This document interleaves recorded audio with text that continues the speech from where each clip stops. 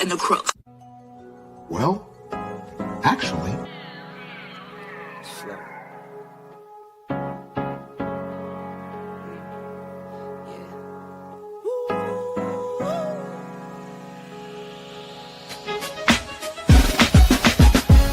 Yeah, I'm watching the rise, and I wouldn't say I'm shocked cause I'm hardly surprised.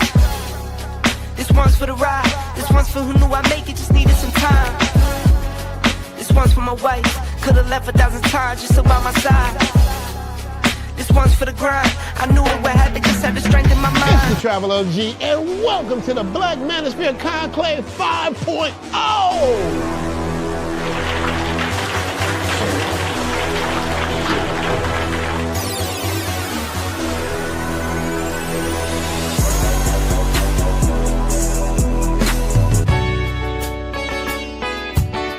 We got started in 2021 in Atlanta, united in the pursuit of excellence in all things. It's been one hell of a ride.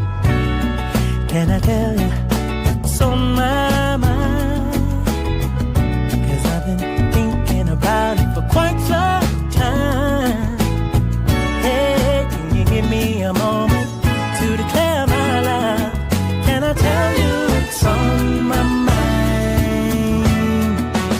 We're now focusing more on opportunities for men, in particular passport bros. Guys who go abroad, they want to have a different lifestyle, they want to have a different achievement abroad. Oh yeah, there's without a doubt the narrative has changed for us greatly. I just finished speaking and having a chance to tell individuals about how to live the American dream outside of America. And I was here to help so many men when it comes to understanding what they need to do in order to relocate.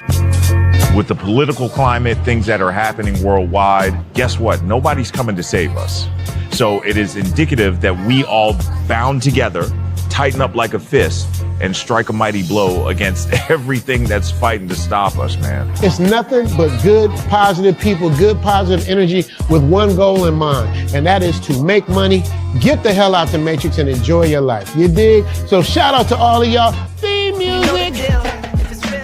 Yo, what's going on, y'all? This is your man Marcus A. Brown, and I'm here to tell y'all that I just got done with my first consultation with the brother Andre of Love Crossing Borders. I just wanted to give him his praises. I need y'all to do two things if you haven't already. If you haven't, subscribe to his YouTube channel, Love Crossing Borders. Also, if you are going to Colombia, if you're thinking of going anywhere, traveling internationally, please consider booking a consultation with the OG Andre of Love Crossing Borders. You will not be disappointed.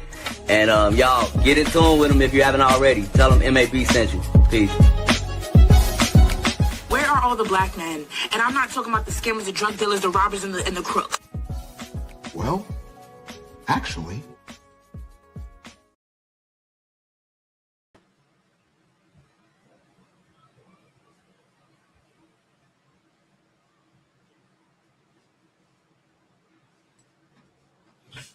All right, gentlemen. Yes, sir. I was in there chopping it up with your girl, Andrea, for a split second. Shout out to all you guys that are here. Yes, sir. We are having a wonderful, I think it's Tuesday, Wednesday evening. The days are going by so fast. Wonderful Tuesday evening here on Andre and Andre's Love Crossing Borders. Let's get some intro music going here, gentlemen. We got a great topic for tonight. This is going to be a fun one. This is going to be a fun topic for this evening. This topic centers around building the confidence of men, where there are women around the world that are trying to tear down our confidence. Well, there are a lot of women around the world that are trying to build up our confidence. Shout out to all you guys here once again. We got 20 in the building thus far. Glad you guys are here with Andre and Andre's Love Crossing Borders once again. My bad for being late. Just sit down. Tonight's topic is about odd things that women like about you. Guys are going to look at some of these things like, what? Yeah. Survey says that there are certain things that we're going to talk about tonight that are common, that women like. We kind of like, okay, I kind of knew that one. But there are several things that are kind of odd that women like about us that we might not have never thought of. Things that we do, things that we have, but certain body parts that women like that we like, okay, we thought you like this body part, but there are other body parts that there has been a very common consensus that women like that we never even thought about. I kid you not. Most of us have not thought about this. So there are certain things that we do that women just thinks it's it. I just love watching men do this. And I'm looking like, what? But that is, so we're going to see some things tonight, guys, that are going to have some of you guys thinking, scratching the back of your head like, oh, okay. If they like it, we love it. Shout out to you guys that are watching over from Andrea's channel as well as Love Crossing Borders. Let's get these intros going. Shout out to you guys. Let's get these intros going. Shout out to my man, Arizona Writer in the building. Glad to see that you're here. Numero uno, number one tonight. Number one.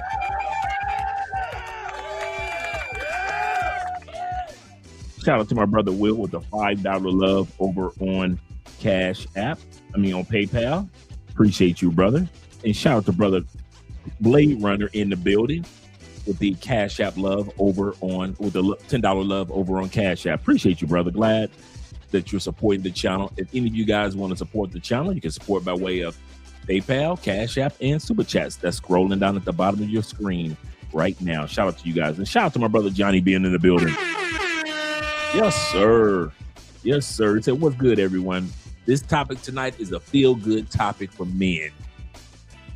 This is a feel-good topic where you can just kind of like feel good about yourself as a man. Just stretch your peacock feathers tonight.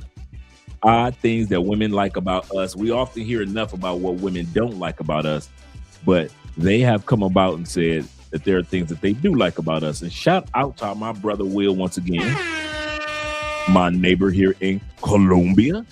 Shout out to you, brother. He says, salutations, Andre, and chat family. Please support the channel by way of PayPal, Cash App, or Super Chats. Appreciate you guys for that.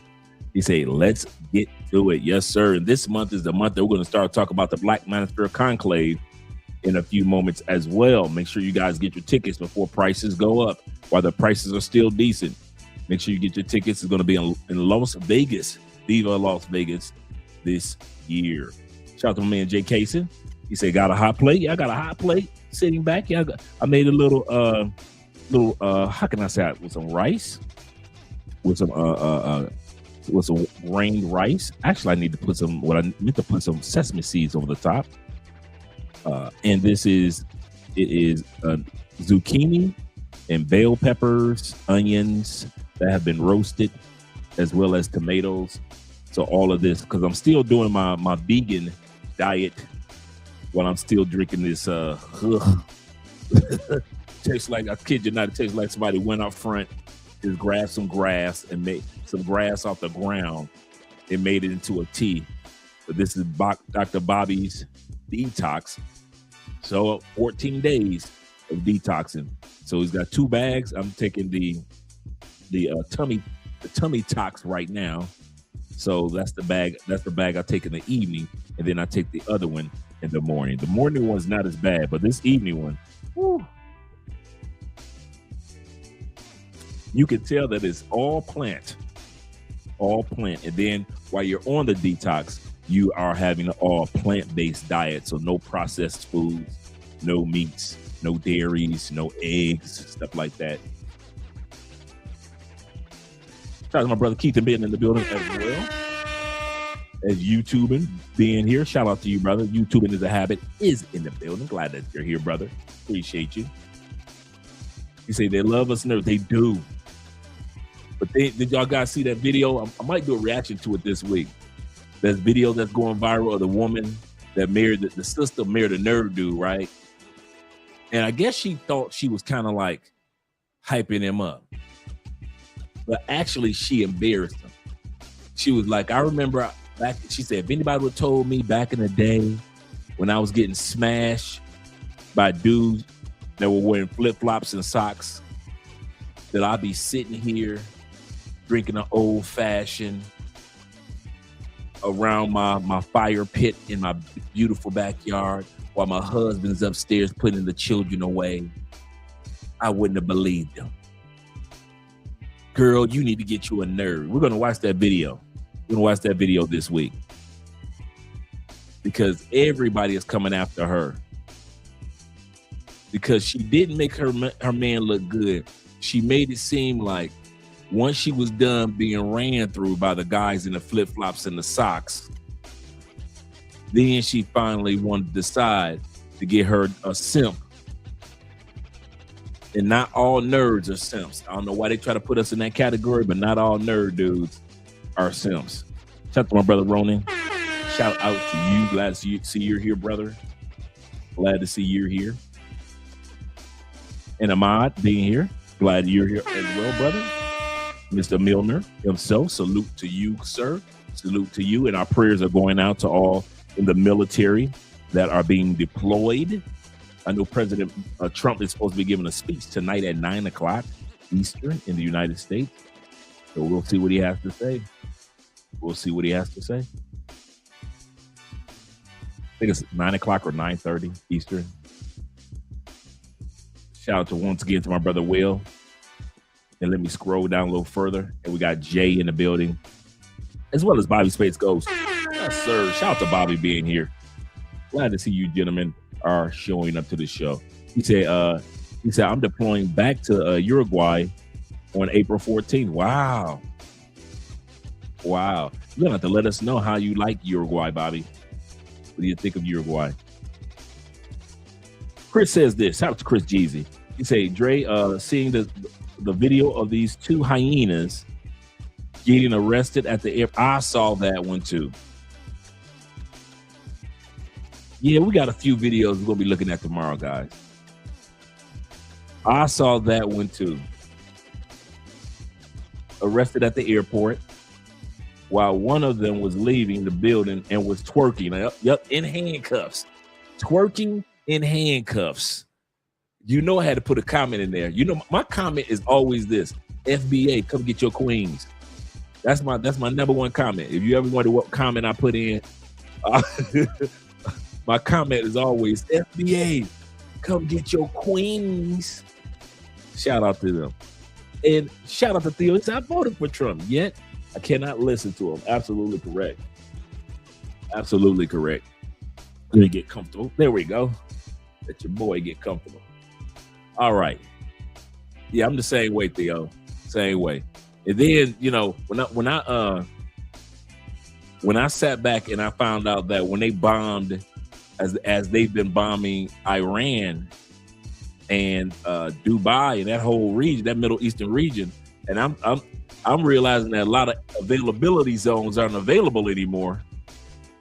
I'm like, are we losing AZs over this war? Are we losing availability zones, Theo? We're losing AZs over this war? I'm like, come on, man. For all you guys that are in Theo classes, you know what I'm talking about. But shout out to you, Theo, being here. Shout out to all you guys. I didn't pass my exam yesterday. Didn't pass my exam yesterday for the practitioner, but I'll be taking it again at the end of the month. I did better than the last time, so I'm getting better one step at a time, guys. So any of you guys that are in Theo's classes, the number one thing that Theo and all my classmates and my tutors and everybody else recommends, this is the number one thing when it comes to being in Theo's classes: don't quit. Don't give up. You'll be tempted to quit. You'll be tempted to give up. But just look at each day that you're studying, each day that you're in class, you're getting closer and closer to your goals. Don't quit. Remember, we looked at the stat the other day. It takes the average millionaire 17 businesses before they find that one or two niches that got them to $1 million or beyond. I'm going to say this again. In the United States, it takes the average person that's crossed the $1 million threshold, because it really happens if you're working for somebody. So unless you're making it money like that, you know, in cloud.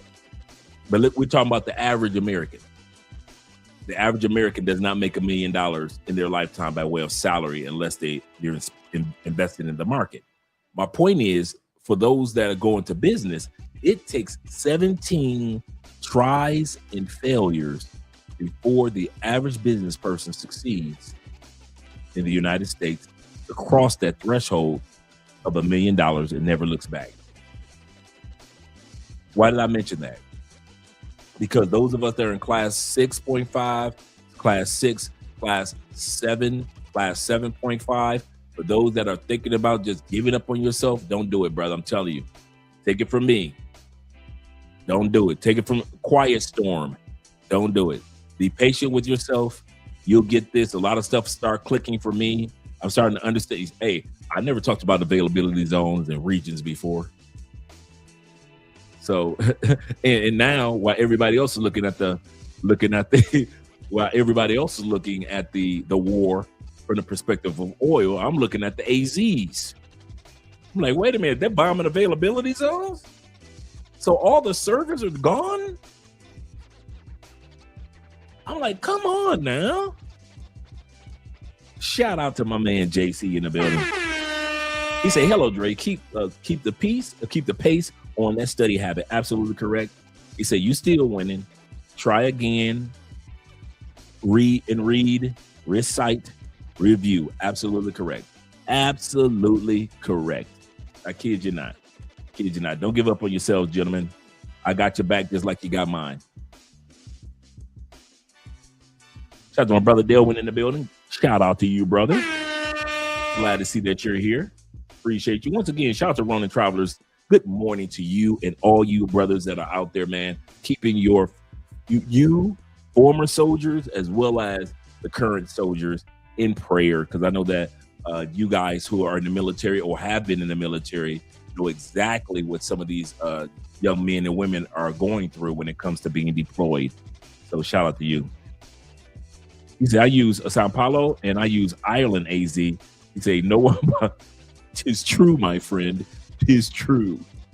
This is true.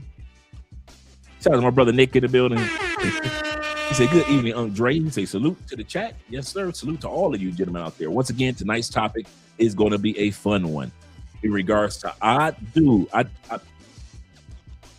you couldn't have told me some of these things that women like about us men. Some of what they're going to talk about tonight, we already knew, right? But some of the things we're going to talk about tonight, you guys you would have never guessed some of these things that women truly enjoy. And I'm talking about in mass. I didn't have to look far for these. Some of these things that they like, I could have did a whole show on each one of them. That's how much information is out there regarding women really liking these things about us men. Shout out to all you guys that are out there. He said, just saw the NASA Air Terminus. Launching to the moon. Oh, wow, man.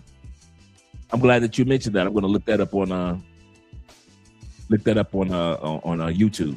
Go check it out. I love anything that has to do with space exploration. Any of it, man. I used to have a telescope. I used to have the apps on your phone where you could point your phone towards the sky at a certain time. It'll tell you what that planet or that star is that you're pointing your phone towards. I forget which app it is, but yeah, guys, I kid you not, any of that, man. I just watched the launch last year of the furthest telescope that we have now that's flying towards trying to fly towards the edge of the universe type of thing. NJC says this. I think I read this one already. Yep. But thank you for the words of encouragement, brethren. Shout out to Esco being in the building. He said, when you pass the test, please make a celebratory live. Oh, yes. Yes, sir. I plan on doing that. I will not just be like, okay, guys, I passed. No. This is a family unit. We celebrate together, good times, as well as go through the challenges of the hard times together. It's a celebratory live so that I can have some drink on deck. Yes, sir. Oh, yeah. He said, I want the party when you finally pass the test. He said, I just need a few days to cop something. Yep.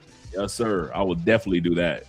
I am FF is in the building. Yes, sir. We got 45 in the building already. Shout out to you guys. I miss you brothers too. Shout out to you, gentlemen, as well as my brother Bean is in the building. Glad to see that you're here. Glad to see that you're here, brother. And we got Kenny Peoples. Kenny's always here showing love, always sending me some great videos as well. He say, Brother Dre, got myself a plate of food. Yes, sir. Yes, sir. You're ready now. David Dice of the Dice family. Glad to see you here as well. He say, come on, Dre, pass that test. When you win, we all win. Excuse me, gentlemen. He say, we all win. Let's go, family. Okay. Amen to that. Definitely. Yes, sir. Let me scroll up. Make sure I didn't miss anybody. Like my brother E-Man Perry. I didn't want to miss him. Shout out to you, E-Man. Glad to see that you're here. Is it E-Man or is it Iman? Because I know what an Iman is. So is it Iman? Let me know if it's Iman Perry. Or is it E-Man? Because I've been saying E-Man, but I guess the proper pronunciation could be Iman. Shout out to my brother Bean once again. What's up, Andre? How you been feeling? Pretty good, man. Pretty good. Been hanging out with your girl Andre today. So pretty good. Pretty good. Shout out to all you guys once again who support the channel by way of PayPal, Cash App, and Super Chat. Let's get ready to get started with today's topic. Shout out to Chilupe being in the building. Right on cue. Good evening to you. My man YSC, YLE is in the building. He said it, so he's here. He said, what's going on, Dre? We got a great topic for tonight, as I was about to mention. Let me change the music for us all, and I'll tell you about our topic for tonight. There has been a flood of videos on social media about how 80% of women don't like how men look. 80%, I'll say this again, statistics show in the United States, and we're going to do a video on that one for Friday, but statistics show in the United States that 80% of women, the average woman considers 80% of men unattractive. They still having babies by them. They still buying birthday gifts for the dudes. They still get dressed up to go out with this is the funny part about women. They say one thing, but if you watch their actions, this is also the era of hot chicks being with some of the ugliest guys you've ever seen. So ladies say that we are unattractive, but yet they're always on our arm when they're looking fabulous. So I don't get it. But there is a huge pool of women that say, I don't care what those other women are talking about. I love and I am very attracted to men. And these are some of the things that cause me to be attracted to men. And we're going to have some fun tonight, because some of the things that women are attracted to, you're going to be looking like, what? And that's why I called it odd things that women are attracted to that we do. Shout out to all you guys that are here. We got 51 in the building. Appreciate you, gentlemen. Glad to see each one of you here. Shout out to T-Mac. Salute to you all. Salute to T-Mac once again. Yes, sir. You say them ladies better chill with that insults in the United States, because we men, you say we men will be in tears. Seriously. And the one we're doing Friday is we're going to see what women in the United States have to say, and then we're going to look at what women have to say internationally. It's amazing how, and that's why I mention all the time about the 4%ers. It's one thing. It's one thing that the 4.3% of the women in the world live in the United States, and if we hang our hats on everything that they have to say, man, we'd be in mental hospitals. But fortunately for us, we know that there's 96% of sisters, 96% of white girls, 96% of Asian girls, Latin girls, and others don't live in the United States.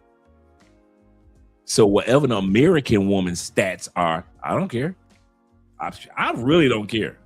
Why? Because that's only 4% of women, and the other 96% live outside the United States. He said, yo, the Pop the Balloon show is funny as, yep. Shout out to Crypto Dragon in the building. Glad that you're here. Glad to see you here. He said the men really don't care, about what they have to say in the United States anymore. Absolutely correct. He just quoted, I guess great minds think alike. He said, if anything, it's the women overseas who really actually listen to us. We're going to be talking about that topic this Friday. I kid you not. It is night and day. It is yin and yang, how women outside the United States are compared to women in the United States. And this is the irony. Women in the United States are more prone to wear heavy makeup, layers upon layers upon layers. They're more prone to get the most grotesque BBLs. If you're going to get a BBL, do it right. But they get theirs grotesque.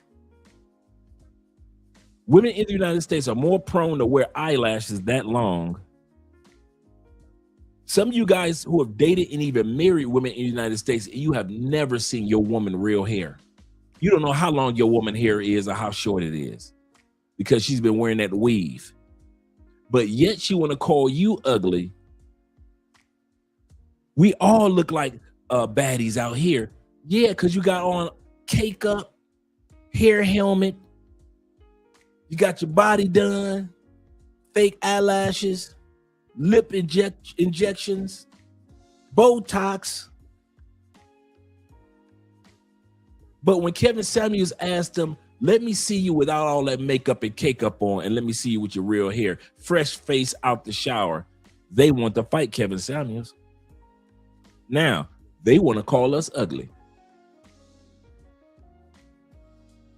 Then you go to other countries. For the most part, their own hair. For the most part. Very little to no makeup. Some women will wear makeup, but they don't cake it on like women in the United States. If you see those long eyelashes, it ain't that common to see them long fake eyelashes. It ain't that common. They aren't running around with hair helmets on where you could peel the top off and fake baby hairs.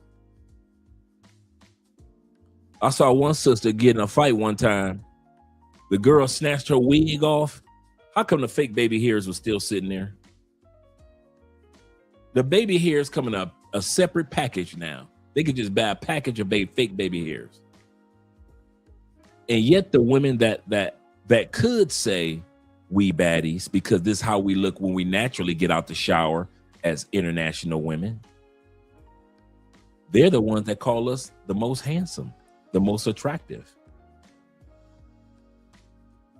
It's crazy. The ones that's fake want to call us ugly, and the ones that are really attractive around the world call us handsome. So my brother's correct. Why should we even waste our time even caring about what they're talking about? Shout out to Bronx being in the building. Glad to see you here, brother. He said, not all overweight women see you overseas at times. Not all of overweight women you see overseas at times. That's true. That's true. E-Man says this. He said the U.S. versus women didn't always wear heavy makeup. Yeah, I know, right? Like in our day, women when we were like the early 2000s, all the way back to the 70s and 80s, 90s, women wasn't wearing no heavy makeup like that. And they dang sure wasn't wearing no weaves like that. Shout out to E Breezy in the building. Glad to see you here, brother. Glad to see you here. Chris says this. He said, not in the gym sweating. They are allergic to water. Seriously. Shout out to Twan being in the building. Yes, sir. Yes, sir. He said, Drake, 96% is a great portion of the market share stake for us. He said that's more than enough for us. Yes, it is.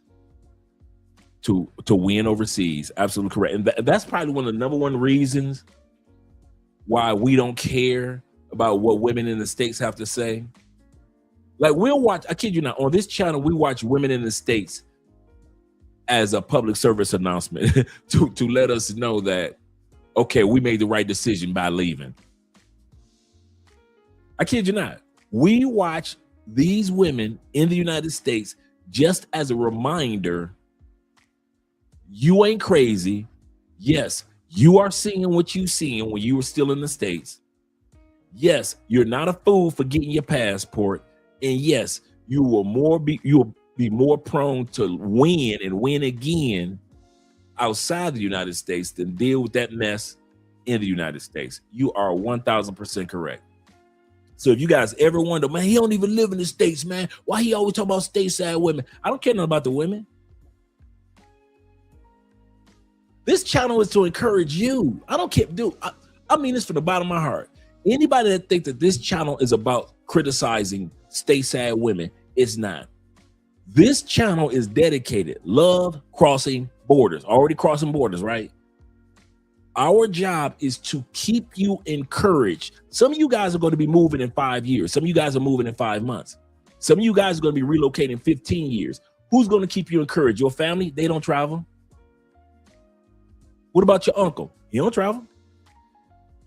Your friends, maybe a couple of your partners. Some of y'all got some ex-military brothers. They don't travel like you do. They got back to the States. They don't travel like that no more, right? So it's our job to encourage each other in this journey. One of the ways I encourage you guys is to showcase what you are seeing in the States. You're seeing it. You ain't crazy. When they say they don't want y'all to take them to the Cheesecake Factory, you ain't crazy. You seeing the same thing. No, you aren't. When she sit back and say that you need to put a down payment if you want to go on a date with her, you ain't crazy. You seeing it. And so we try to keep you encouraged to let you know that not all women around the world think like women in the West. If women in other countries in masses, I'm not talking about small clusters that are being impacted by the West. I'm talking about if women in masses act like women in the United States, it would be no use in us using passports when it came to looking for love, would it? You might as well stay in the States. If women in other countries and other cultures acted just like women in the West. Now, is it starting to grow a little bit in certain areas? Yeah. But is it the majority of women in other areas? No. So tonight we're going to be looking at you guys and myself continue to be encouraged. Shout out to David Dice with the $5 love. David says this. He say, Dre, I don't know if you ever watched the Twilight Zone. Man, I'm a Twilight Zone junkie. I'm a nerd dude. I don't have a choice. He says it's like that in the States. All these chicks look the same with the same attitude to match. Not appealing. And you know, when I go, I don't talk to women anymore like that. So I'll have a conversation like on a cruise, like with me and all of us at the Black Manosphere Conclave. Make sure you guys get your tickets. We talk to the women that were sitting around us, but as far as like me walking up, conversing on a date, on a date mindset, nah. So I wouldn't know. Yeah, I wouldn't know, man. I kid you not. This I just show these ladies to keep us encouraged, to let us, as a public service announcement, to let us know that we're making the right decision by leaving. No man wants to spend the rest of his life with a woman with that much makeup on her face, layers after layers after layers. Chris says this. He said the average American woman, have a hooker's mindset. Absolutely correct. Everything is transactional now. Everything is transactional. Here's the part. It's transactional with no ROI, no rate of return. Because women in the United States will try to criticize women in other countries and sit back and say, well, y'all pay for those women in other countries. Yes, but there's a ROI. Men think about the ROI. What is my rate of return? So if I pay for a dress or a meal for a woman in another country, do I get an ROI? Yes. If I pay for a dress or meal with you heifers in the States, do I get an ROI? No, that's the difference. That's the difference, ladies. If you ever wonder what the difference is, men know that they will get an ROI and not just sex, an ROI, better attitudes, better behavior, better treatment. But if he deals with you, he gets nothing. And you're going to go sleep with the dude down the street after this man paid for dinner. So there is no ROI. T-Mac says this. He said, I have yet to see a Colombian woman that I know ever come around me looking right. That's not going to happen. That's not going to happen. That is so true. Not that we know. It's 60 guys in the building. Make sure you guys click the like button. We like you. Make sure that you like us too. Yep. Return on investment. Yep. We got to have that return on investment. Absolutely correct. That's just how life is. You sow it, you expect to grow it. That's what the Bible says. You sow it, you grow it, right? But if I'm sowing seed into these American women, I'm not getting a return on my harvest. Well, I'm not even getting a harvest. I'm going to somewhere that's got better soil to get better harvest. It just is what it is. And women and men in the United States, they just hate it. They hate to see y'all, boy, they hate to see y'all happy. Black men, woo. When it was just white men out here, ain't nobody say a word. You couldn't find a video being made. YouTube been around since 2007, 2003, right? Now, at that time period, you still had the mail order brides, the Russian and the Ukrainian mail order brides. You couldn't find one video on YouTube talking about white men getting mail order brides. When the expat movement started in 2011 and white people started moving to Bali and they just were having wild, sexy sexcapades, right? You couldn't find a video on it.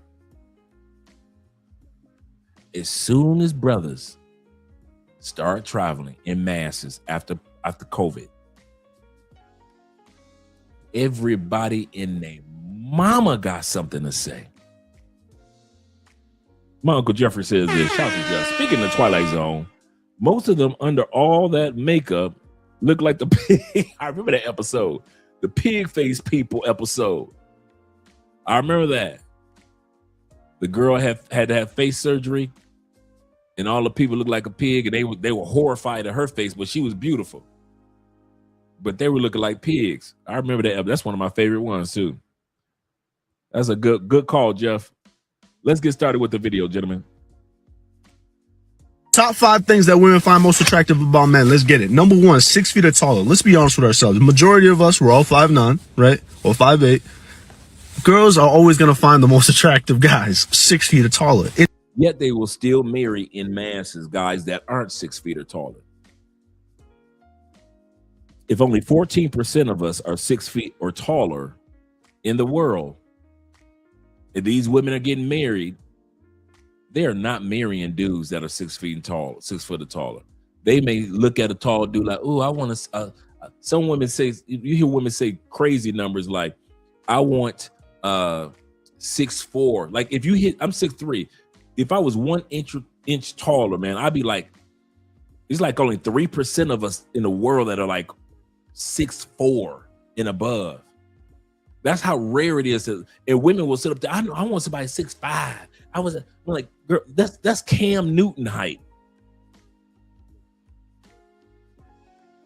That's why a lot of women used to be all over Kevin. Because Kevin, what was Kevin? 6'4", 6'5"? So when they see him in real life, they're like, oh my God, I'm in love. He's not gay, he's beautiful. Oh, now you want him. Now you want him because he's a tall brother. So that's the amazing part. My man JC says this. He said, Dre, You share a unique perspective. He say most disingenuous gentlemen can appreciate the knowledge and wisdom. Unfortunately, some mentally do not understand, and they won't. In conclusion, moving around globally, A+. Here's the kicker. Most of us in the United States are programmed not to understand the benefits of what's going on around the world. I don't trip too much on Americans not knowing anything about another country. We could easily say, yes, because we got 50 states and our country is so big, it's like a continent within itself. Yeah, that's one reason, but I'm gonna tell you the real reason. The real reason why Americans don't know anything about any other country is because we've been programmed to only think about countries during, y'all ready? Conflicts and wars. That's it. Back in the day during the Reagan and the Bush era, people found out that there was a country called Georgia. We thought Georgia was a state. People found out where Ukraine was during this current Ukraine situation. Now, we know where Ukraine is. But the average American, if it's not a conflict, the average American did not know where Palestine was. They did not know where Jerusalem was. They did not, even though we've had several incidences in the Middle East, they didn't know where Iran was. They didn't know where Iraq was. Didn't know where UAE is. Least long Yemen. The average American is programmed to only think about a country outside of the United States whenever there's only a negative connotation or a negative light that takes place. In other words, conflicts and wars. What do I mean by conflicts? I mean like the country is going through a famine, or there's a conflict between a political conflicts that's going on with the regime. Women fighting for their rights in that particular country. Conflicts. That's the only time America lets you know about another country. If there's a conflict, something negative, they never want us to see something positive about any country except ours. They don't want us to see something positive about Canada. Canada don't mess with nobody. And America still keeps this stigma about Canada. Oh, that's not a country you take serious. They soft. That's not a real country. We even look at Canada with whatever. That's just there's Canada. Grizzly bears, trout, Canada. We've been trained to even look at Canada as if it's nothing to be looked up on seriously. Don't worry about it. Don't think about Canada. It's Canada, man. Don't worry about Canada, bro. And so it is with every country. You can't name one country that America has showed you in a positive light. Name it. Put it in the comments. China? Nope. Mongolia? Nope. Bali? Nope. Any parts of the Caribbean in a positive light? Nope. And I'm not talking about like on a vacation, like, hey, come to the Bahamas. No. Because there are no come to the Bahama commercials. Name the country. Argentina? Nope. America really turns its back on Africa. So nope. That continent is nope. Mexico? Nope. No, nothing positive about Mexico. Belize, Honduras, Ecuador, El Salvador. Not a one. Not a one. They'll show you Paris or France while they're going through political upheaval. You ever notice that? You'll never see anything has to do with France on the news until there's a political upheaval and the people are protesting about this or protesting about that conflict.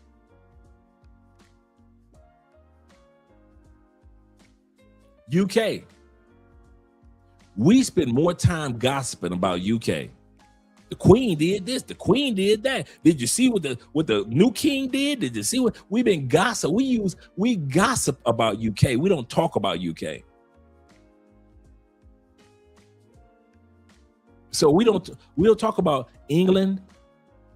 London. We don't talk about England. We do not talk about Wales in a positive light. We don't talk about Ireland in a positive light, do we? Scotland. When last time you saw us say something positive about Scotland? Russia? Poland.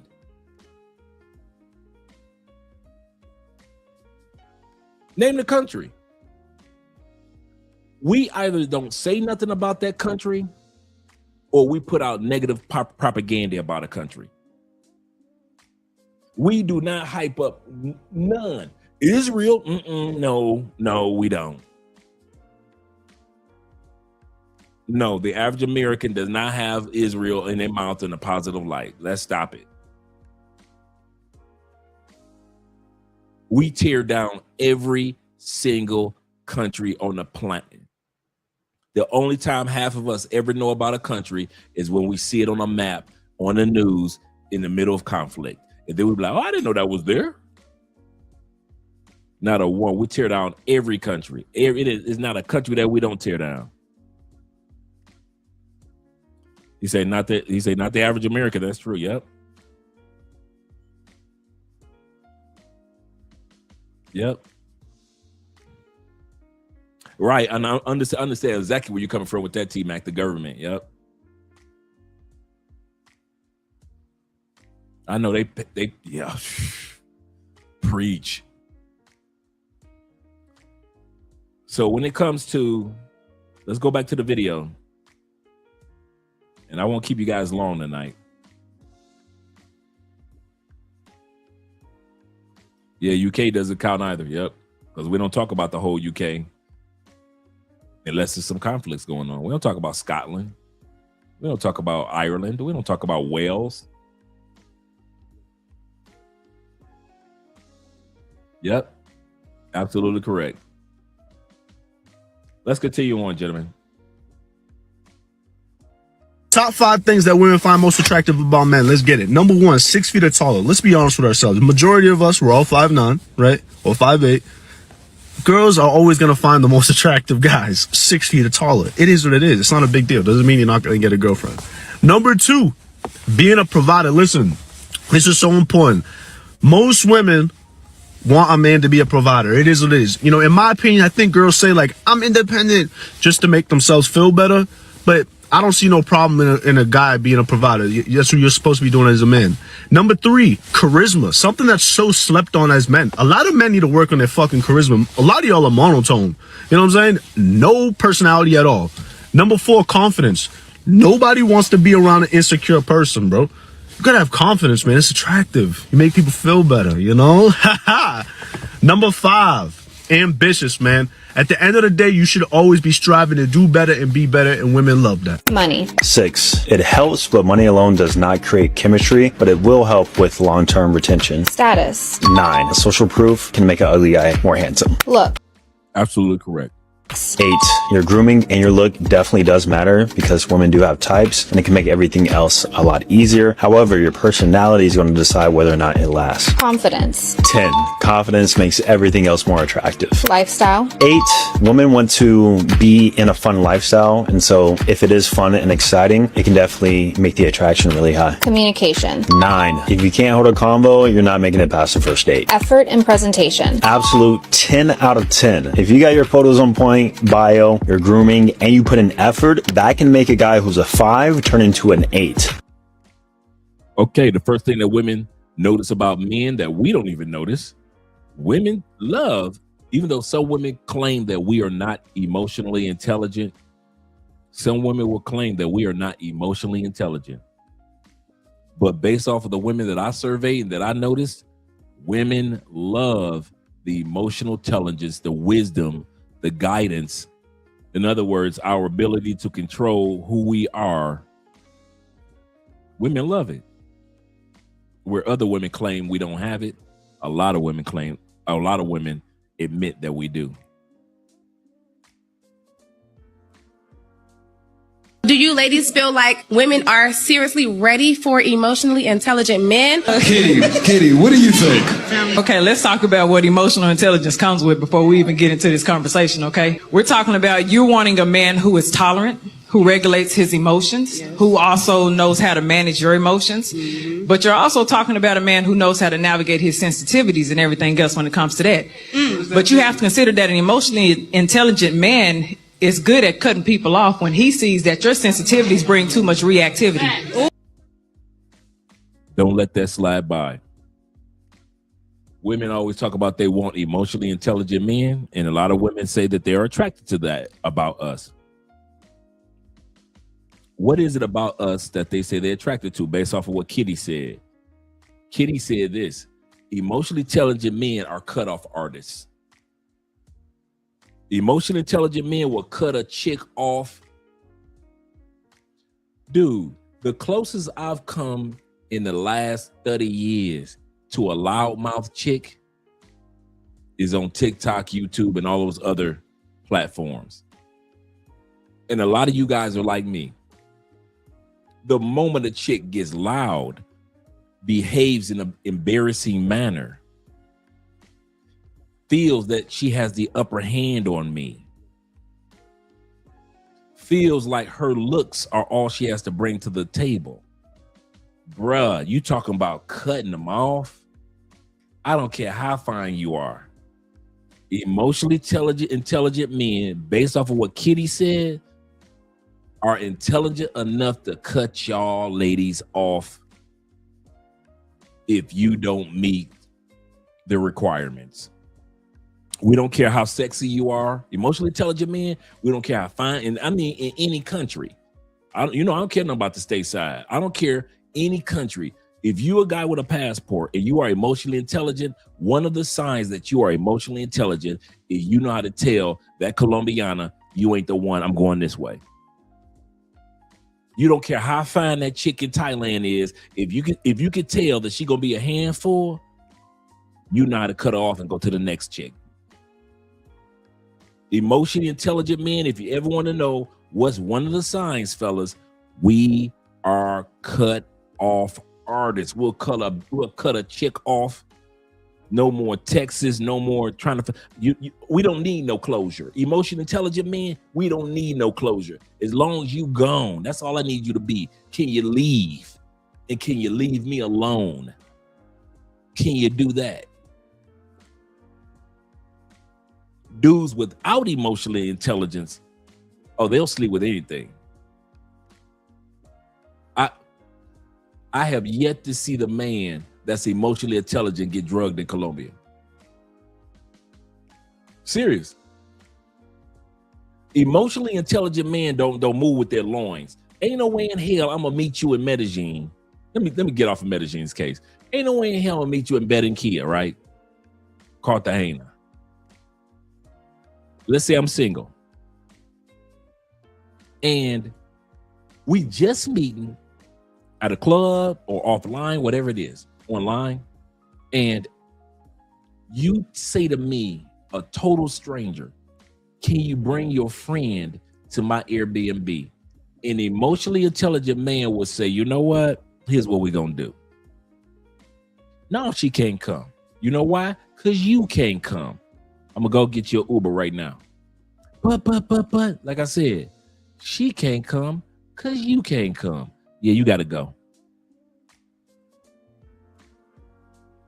But dudes without emotional intelligence, oh man, she fine. She said, oh my God, dog, I got to hide this one, man. I'm only in Colombia for 5 days, dog. I'm running through them. It's because you ain't got no balance, bruh. Remember, the Bible says a man without self-control is like a city without a wall in front of it, a wall of protection around it. A man without self-control, or self-control in this form is emotional intelligence, is like be in a city with no protection around it. You just let anything in, let anything out.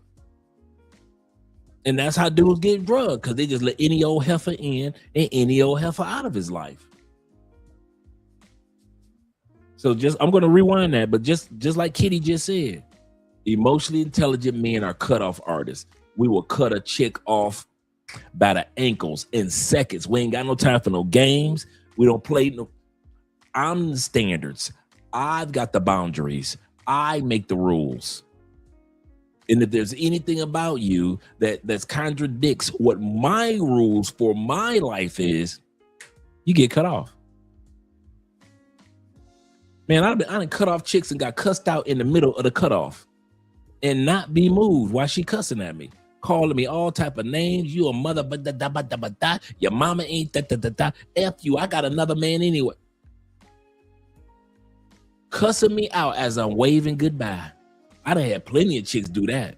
Emotionally intelligent men will cut I don't care if I want to smash her or if I already had smashed her and the coochie was fire. Emotionally intelligent men know how to cut off coochie that's fire. If she's a headache. The rest of you dudes, hey man, you know that crazy coochie is the best coochie, dog. That's how y'all think. That's how y'all think. Dudes without emotional intelligence, without balance, in other words. That's how y'all think. The coochie good, she give you fire head. Man, she like to argue all the time, dog, but I don't care. That coochie crazy. You know how them crazy chicks is, they got the best coochie, dog. No. I ain't built like that. You'll never see any dude. When I was singing, you'll never see single. You never saw one form of coochie had that type of control over me. Ever. There are too many women out here. Ever. So emotionally intelligent man?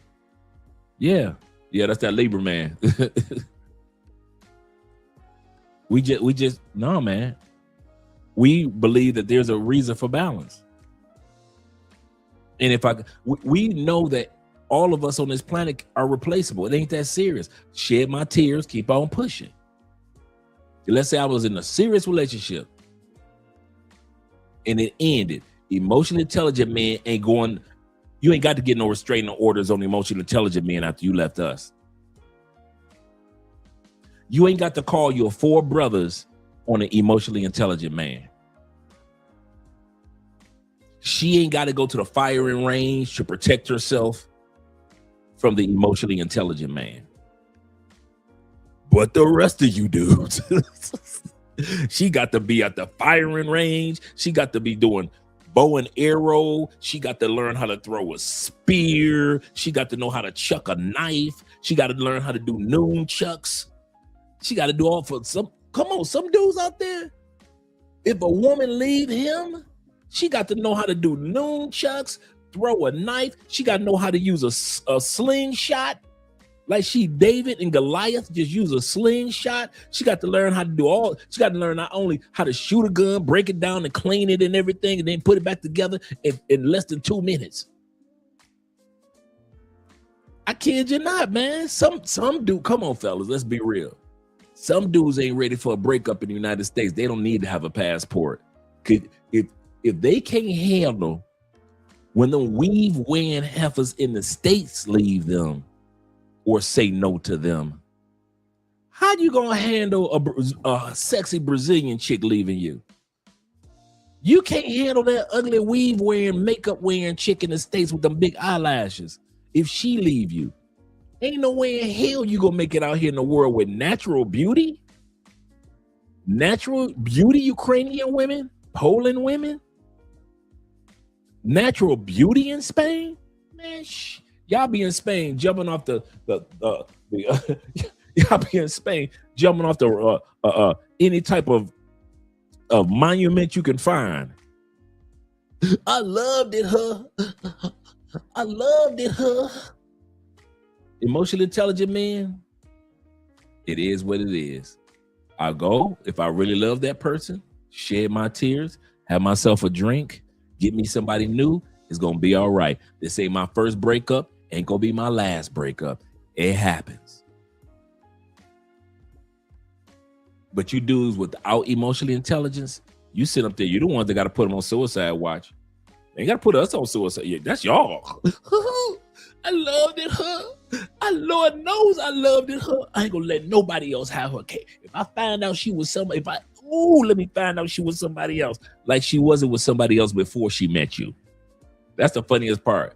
As if she was a slob and a knob of a man before she met you. She was a virgin when she met you. Most of us ain't had sex with no virgins. A few of us, yeah, but not most of us. Y'all be sitting up there talking about,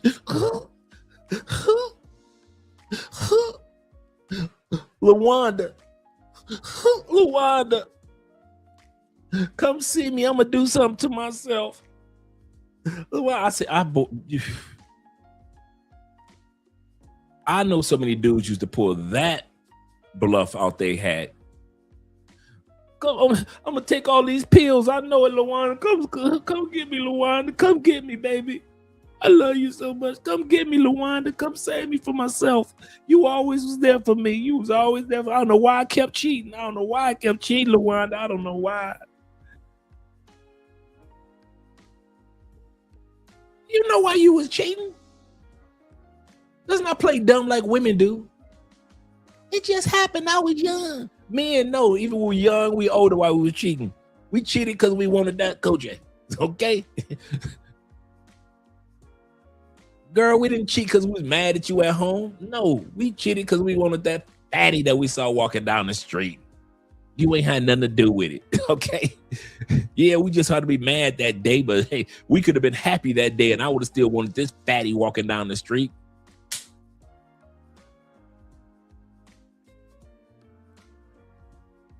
Some of y'all kissed your wife, kids, or your girlfriend and the kids goodbye this morning and went out and cheated. So our cheating ain't got nothing to do with them. She made me mad. I cheated. Men don't talk like that. Men be like, man, I saw a fatty walking down the street. I had to have it. I'm sorry. I had to have it. Right? It's all about balance, gentlemen. Let's bring this beat back. It's all about balance. Emotions, but you're also talking about a man who knows how to navigate his sensitivities and everything else when it comes to that. But you have to consider that an emotionally intelligent man is good at cutting people off when he sees that your sensitivities bring too much reactivity. When he sees that you cannot regulate your emotions. When he sees that you have a low tolerance. This type of man that you are asking for is a man who will walk you out the door in a heartbeat if he feels like you are disrupting his peace.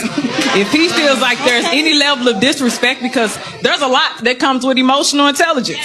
So if you asking for that, you got to come with the same level of emotional intelligence as well. Okay? That comes with a number of factors. So if you are a woman who knows that even though you may be sensitive to certain things like criticism, rejection, because you're not always going to be accepted. Sometimes he's going to bounce back. And sometimes he's going to say, I don't agree with your opinion. Sometimes he's going to say, I don't like those thoughts. Sometimes he's going to say, I don't like the way you speak to me. If you're not ready for that, don't be asking for an intelligent man.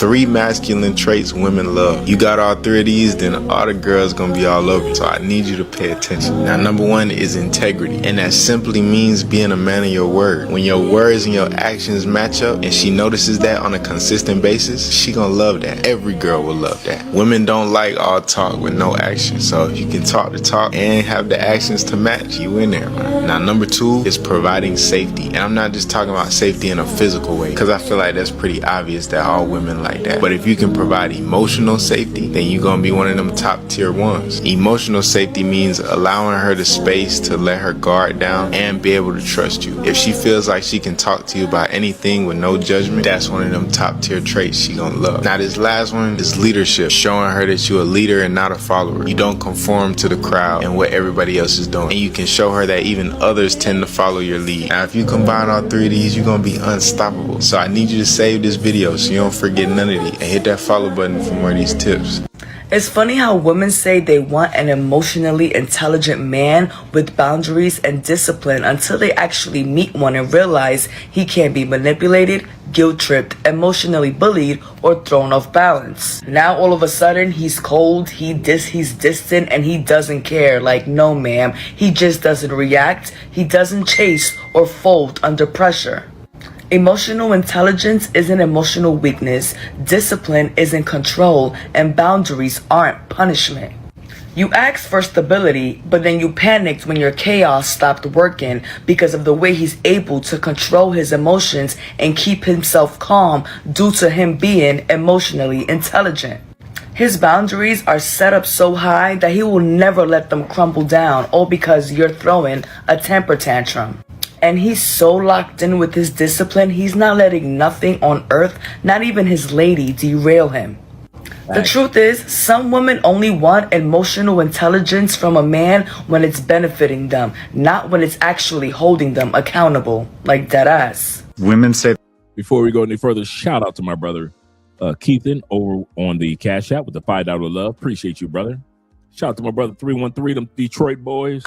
You better back the fuck up out my face, goddammit. I'm from Detroit, Michigan. Don't play with me. Yes, sir. Glad to see that you're here, brother, as well as Blackest Night being here. Say they usually get pissed because you don't stalk them or bother them. That is so true. A lot of women get upset when you're not moved, you're not chasing, because you have boundaries. Because, in other words, you have intelligence with your emotions.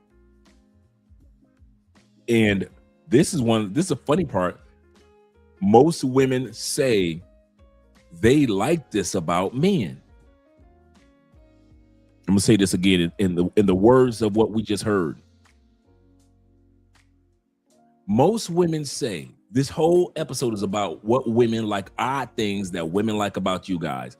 You would think that women wouldn't like emotionally intelligent men. No, on the contrary, based off of the research that I've did, most women like men that will cut a chick off. Most women like a man and they go put up with her mess. Most women say they like a man that will cut off a bad chick to meet her a good chick. They like a man that said, you know what, I dated this type of women over here. They weren't for me. So let me go ahead and let me date a chick like you are. That's why I'm with you, because I ain't feeling these type of chicks over here. Most women say they like that men know how to differentiate with their emotions and with their intelligence. The difference between, okay, I tried this one. She good for a good time, but not a long time. Now I'm with the long time girls. Women find that attractive. They find that attractive that if they mess up, they know they can get cut off. I'll say that again. Some of y'all don't realize women say they find it attractive that you guys don't put up with BS. And the ones that do, they get used. Shout out to Russell Wilson. Yep.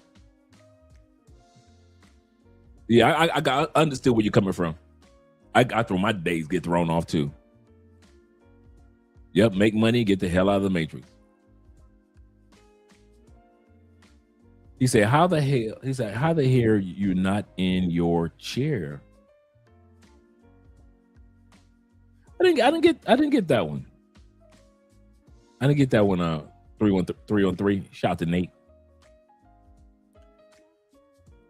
Oh, he's talking to Ronan. Let's continue on. This doctor is going to talk right now in regards to what women are attracted to. But yeah, some of you guys may think that women aren't attracted to a no. I'm going to say this again. Some of you guys think that when you go to other countries, some of those women aren't attracted to you if you say no to them. The dudes that get the most women in other countries quite often, not all the time, quite often have the ability to say no to some and say yes to others. Women are not attracted to men that say yes to all women. Don't matter who she is, no matter what her size is, her height is, no matter who her attitude is. Women are not attracted to men that let all women walk into his life and all women walk out of his life. Women are not attracted to that. Women are attracted to men that allow a certain type of woman to come into his life and a type of woman to leave his life. Why? Because women are competitive. And they want to make sure that can this guy bring forth the type of competition to make me want him.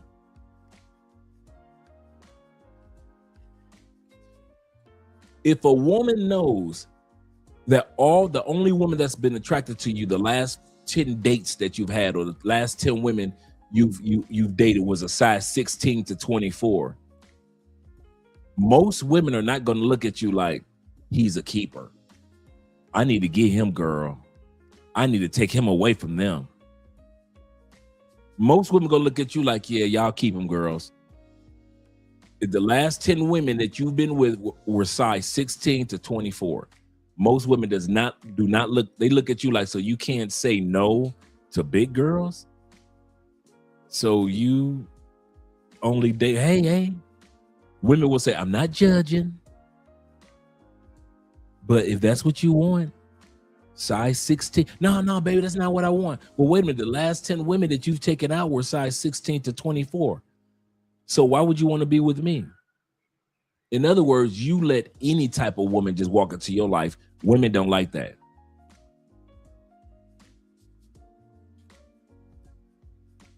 Women that are business women want to make sure that you're a guy that's been able to smash business women.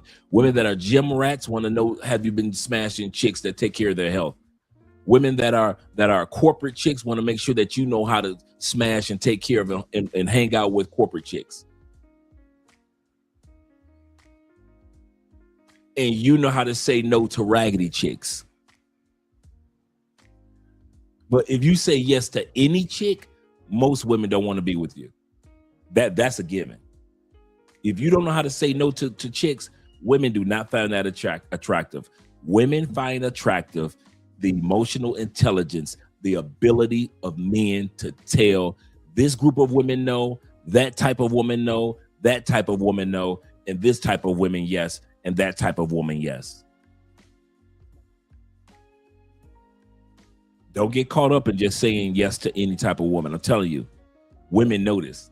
If you let all women in your life, I sleep with anybody. Anybody can get it. Yeah, women don't like that.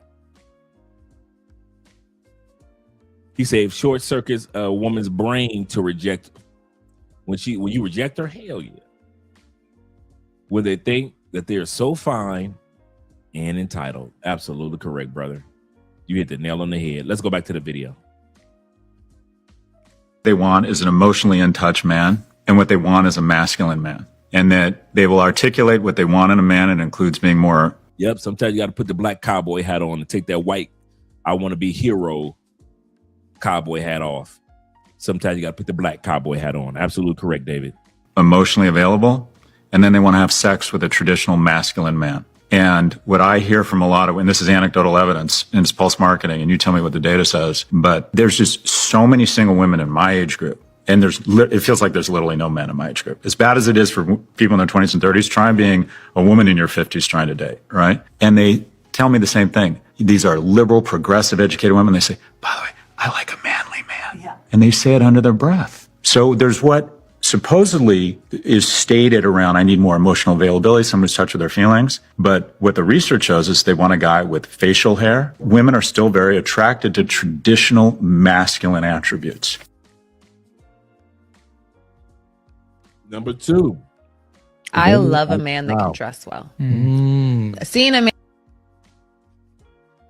Let's bring that back.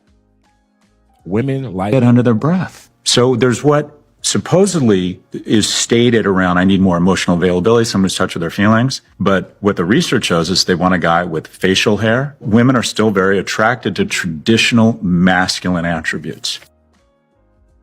So a man with style, from the survey that I did, women still like a man with style. I don't care if it's t-shirt, polo shirt, button-down shirt. I don't care if it's a suit or a tuxedo. or some sweatpants. Women like well-groomed, well-styled, fashion men. It is what it is. Now, I'm not talking about you walking around looking like Pharrell and you walking around with Cam Newton hat collection. And I'm not talking about you looking like you dressing like Cam Newton.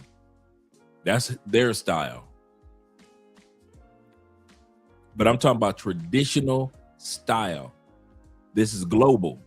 No matter where you go in the world, if you have a style, you will stand out to women more than men that don't have a style.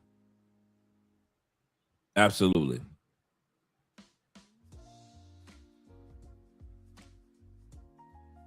I love a man that can dress well. Seeing a man that's well dressed makes me want to rip his clothes off. This looks so good. Let me unbutton it. Men's fashion that makes the girls go crazy. Every time I post one of these videos, all the comments say, "We don't do it for you," or "Don't listen to a fish on how to fish, listen to a fisherman." So if that's how you feel, then you can respectfully move along to the next video. Also, if you are actively seeking to attract a woman in your life, why would you not at least be open to taking advice from a woman? I'm literally giving you the playbook. Anyway, let's get into it. First up, we have a v-neck sweater over a white tee. Oh, there is something about this combo right here. It's classy, it's sophisticated, it's sexy. Love it. While we're on the topic of sweaters, any crew neck sweater. Not a sweatshirt, a sweater. Something about wearing a knit over like a basic cotton just elevates the look so much. It's so simple and so effective. Rolled sleeves. You can roll them up, you can scrunch them up. Something about seeing that forearm the girls love. A Henley. I don't really know why. Because it's just like a classic style. I swear every girlfriend's like, my favorite shirt that my man wears is a Henley. Any type of monochromatic look. It always looks elegant, it always looks intentional, and it always looks more expensive, even if it's not. You could have the coolest outfit on in front of me, but I think that every man looks their absolute best in a suit. That's just the epitome. Like, this is it. This is my best. Girls love a man in a suit. A chain. Sorry to all my non-jewelry lover men out there. Doesn't have to be anything too crazy. Just a simple silver chain like this. A whole dangling chain vibe. Love it. A turtleneck. Turtleneck just gives he reads and he also respects women. Also, a turtleneck will always remind me of Jude Law in The Holiday. It gives elegant, European, intellectual. Things guys wear that make them instantly more attractive. A reminder that these are just tips. You do not have to listen to me if you don't want to. And ladies, let me know if I missed anything. Obvious one, gray sweatpants. Y'all always rock that shit, so keep up with it. I've been saying y'all gotta stop sleeping on jewelry, okay? Rings, chains, earrings, bracelets, whatever the fuck. They're so good. Make any outfit 10 times better. They make you so attractive. Just please do it. Unanimously, every girl can agree dress shirts are just absolutely amazing. That whole mature, sophisticated look, incredible. And if you even want to go up another step, suits. Obviously, suits. And if you don't want to listen to me, listen to Barney Stinson, because as he said, nothing suits me like a suit, and it's the truth. Is seeing a man in a suit. I understand why in those sitcoms as a kid, whenever like the main character would pull up in a suit, the audience would go like, woo! Like when you see a man in a suit in real life, especially if it's a man you're attracted to, it hits different. So someone is mad because I said... Before we go any further, T-Mac made an excellent point. I like the women in Colombia don't care about fashion labels. He said that strategically and correctly. Women in Colombia are not looking for your Gucci, Versace. I see you guys come down here with these labels that work in you. How many times have we said on this channel, not everything translates overseas? Some of the things that we can get away with in the States 100 times over. You try to do that in another country with another group of ladies, it just doesn't work the same way. So it is with labels. A lot of countries don't give a damn about Gucci. And a lot of countries don't care about your Fendis. They don't care about your Polos. Do they sell them? Yeah. Do you see them in masses around? This is a whole continent of South America. Do you see just Gucci, and I mean authentic Gucci, bikinis on the beach in Brazil? Fendi? You don't see none of that, huh? But they look just as sexy, don't they? So it is with Colombia as well. They do care about fashion. They care about men's grooming. They care about style. So make sure you iron your polo, iron your t-shirt, iron your button down, or make sure your suit is well groomed and steamed. But as far as the label, that's why I've been trying to tell y'all. I've been saying this one for years. T-Mac is 100% correct. I've been saying this one for years. You are not going to get the coochie any further if you come down here with the latest Jordans on. This is South America. Soccer country. What do you mean, Dre? Adidas. Or Adidas. This is Adidas country. Adidas continent. Because of soccer. Adidas sponsors most soccer teams down here. So they don't care nothing about your latest Nike. I got the latest Kobe's that came out after he passed on, and that works in the states. It doesn't translate to most countries. Women in Thailand do not care, in the Philippines do not care that you got a Brooks Brothers suit on.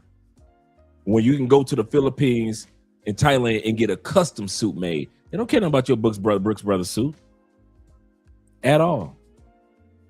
At all.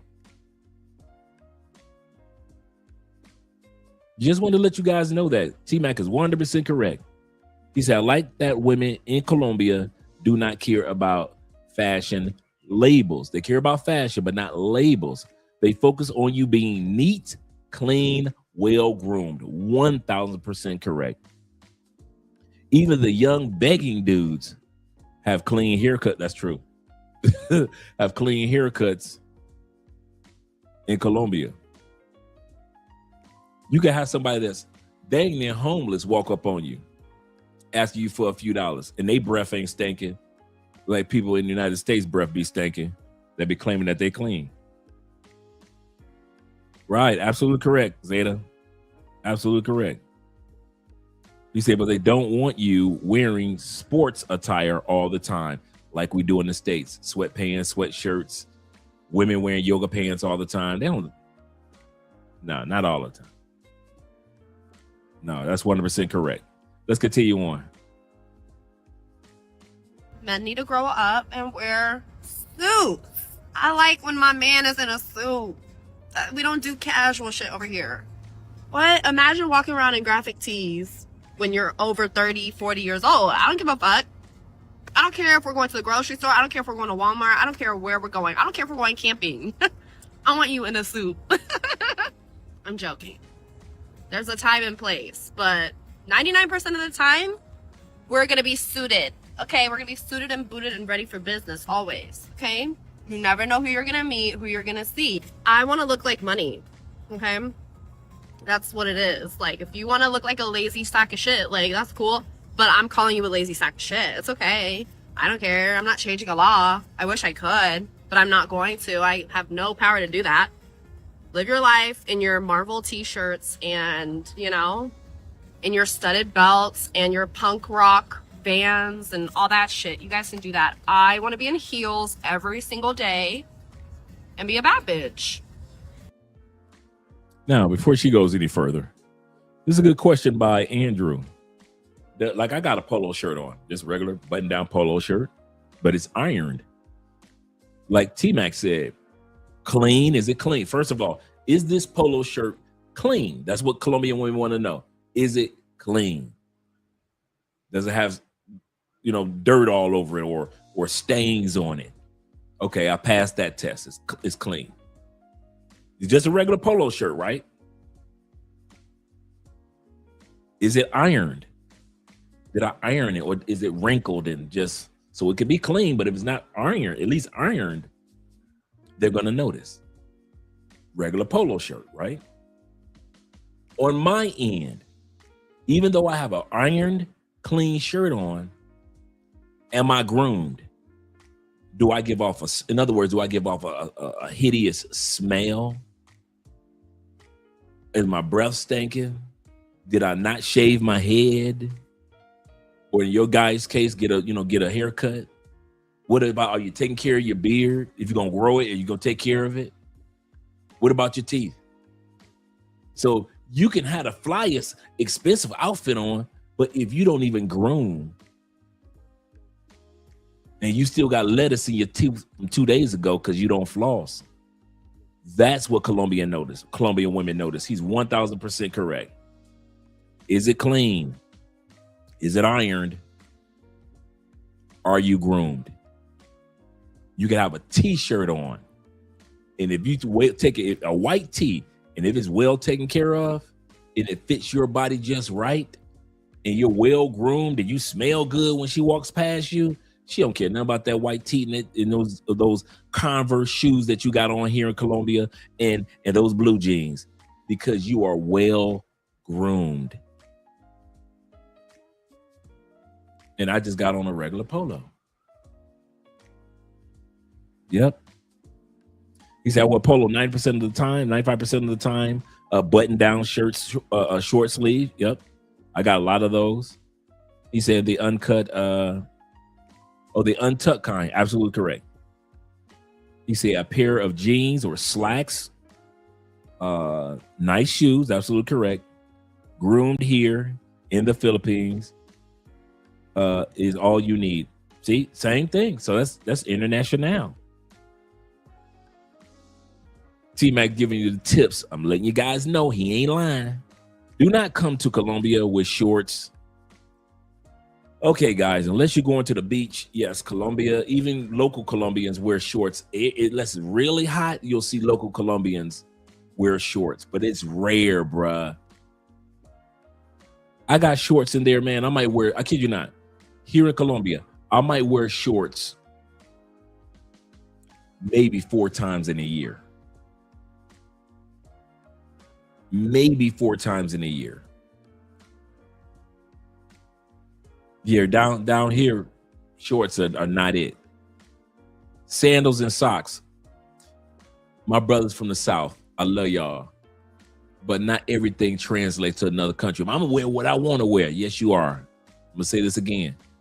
We're not here to correct you. We're just here to give you some direction on how they think and how the ladies move down here. You want to come down here tomorrow morning with your socks and sandals on? Cool. We don't care. These cameras will be off. We live in our regular lives down here in Colombia. So when you come to fly into Colombia, you want to have your socks and sandals on, we ain't mad at you. We don't care. But we just give you a tip on what the ladies think.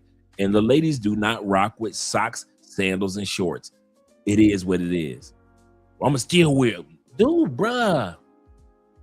Did I not say we don't care?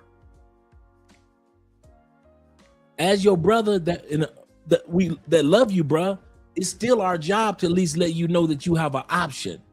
Okay? And if you're not getting the type of women you want, it might be because you walk in Colombia or in Brazil or whatever it may be. But let's use Colombia, because Colombia don't mess around with socks, sandals, and shorts. And then you wonder why you got to always do pay for play. That could be a small reason. Guaranteed way to be celibate the whole guaranteed. He ain't lying. he ain't lying. I look at Colombians when I'm at the sports bar in the mall, and I'm sitting there having drinks or beer with some of you guys, right? We people watching, right? Because when I'm at the bar, I'm not facing the bar. I turn my seat around and I'm facing the people while we're talking. So usually us guys kind of like turn around, we face the people. And I kid you not, man. Some of you guys be walking through the mall with socks and sandals, and we know y'all from the States. And we don't say nothing to you. Don't come over here with them socks and sandals. I'm gonna tell you something. Some of you dudes I would have spoke to when I saw you and you didn't see me. I didn't speak to you. True story. Several times.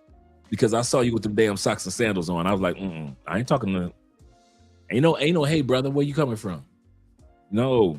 As soon as I see you with them socks and sandals on, in them shorts, with them shorts, I be like, man, you'll never have people thinking I hang out with this tourist.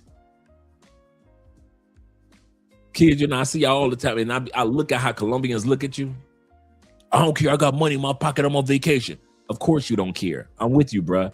We're just talking hypotheticals, okay? Can we put it like that so you don't get in your feelings? I kid you not. I look at how Colombians will look at you dudes, man.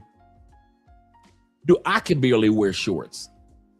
Okay, unless I'm like jogging, going for a walk, exercising, people could tell my attire is like fitness, so they kind of like, okay, he's going to the gym or he's going to exercise or jog or something. But other than just putting on some shorts and a tee, no. But I know there are days I want to put on some shorts and a tee. No. Yeah, man, shoot. He said I would not have hung with a dude who wears socks and sandals in public. Absolutely correct. They will ruin my reputation as well. Absolutely correct. Now, if you're in Bogota, I mean not Bogota, if you're in Barranquilla or Cartagena, it's a little leeway there, but yeah. Will says dressing subpar in Colombia attracts He is not lying. If you want very attractive scammers to come your way, go ahead and dress like a tourist in Medellin. I want to say this again. If you want very attractive scammers, bottom feeders to come your way, go and dress in them damn socks, sandals, and shorts if you want to. Go ahead. You think we playing? You think, oh, them niggas don't know what to do? Okay. All right, we've been living here too long. We've been watching too long, and that's one that never changed. I've been waiting for that one to change. I kid you not, T-Mac, check it out. I've been waiting to see if Colombia is gonna finally accept people wearing shorts. They don't. Women, yes. Men, every blue moon you'll see Colombian dudes wearing some shorts. Every blue moon. I have seen more people that are of Asian descent in Colombia than Colombian men wearing shorts. I've seen more Asian people that live here than I've seen Colombian men that walk around with shorts on.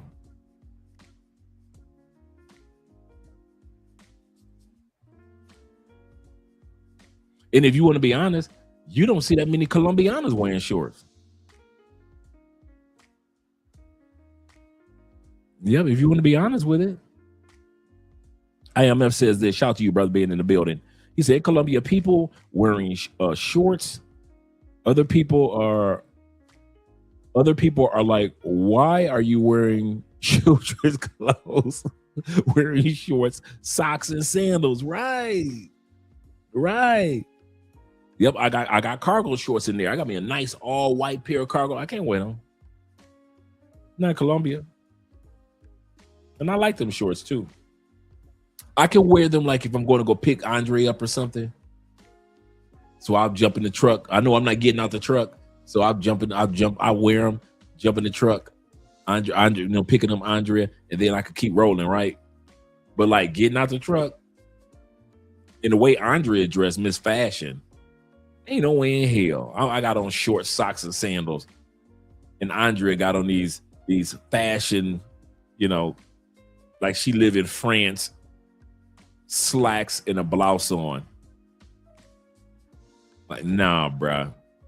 No. Yes, sir. What about those windbreaker suits? Nope. I know exactly what you're talking. Nope, don't wear that. Looking like the Reverend Run? No, don't. I know exactly what you're talking about. Don't rock that. Like the windbreaker suits that we used to rock back in the day. Don't wear that ever. Ever.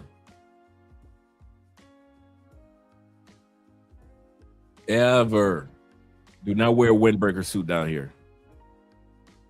Matching pants.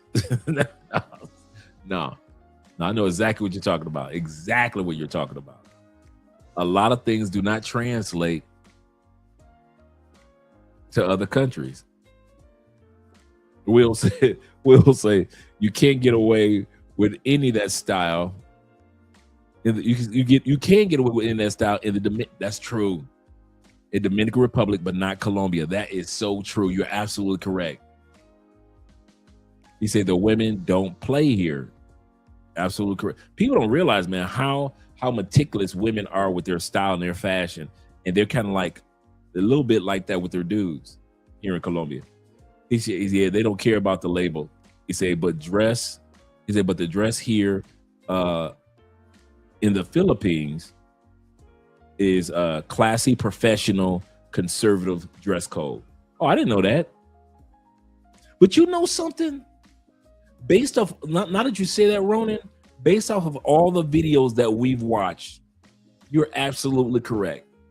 All the Philippines videos we've seen, I didn't even notice that. Unless a Philippine woman is like at home and she's cleaning up the house or something, they do have that somewhat classy / conservative look. When a guy's always stopped them on a corner, hey, do you like black guys? They're always dressed kind of like a really nice conservative look. You're absolutely correct. Shout out to the Philippines. I hope things get better, man, for you guys with the gasoline and oil over there too, man. Keep me posted on what's going on in the Philippines as far as the gasoline and the oil and things like. Because I've been hearing some bad things, man. I know y'all got some oil and gas from Russia a couple of days ago. Bobby Coltrane of the Coltrane family says this. He say, Dre, are there big and tall places in a lot of these countries, particularly down in the Philippines and Cali, Colombia? No. I don't know about the Philippines. Are the big and tall places? Cali, Colombia? No. I gotta order my stuff. I gotta order my jeans. I mean, it's easy because I order from Amazon, order my jeans, or whenever I'm there for the Black Manosphere Conclave, I'll buy some jeans. Your shirts you can get here. Now they do have the shirts for you. It's rare. I don't think at all. Not at all. I've never had to order a shirt, button down polo t-shirt. I've never had to order those.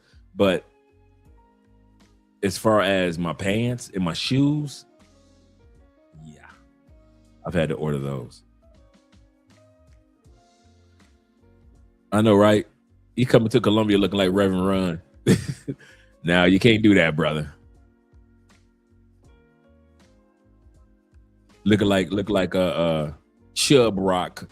he got the windbreaker suit. Doom, doom, doom, doom. Looking like Raw Bass. That's who it was.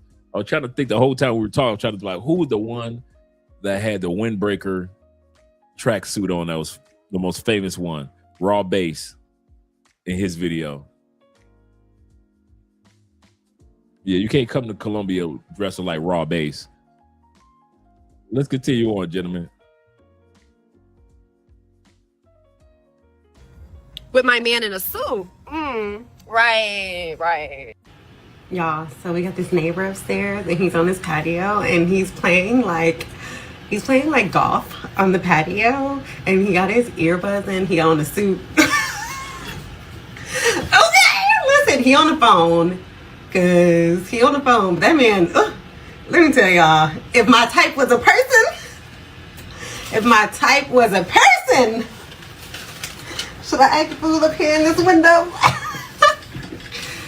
Listen, it's giving lawyer. Who are some men out there that you think, I mean, every time I see them, they just got it? I really love Ryan Coogler's style. Yes. Ryan, that boy, whether he in a suit or he out of a suit, that boy Ryan Coogler it ain't too many men that can pull off the mustache as it is, black or white. Ryan Coogler pulled that off masterfully. He pulled it off better than Steve Harvey. But then my man got the braids, and the braids so tight that you really don't notice them. You don't notice them to where you're like, oh, man, his hair is braided. So even if you see him on set of a movie or when you see him winning an award, yeah, that brother stay clean. He's from the Bay. I love that I feel his blackness through his style. And it's like he wears his cornrows like he's himself and he hasn't changed a lot, but you can see it. Obviously, Michael B. Jordan has great style. You know what? I'm not sure the largest shoe that they don't have them that big, guys. Here in Colombia, no. You might find them in Bogota if you put it in the order, but nah. 15 and up, no. Not in Colombia. I'm a size 13 and I got to hunt. I'm 13 and I'm hunting. You guys coming here with 15s? Yeah, you're going to have to bring the shoes with you, fellas. Yeah, the Chubb Rock Raw Bass era. Known by many. Shout out to Corporal. And shout out to Big Brother in Life. With the Detroit. I know, right? You a size 17? Yeah, you're going to have to order yours, bro. You'll have to order them, brethren. Or bring them with you. Or else bring them with you. Yeah. Yeah, Steve Harvey. He's so big for rich. Seriously, bro. Yeah, size 12s, we good. Size 12, size 13, you good. Anything above 13, you might have to order them. But Amazon orders only takes like 7-8 days for them to come in anyway from Amazon. Yes, sir. Yeah, Adam Sandler probably still rock the windbreaker sweat outfit. Yes, sir. That was a good call, Tulupe, the Adam Sandlers. Yes, sir. Yes, sir. Let's continue on. I love the rock style. It's really elevated and changed. And I don't know if a lot of people notice, but I'm like, he has really great like casual style. I love a man who can dress down, but also have a really great casual. I love men who give attention to what they're wearing. And so I'm trying to think of who else. Idris and obviously Coleman Domingo, I think. Just to me, like his red. Listen to me, guys, when I tell you this. Since I've improved my fashion, rest in peace to the Godfather, man, the reaction I get from women, usually the first thing they say to me when I show up on a date, wow. The reason why I showcase this part, shout out to my brother, Alpha Male Strategies. And he's as he's talking, he's going to talk about how Kevin Samuels finally convinced him to step his wardrobe up. Man, you're older.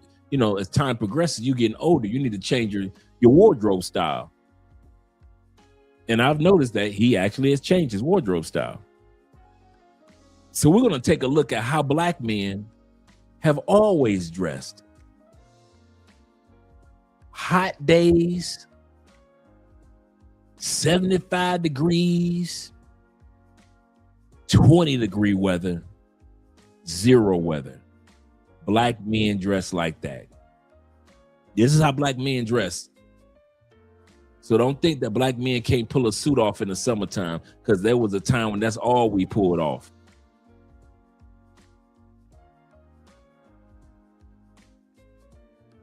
You look nice. Yeah. Every time. And I'm like, it is amazing that Kevin put this in our head. And I'm just like, you know, I appreciate him on it. I told him before he passed away that, man, this fashion stuff you put us on, these suits, this coming from, looking at a guy, if you go to my gram, you see I got designer shirts on. Mm-hmm. And it's amazing what a suit that don't even cost the price of that designer stuff. And I said, so I asked one of my chicks, I said, what do you think it is? And she said, it just looks more mature. That's what she told me. It looks more manly, it looks more mature. We got to get out the mind that a suit is corny, that you're nerdy. We've been brainwashed. Now you see how we dress since the 2000s. I put that in there on purpose. Because the brother's right. We've been brainwashed since the 2000s. We've been brainwashed since the 2000s. Remember how we used to dress in the 70s and 80s? Shh. The 70s? The 60s? Players. The silk shirts. The bell-bottom pants. Man, black people was clean. Men clean. Now look at us. We started dressing like this in 2006. We ain't look back. This outfit right now is the same outfit that you will see somebody wear today, except for the jeans are skinny jeans now. The bad boy. The bad boy. The bad boy. The bad boy. How the bad boy. Everybody wants to be the bad boy. Bad boy. Bad boy. That's how. And the suit is corny. Oh, look at that lame brother. We got to get our head out of that space where we think that a man who dresses up in a suit, oh, he's trying too hard, or he thinks he's better than everybody. We got to get out of that mentality. And as you heard Kevin talk about that, and the thing what guys got to understand about suit, man, you feel better. Man, I feel like I put a cape on. I put him up. Now you know we're gonna get some backlash talking about the suit. You know it's gonna come. Educated brother, putting on a suit don't make you da da da da da. Okay, that's fine. You do what you want to do, and we see the results to what we seen. Listen, guys, I wouldn't speak on it if I didn't see what it did. Women loves a man with good scent. They love it. A man with a decent cologne collection. I don't care if he's starting with 3 colognes or 2 good colognes. Women love, no matter where you go in the world, women loves a man that smells good. A lot of us forget that the sensories of a woman's smell is stronger than ours as men. Women pick up on scents, good scents, pheromones, if you will, even more than us men do.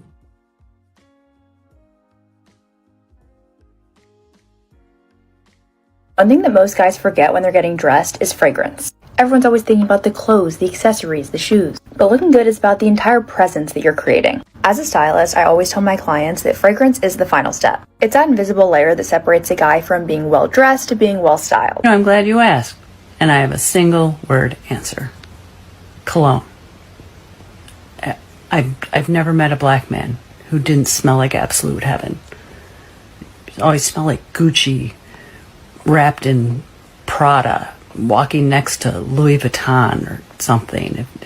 If you could tell us where you get your cologne, that would be awesome, because I can never find cologne for my husband that smells anywhere near as good as a black man. The way a man smells after taking a shower, just like that clean, like musky scent. Like, baby, you are about to have to take another shower real soon. This is the way you smell. Always waiting for somebody to ask me this. All right, so with black women, you gotta be subtle. Your scent should be directly correlated to how you look. You gotta have balance. If you naturally just look masculine, you gotta have a soft side, so you gotta go with something. Get your cologne game up, brother. It ain't about just for you. It's about for the ladies. It's about for the ladies. Men don't dress, as you well know, Guy Incognito in the building. Women don't dress for us. Women dress in competition for each other. We all know that. It's cool. I know my wife dressed for me that much. Most of it is for herself and in competition with the other ladies. It is what it is, right? Men, we don't dress for us about that much. The rest of it is we like when those women glance our way, look our way, wonder who is that that's smelling all good like that. We love it. We love the ego stroke of it. Whether it be a fresh pair of shoes, whether it be a fresh pair of jeans or slacks, we love it. And I'm letting you guys know. One of the things that I'll give you something that really got me heavy into colognes. I kid you not. This is what got me hooked. Jeremy Fragrance said this. And anybody that knows anything about colognes, you know Jeremy Fragrance is the world's #1 YouTuber when it comes to cologne. He blew up during the pandemic. Jeremy is like 2,200,000 subscribers. He's got his own cologne collection. I mean, this dude's from a small town in Germany. He lives in California now. His cologne collection is considered some of the best colognes out there. He said this. He said it takes the average man 6 months to build his wardrobe to be attractive enough to the ladies.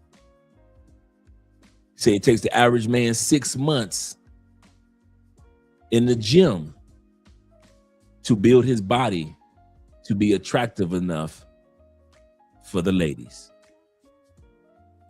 He said cologne only takes 6 sprays.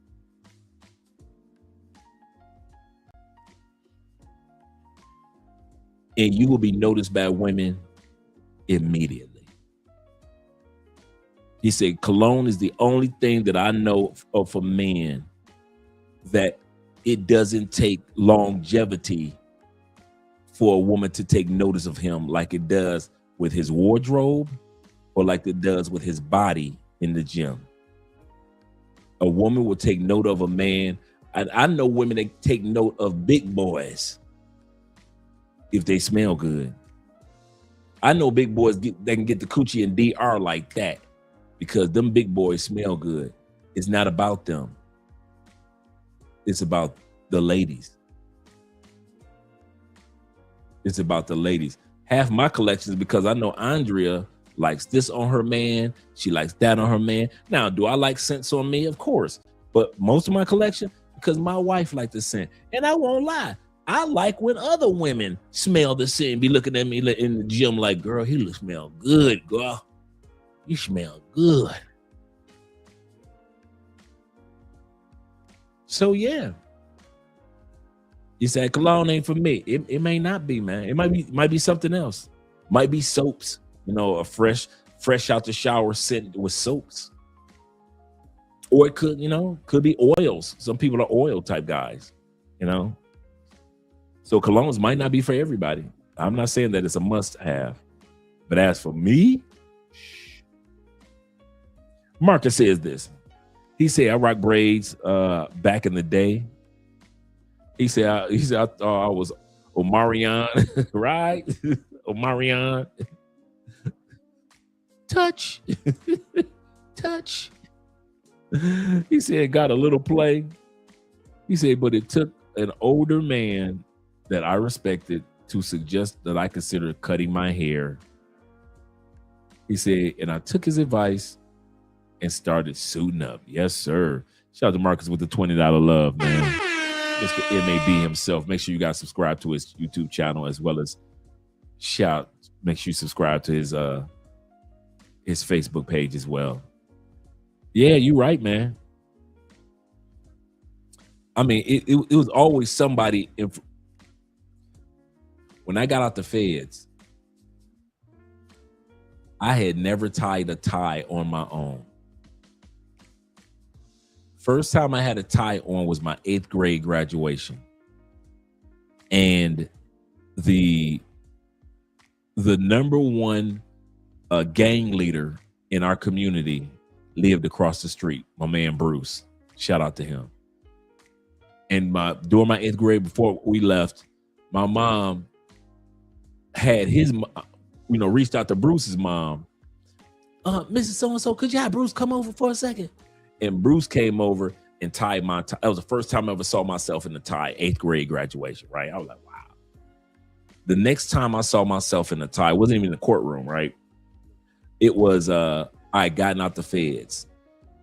And this is after the metamorphosis of Andre Spence, right?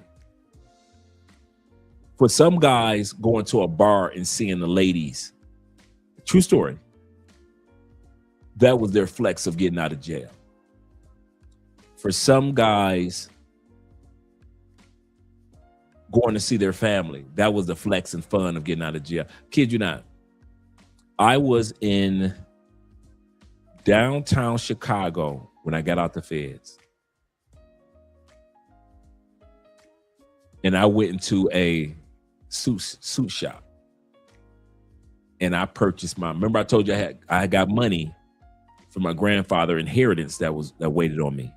So I had money. And I purchased my first suit. And when he showed me how to do that first Windsor knot and put that tie on, it was as if all those years of wearing federal beige khakis disappeared. It was my moment to celebrate the fact that I made it and I'm never going back into the feds. I didn't need a big party. I didn't need to be around my family, even though eventually I was around them, a couple of days later. But my moment of celebration was when I went off into that suit shop and that dude started taking my measurements, because you see it on TV. I've been gone since I was 23. I get out at 33. And all I wanted from all those years of reading GQ magazines about suits and Gentleman's Quarterly and Rob Report, and I'm seeing how clean men could be if we just sit down and put our mind to it, we could be clean. And I was like, I'm looking at these ties and I'm looking at these suits, and I'm like, when I get out, that's gonna be my gift to myself. A nice tailored suit. You'd have thought I was Denzel in the movie American Gangster. Clean.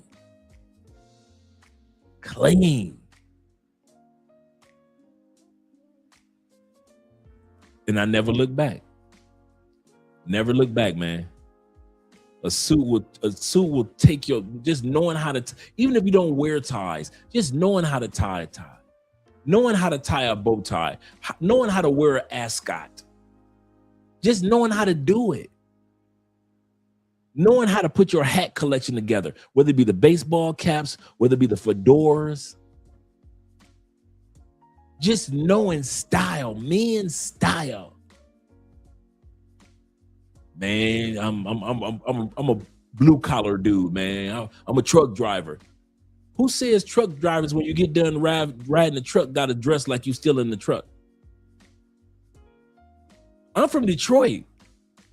Come on, guys. I was raised to work with my hands before working with my brain.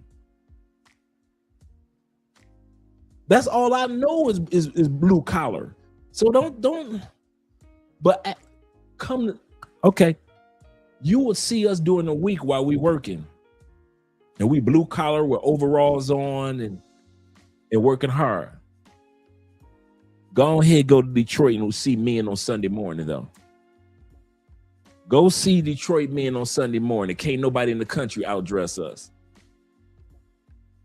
Go on Sunday. I don't care what church you go to. Go on to church on Sunday morning. See how them truck drivers dress in Detroit. All those construction workers, all those auto workers, all those landscapers. Go on see them brothers on Sunday morning. Or go on see them Detroit dudes when it's time to take their woman out on a date. See how clean them Detroit dudes get.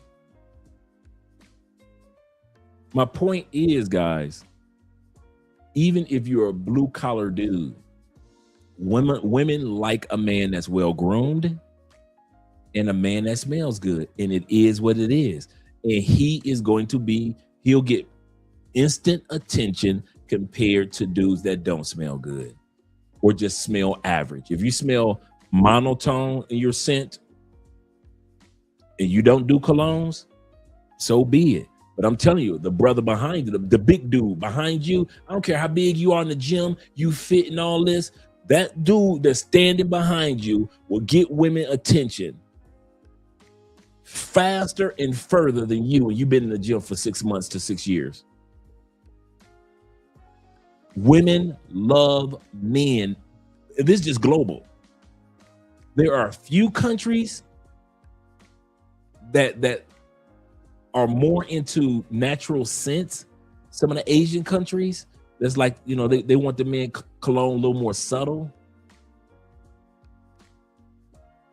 But there are very few countries that don't like men smelling good, man. That's serious. That cologne is a man's scent. It's almost like you put a suit on without putting a suit on. You walk past certain women and you can just hear them talking like, girl, I don't know what he got on.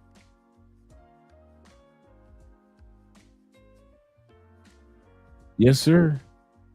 Guy says this. He said married Becky at work didn't know complimented my blazer. Now, I didn't know compliment. Yes, sir. A nice blazer too. You didn't have to. That's the other part. That's what I like about men's style too. You don't have to have full suit on, like a suit. A nice blazer. Yeah. Nice blazer. He said, I didn't wear that blue for her. It was for me. He said, men must do stuff for us first. I agree with you 1,000%. I agree with you 1,000%. We are not going to wear something tacky just because. Let's put it like this. That skinny jeans era, most of us are not going to be involved in that skinny jeans era, right? So that's for a different, somebody else can rock that. That's not for us. So you 100% correct. There are outfits that we won't put on just because it's the end thing. That carrying purses, men carrying purses that's been around for like the last 7-8 years. Yeah, most of us ain't going for that one. I don't care how much the ladies be like, it look like, well, I don't care how much you think it look. I don't care. We ain't carrying purses. So, yeah, I'm with you on that one, guy. Shout out to the guys that rock the blazers. Yes, sir. He said, I know you should create a website on choosing the right clothes to wear in Colombia. Oh, yeah, that's a good idea. 3D models with 360 views. Class 7.5 in the house. Shout out to you guys, 7.5 in the building. Appreciate you gentlemen being here. That's a good idea. Kid you not, here in Colombia, it's simple too with Colombia. Polo shirts, t-shirts, at least 1 to 2 button downs. Do not come to Colombia without a button down shirt. I don't care if it's long sleeve or short sleeve.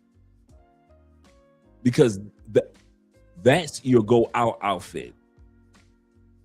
If you want to blend in with Colombians, a button down shirt when you go out. Short sleeve, long sleeve, doesn't matter. Tucked in, tucked out, doesn't matter.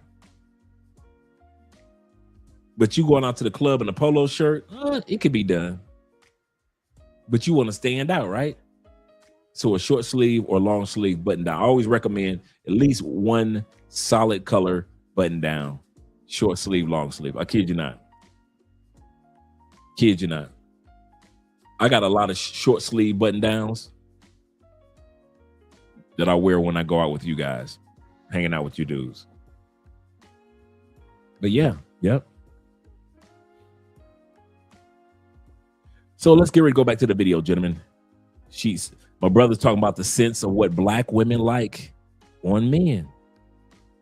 Let's solve something intimate, something sweet. So since like Parfum de Mali, Givenchy Pie, Armani Stronger With You Intensely, Coach for Men, YSL Myself.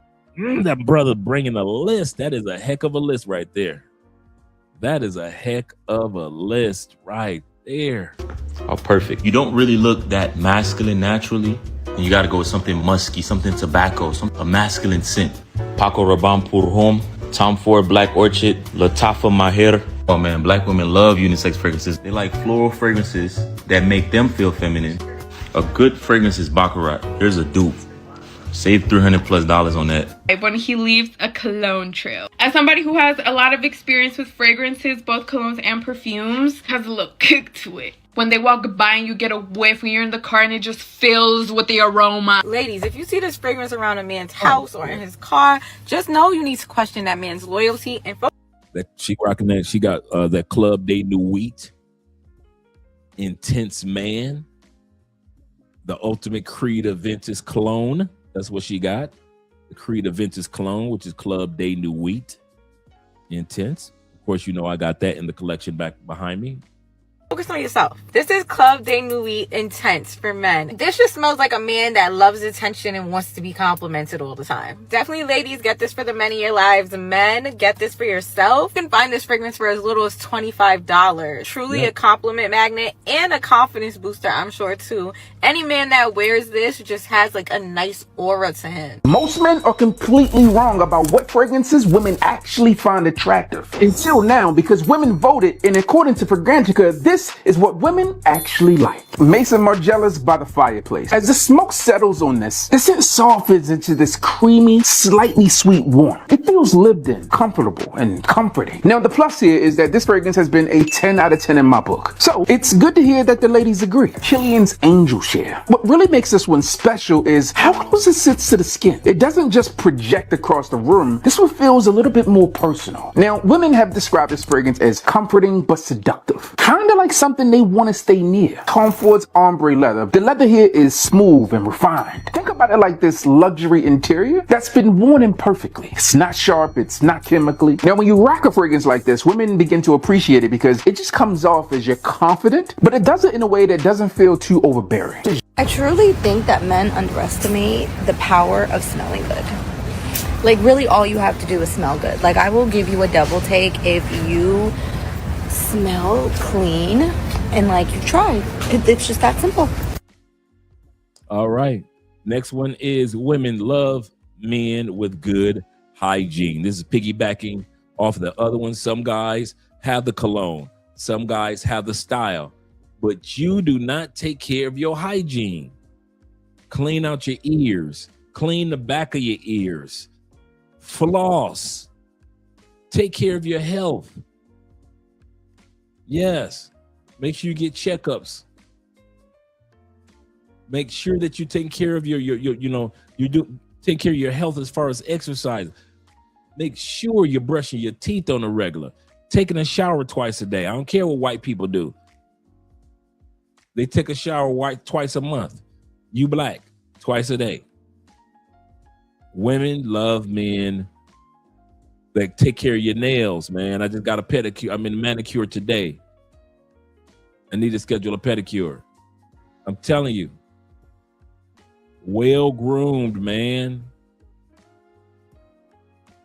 There are women that get pissed when your nails look crazy.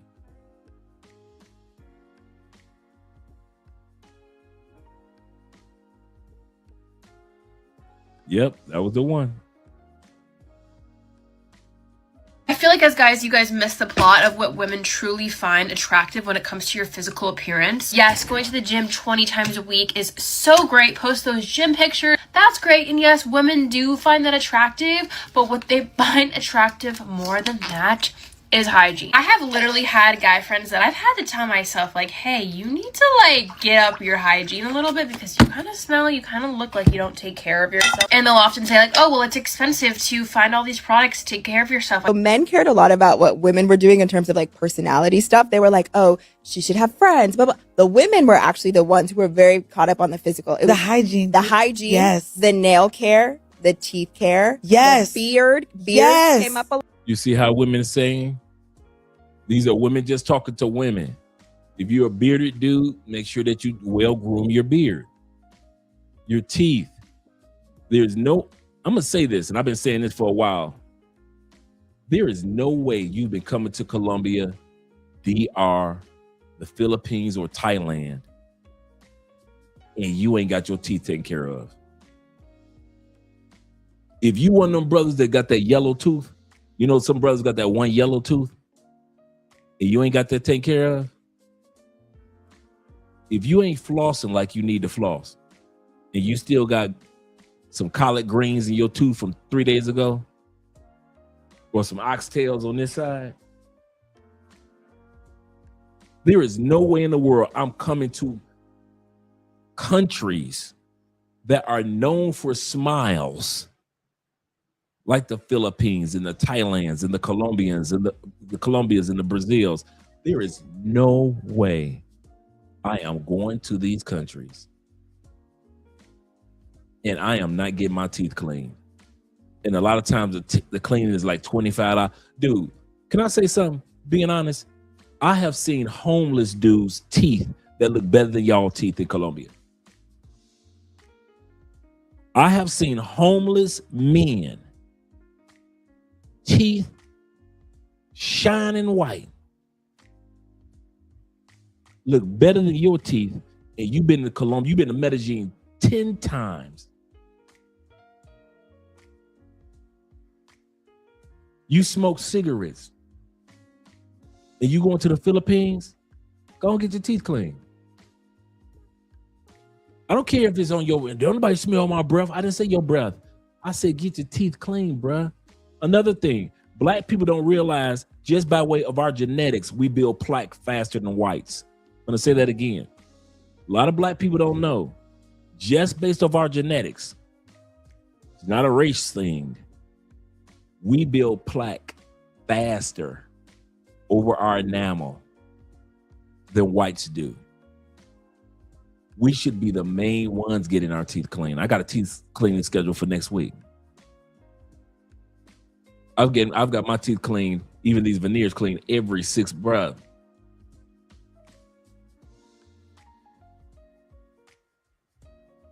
There is no way homeless dudes are walking around, homeless Venezuelans walking around Colombia that have teeth look better than yours, and you got $2,000 in your pocket. And it only costs $25 to $50 to get your teeth cleaned and whitened.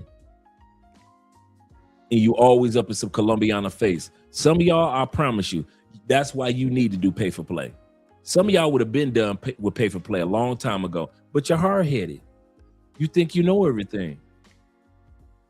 Some of y'all would have been getting some free coochie, but you can't smile. How you gonna smile? Why y'all think your boys be smiling in every photo?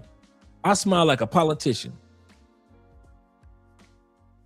I told my boy Sean today, I told Sean, I'm from, because you from Detroit, you mean mug everything. You don't never smile. New Yorkers are like that too. A lot of us, dudes from LA, they ain't fuck that smiling, right? With your friendly ass, right? I say all the pictures y'all see me smiling now, it's just me regurgitating smiles.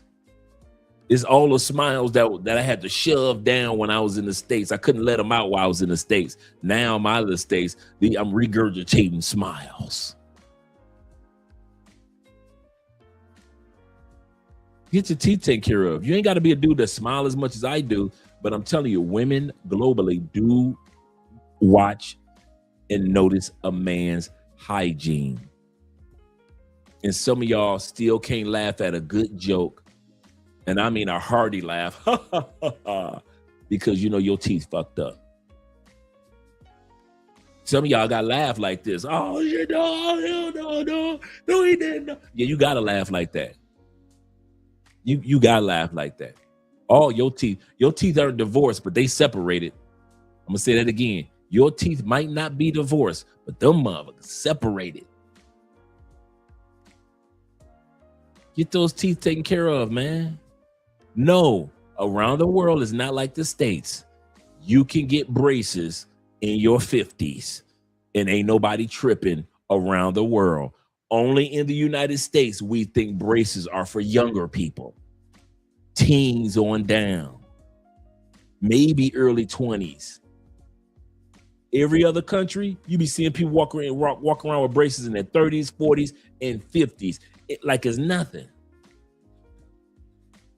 Like it's nothing. Get y'all teeth taken care of. Some of y'all, man, I be looking at y'all teeth. I be like, damn. I'm like, he a cool dude too. And don't be smelling good. I'm like, man, he's smelling good. He got a good attitude about life. Some of you want the truth? Some of y'all, I sit back and I be trying to contemplate on how do you tell a man your teeth up without offending this said man. I'm serious. Some of y'all, I've sat down with y'all and we laughing and we talking. Bruh, some of y'all teeth be yellow than a brown. Some of y'all done sat down with me with brown teeth in your mouth. And I'll be like, man, how do I tell my brother without offending him? Because, you know, he cool dude. Good cologne collection, keep his hair cut right. always clean with his shoes on point.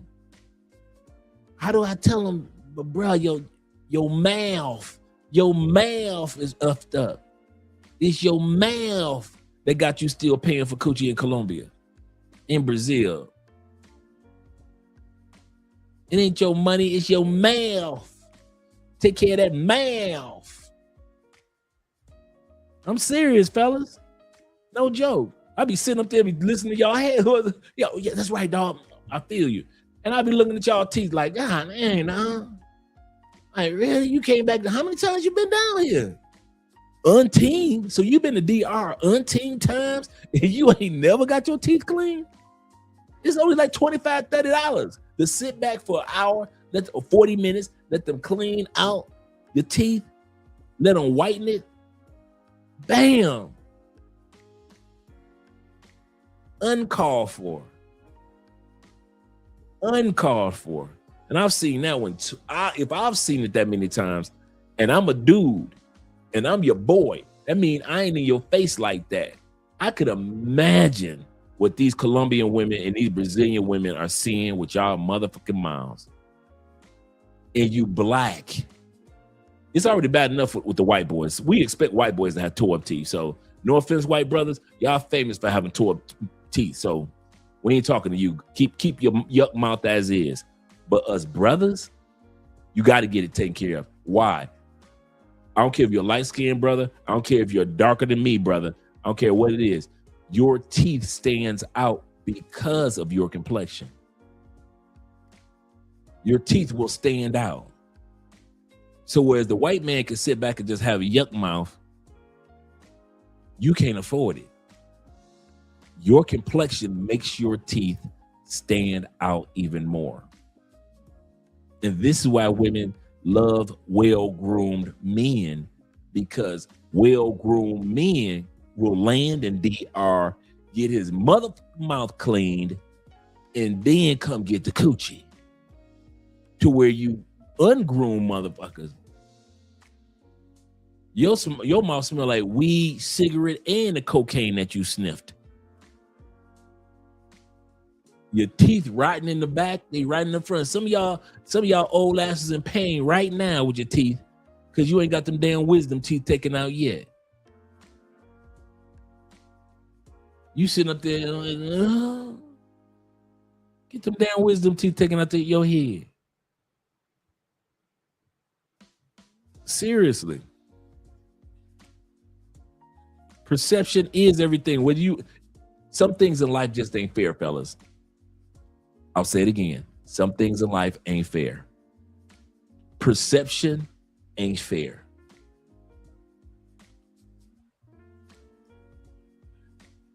Big girls think they're 10. We know true perception says, if you don't lose that damn weight, stop playing Lizzos. Perception is everything. Men don't perceive most big girls as attractive. The perception of your mouth, black men. I don't care if you think it's fair or not. When these cameras go off, you can say F you, Andre, all you want. I got you. But I'm letting you know how these women are in these other countries. One of the ways they feel like they can get over on you because you don't care about you. They can see it. How you know they can see it? They can tell that you are not well groomed. They can tell from your smell. And another way they can tell that they can get over on you because your mouth is fucked up. If you don't care about your mouth in countries where people care about their mouth, yeah, they don't get over on you, bro. Yeah, you get ready. You about to get scoped. And I don't mean scope Listerine. I mean scopolamine. Okay. Yeah, you might as well lay down in bed, let them go ahead and pour it down your throat, bro. Pour the drugs right in your throat. Because if you think that these women in these countries can't, some of y'all look American and Europe. You want the truth? Some of y'all look American and European by your motherfucking mouth. Some of y'all look your features are just like Afro-Colombians and Afro-Brazilians, so they really can't tell from your features. But as soon as you open up your mouth, they can tell this motherfucker is not from Brazil. He is not from DR. He is not Afro-Colombian. Do you see his mouth? Do you, girl? Do you see his mouth? Where you from? You foreign, girl? I ain't no foreigner. Shit, the hell you ain't. Not with a mouth like that. Some of y'all dead giveaways. Soon as you open up your mouth, they be like, "Oh, girl, we got a lick, girl. Look at his mouth. Look at his mouth. He's yuck mouth. Look at his mouth, girl. Look at his mouth. We about to get paid. Get the drugs ready, girl. Let's get the scopolamine drops ready. He's a yuck mouther." Oh, Dre, it ain't that serious. Okay. Like I said, perception is everything, especially that first perception when when people first meet you. Perception is everything. People do notice us. They notice our attitude, perception. That's part of our perception, our attitude. Some dudes are cool, some dudes are laid back. They know perception is everything. Jeffrey, my uncle, he's more of a laid back dude. My brother's like that. My cousin. Most dudes in my family, it's kind of funny. Most dudes in my family kind of like Jeffrey, kind of like a laid back, those cool personality, 50 cents, kind of like, standing by the wall, kind of like lean back type of cool dudes, right? Me, I'm probably the loudest personality of the men in our family, right? As far as my personality, right? But at the end of the day, you got to make sure your mouth clean, man. You can't be in Colombia, all these people walking around with white, clean teeth, and your mouth look with yellow and brown teeth. What the you been eating? Anytime your mouth look like it got rabies, the rest of your body fine, but your mouth got rabies? Like what? But I got them new Jordans. Let's get back to the video. I'm gonna shut up for quite a while. Like, don't cut it off. I told y'all niggas, keep it on your face. That's what you meant. I thought you meant clean them. No, your physical appearance. Yes, going to the gym 20 times a week is so great. Post those gym pictures. That's great. And yes, women do find that attractive, but what they find attractive more than that is hygiene. I have literally had guy friends that I've had to tell myself, like, hey, you need to get up your hygiene a little bit because you kind of smell, you kind of look like you don't take care of yourself. And they'll often say like, oh, well, it's expensive to find all these products to take care of yourself. So men cared a lot about what women were doing in terms of personality stuff. They were like, oh, she should have friends, blah, blah. The women were actually the ones who were very caught up on the physical. It was hygiene. The hygiene. Yes. The nail care. The teeth care. Yes. The beard. Beard came up a lot. Like, don't cut it off. I told y'all niggas, keep it on your face. That's what you meant. I thought you meant clean them. No, I think it was beard trimming, keeping the general upkeep of your think beard. teeth is very important with men, but also yes, the hygiene, especially because how are you trying to finger a bitch and your nails is dirty? The nails is dirty. The nails are long. And then it was really nasty too. It was one of the streamer's brothers was talking about he just lets the water go down his ass crack. He don't wash his ass because it's gay. And I was like, what? That's literally, you ain't see the clip? Y'all don't watch. Brothers, you don't wash your ass because you think it's gay. You don't wash your hairy, crusty ass. You the only one in that bathroom, in that shower, in that tub, by yourself. And you think by yourself, with nobody else on the planet, you think being by yourself, making sure your crusty, nasty, dry, shit-stained ass is washed, that's gay?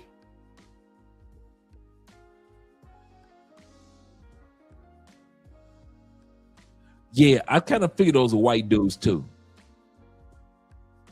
But I'm hoping that it ain't brothers that's thinking like this.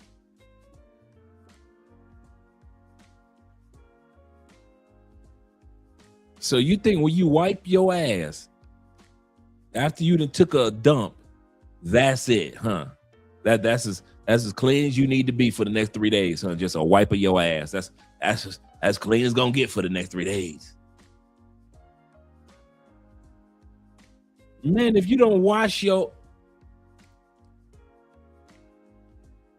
Like I always say, I see why some dudes got to keep paying for pussy. I see it.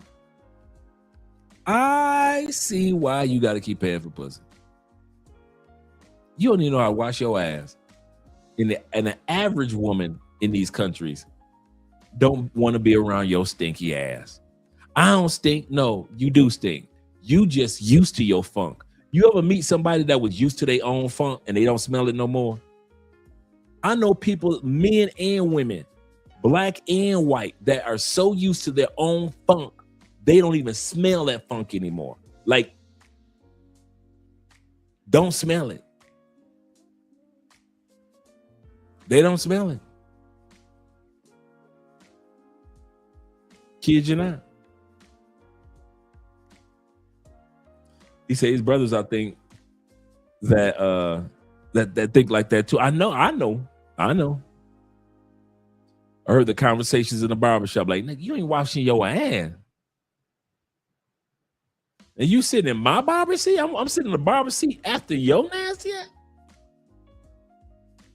If you don't wash your wash your ass, man. Johnny said, I know a chick that knew a guy like that, didn't wipe or wash his butthole because he said it was yang or gay. I'm like, ain't nobody in there with you. How is that? Ain't nobody in there with you. What you gonna go to the police and turn yourself in on molestation charges? I molested myself, officer. Lock me up. I'm a menace to society. What the?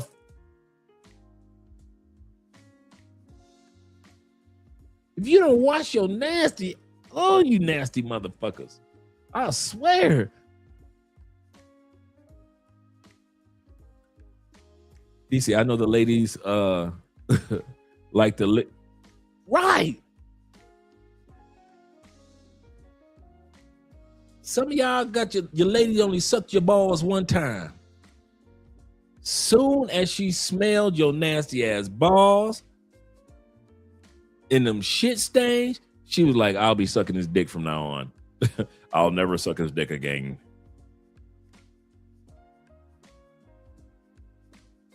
Them ball sucking days were over.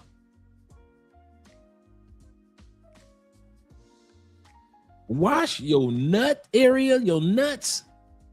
Get down in there and wash your ass. And if you're a big boy, wash between your thighs. Bro, what the fuck is wrong with y'all, dude?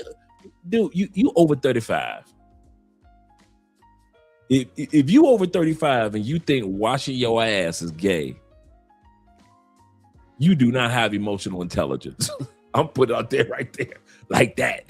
What the fuck is wrong with y'all? Y'all creepy, dude. Y'all some creepy motherfuckers. He said that's why brothers don't have face towels. Right, a couple of the motherfuckers in there, man. What the hell?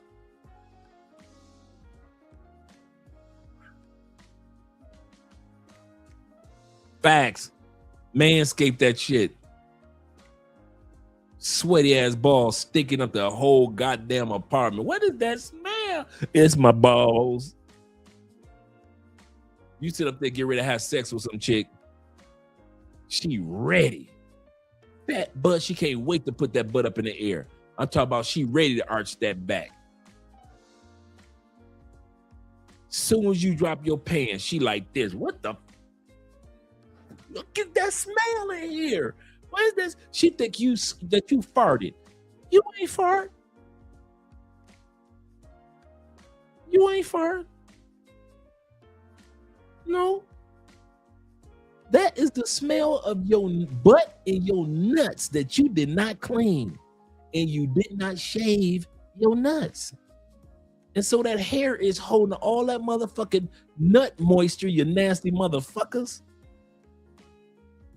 If y'all don't get the grooming, what the hell wrong with y'all? Man, I ain't got to do all that. You don't, brother. These are all... Tonight is a night of suggestions, brother. Tonight, brothers, tonight is not a night of demands. I'm just letting you guys know what the ladies say that they like. Now, if you don't like it, cool. I'm just showing you tonight what the ladies say they like.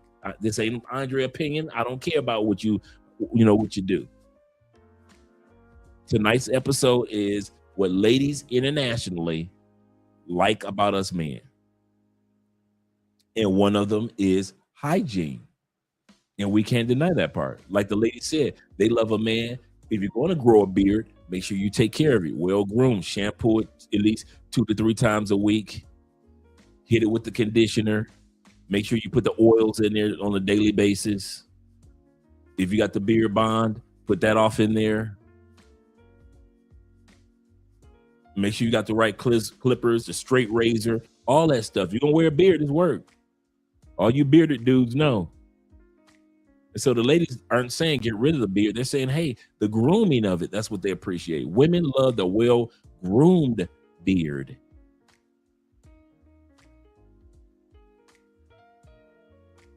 Yeah, keep yourself clean. Manscape yourself, bruh.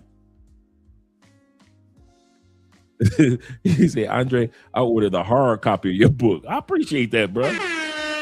It'll be arriving on Friday. Yes, sir. Yes, sir. Yes, sir. And you got that cologne coming too. I saw that list. I saw that cologne you had on there. I saw. Good choice. Good choice. Yeah, if you're hairy, yeah.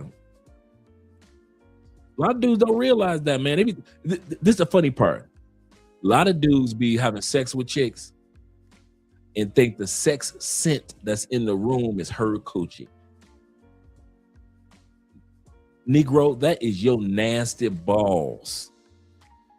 Your balls been smelling like that since this mother morning. That is not her coochie smell. You think that smell in the room is the coochie, don't you? No, them your sweaty balls, bro. Your sweaty balls. Because since you don't manscape, all the moisture and the funk just sits up in there just like in a woman's coochie. And you think her coochie stink. What does that smell in here? I'm hitting it, but it stink up in here. That ain't her coochie. Her coochie ain't got no hair on it. She been female scaped it. She done been cleaned it, shaved it off. She ain't got no funk. That's you, bruh. Some of you dudes don't want to admit that funky sex smell that's in that room. It ain't her. It's you. It's you. With your nasty ass. With your nasty balls. Let's get back to the video. Shout out to these ladies. Letting men know that they appreciate. Andrea, shout out to Andrea. Andrea said she been listening to us, laughing, talking about the balls. Seriously. He literally was so proud to say, yeah, like, I don't be digging in my ass. Like, I just let the water go down. It'll be fine. Bro, what? And this is why we need fully formed frontal lobe. Like, what the? That's insane. But this is why you can't date a man who's homophobic. Because he not washing his ass. Exactly. I mean, we can end it now. That's it. That's all we need. We're not. One thing I love about a man is when he has an amazing hygiene. And when I'm speaking of hygiene, I'm talking about he's not afraid to go to the doctor to get his routine checkups. Yep. You know, we want a healthy man. We want a healthy man. And you also checking everything because we want you to be here with us longer. You know, get your stuff checked. You ain't afraid to get checked back there because that's part of your health. Another thing, dental, get your teeth checked, get your teeth clean. It's nothing worse seeing a fine man with plaque buildup. Your breath stinks. Remember what I mentioned a moment ago, black men, there's black people in general. Just because of genetics, we build plaque faster than most races. So that's another reason why we have to get our teeth cleaned on a regular basis because of plaque buildup. In other words, your teeth get yellow faster than everybody else's. It's not fair, but it is what it is. Tongue is white. What? No. But I love a man that know how to floss. He get the back of that throat, that tongue. He ain't scared to get back there. Tongue pink. Ugh, I'm kissing you in the mouth. Having good hygiene. I keep trying to tell y'all there's the little odd things that women like about men. Things that we don't think about. How pink is our tongue? We don't think about that. But women do. Andrea said yes. Okay, so there we go. Hygiene as a man will never be seen as gay to me. Like, you keep your nails manicured, you get your haircuts, you keep your skin up to date, you smell really, really good. You keep your room clean, like you book your dentist appointment every 6 months. That is the most like attractive thing a man can do. This may be an unpopular opinion, but let me tell you that I was at the gym earlier and I had to do a double take because this guy smelled so good, literally delicious. And let me just say that when I did look at him, he wasn't my type of guy. I don't like to say that people are ugly because everybody's cute in their own unique way, but he was not my type of guy, but it still made me look back. Remember when I said that earlier? Did I not say that you can be the guy that's standing there fit?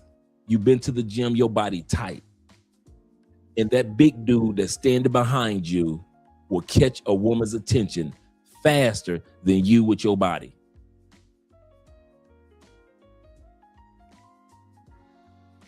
See, with the body, you got to be in front of the female's visual, right? Did she not just say, she not only looked back, who the hell is that smelling that good? She said, I noticed she said, I did a double take, and even though he wasn't my type of dude physically, he got the double take. We're talking about in a gym with all you fit, muscle bound up, right? Come on, let's be real. The muscle bound dudes are in the gym. This dude that's smelling good is in the gym. Who got the double take? The dude that was smelling good. The dude that was smelling good got the double take from the chick. Not the muscle bound dudes. About a man knowing how to take care of himself, have a self-care routine, and just really take care of body odor that makes me somewhat attracted. Do you guys know what I mean? Because I just don't know how to explain it, but it is what it is. I'm praying for all the women that live with men with stinky feet, men that stink. Like, I really feel for y'all. Because to have a man that I've been with for over 19 years, his hygiene has always been... One of the main routines that I pay attention to is how they brush their teeth. This may sound crazy, but I'm telling you, the moment that I see a man don't floss, I'm never gonna call him back. That's it. She said, if he don't floss, I'm never gonna call him back. This episode is dedicated, this is a subtitle of this episode. It is dedicated to things that women are attracted to about men other than sex or finance. Other than sex or finance. What is it that women say that we are very attracted to about men? And a lot of these videos were not hard for me to put together because women were all saying the same thing about hygiene. They were saying the same thing when it came to smell. They said the same thing about style over, like T-Mac said, over brands. Women love a man that can style, not brands. I'm gonna tell you guys something. I've seen so many dudes dress tacky, even though they had the brand. I've seen some of the most tackiest Gucci outfits, tackiest Louis Vuitton outfits. I've seen some of the most tacky outfits, Fendi outfits. Look, tacky than a mother. And I've seen a dude that's just in a fashion style outfit with just a nice t-shirt with leather jacket on, looking like Lenny Kravitz, and them chicks losing their goddamn mind over a regular dude with a t-shirt on, a pair of jeans, and a nice leather.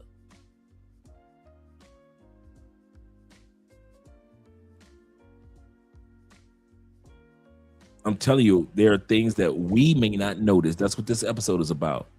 What do women What are women attracted to men about outside of intimacy or economics? If we're not talking about money and we're not talking about sex, what is it that women say, this is what catches my eye about men and manhood, and this is global? He said, shower, put on cologne before and after the. Come on now. This is a prerequisite. Before I go to the gym, I do take a shower. Before I go to the gym, and I do put on my smell. I got certain colognes that are for the gym. Absolutely correct. Not all, because you don't want to put on Baccarat going to the gym, projecting all over the place. But there are some colognes that you can put on. Like today, I wore to the gym Spice Bomb Infrared. I wore Spice Bomb Infrared to the gym today. Really good.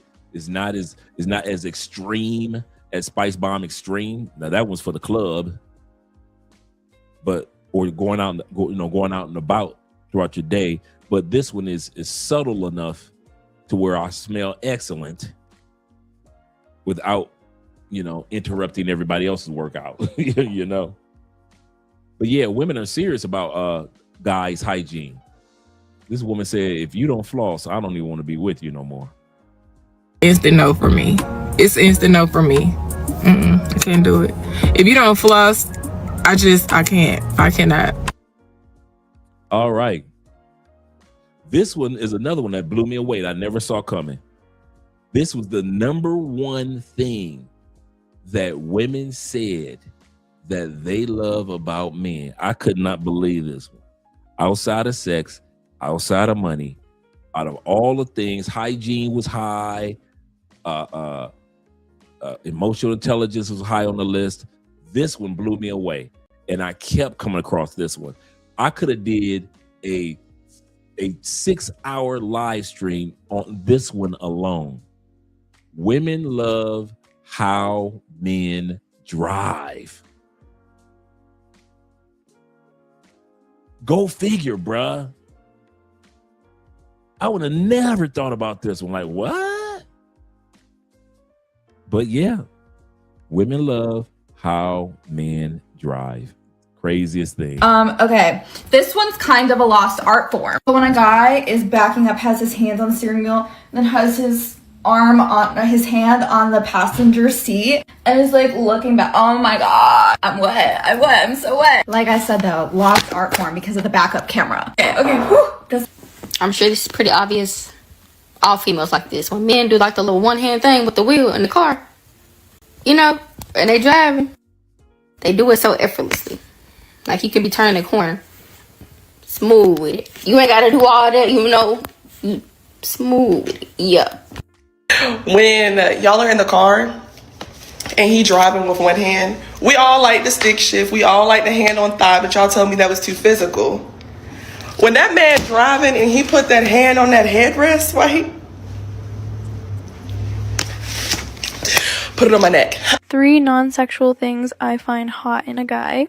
First, when he drives with one hand like he's completely calm and in control, that does something to me. It's a fact that guys are weird, but here's some things they do that girls can't get enough of. Driving with one hand. I don't know what it is, but when I'm Bruh. I told y'all I would have never thought about this one in a million years. Things that women notice about us being, no matter where we are in the world, they like how we drive. Go figure. I would have never thought of this one.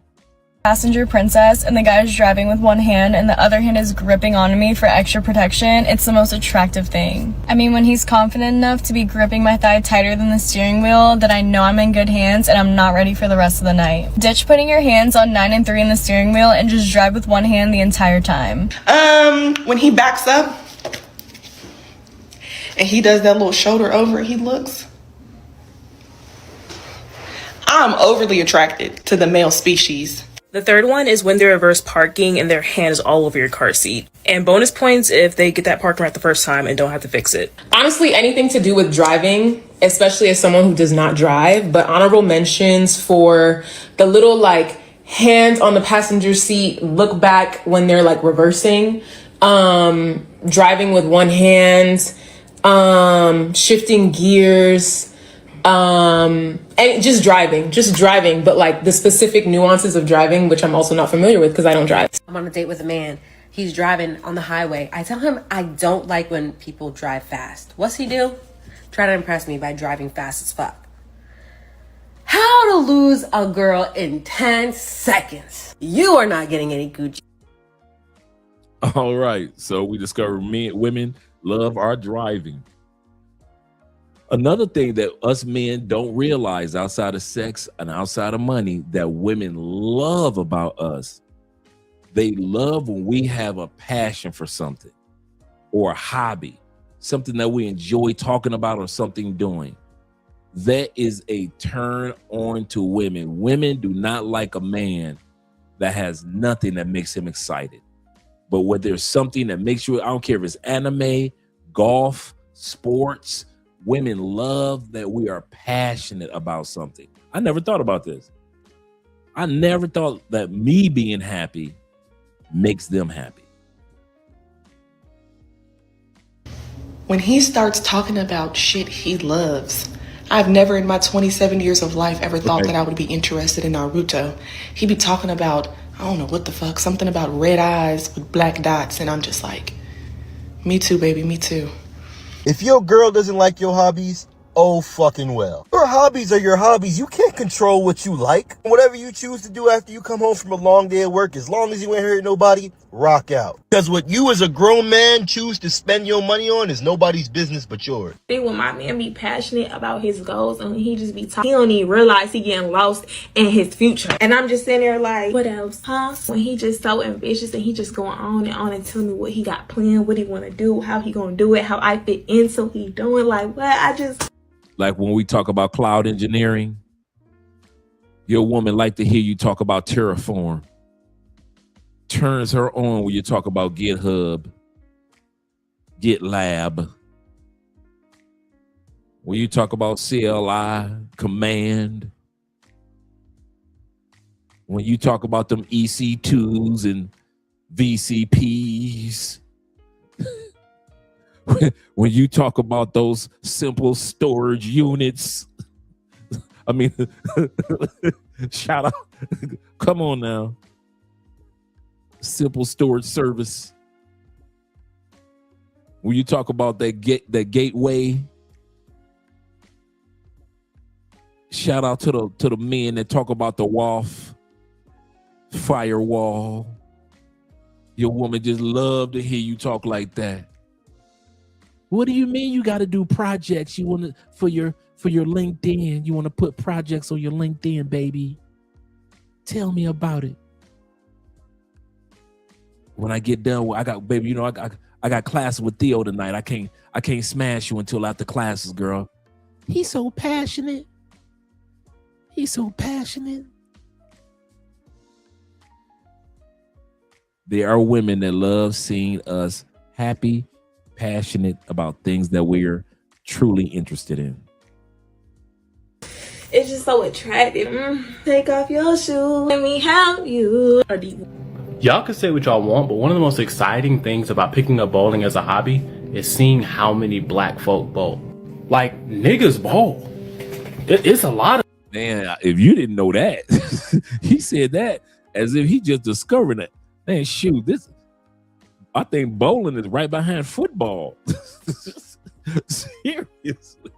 It's like, you find more brothers that, shoot, brothers been bowling for years. Man, I know black families that bowl. The whole family for years. I got brothers, man. I got partners, man. They got the bowling glove, the bowling glove for the carpal tunnel. I got partners with not only with the bowling glove, but the custom bowling ball. Now they went and bought a bowling ball years ago for him and the missus, but now they've been bowling so long in tournaments. They got a custom bowling ball for the missus and himself. Don't let him be in a league with the bowling shirt. He doing the Fred Flintstone twinkle toes when he bowling. Yeah, man. I know partners that bowl, man. Shoot, all my dudes bowl. I'm horrible at bowling, but I'm out there. I'm the type of dude, I'd be horrible at something, but I still do it anyway. I play golf. I ain't the best golfer, but I like to have fun. I ain't the best fisherman, but I'm out there at that pond. I'm the dude that does not wait around to be the best to go have fun. Seriously. Yes, sir. So I'm always out there bowling, man. I love bowling. Let's continue on, gentlemen. Of us out here for real. Well, if it's something that you really care about, it shouldn't matter who else is participating. Shut up.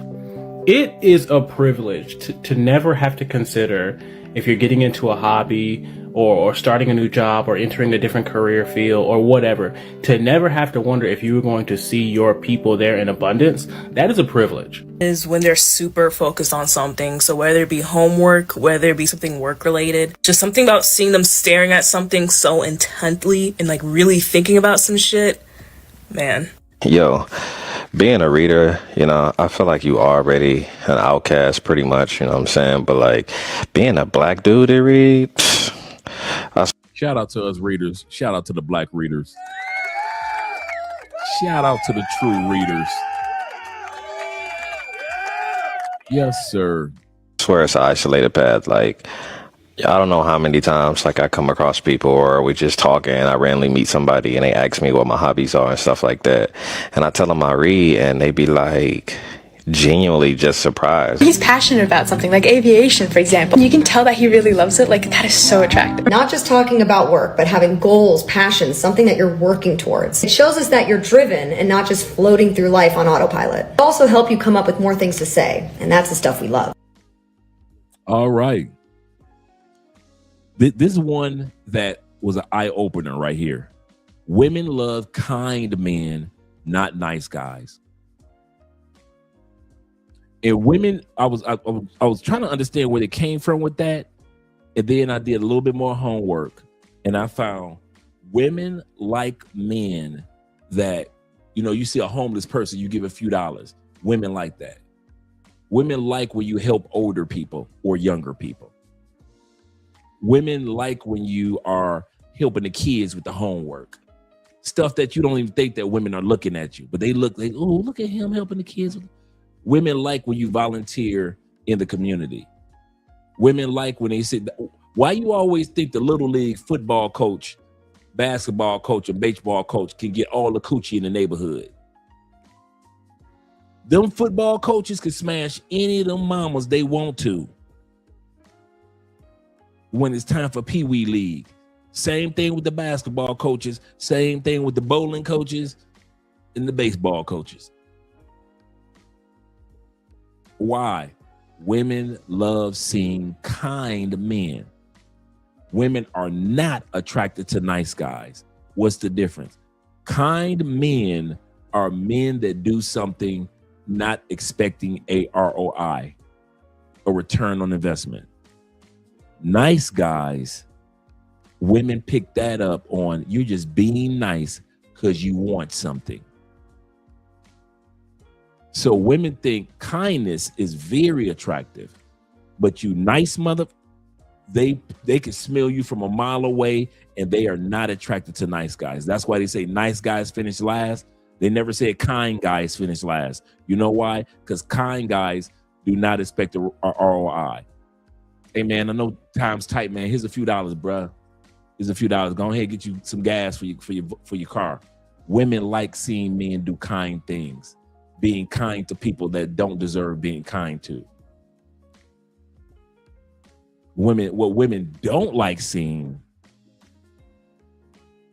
is nice guys, because they know you only being nice because of this or because of that. Yeah, women. Yeah, oh yeah, definitely. I remember a few years ago on Andrea's birthday. I think it was my birthday party. Birthday luncheon. Me and Andrea went to this really nice fancy spot out here in Colombia, right here in Cali. And we brought my birthday cake and we were sitting up there just enjoying a nice, just wonderful lunch, right? And I'm looking at it was 3 older ladies. You could tell they were best friends since the dawn of time. They were like in their like late 60s, right? And I'm looking at one of them, you know, because she was in my vision. So I'm talking to Andrea, but the woman was in my vision. And something told me something was about to happen with her. But, you know, minding my own business. And not even 2 minutes later, she started choking on a piece of steak, a big piece of steak. And I'm talking about real life. This is not an alarm. Choking. She tried to drink water. Andrea's still talking, but I'm looking at her because she's at the table right across from us. She tries to drink water. That water was going in and just straight down. She just ruled it out. Everything was blocked. No air getting in, no air getting out. The more she tried to pour water, the more it was just going down her. Her girls were panicking. You know, her two best friends, they were panicking. The waiters and the waitresses, they didn't know. I was like, I'm thinking to myself, true story. So don't none of y'all in Colombia know Heimlich maneuver. I go over there. Like I say, she was at the table right across from our table. I go over there.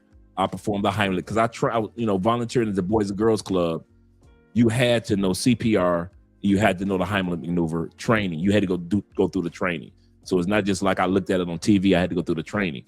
So gave her the Heimlich maneuver. The big piece of steak came out. She was able to breathe again. Everybody was happy.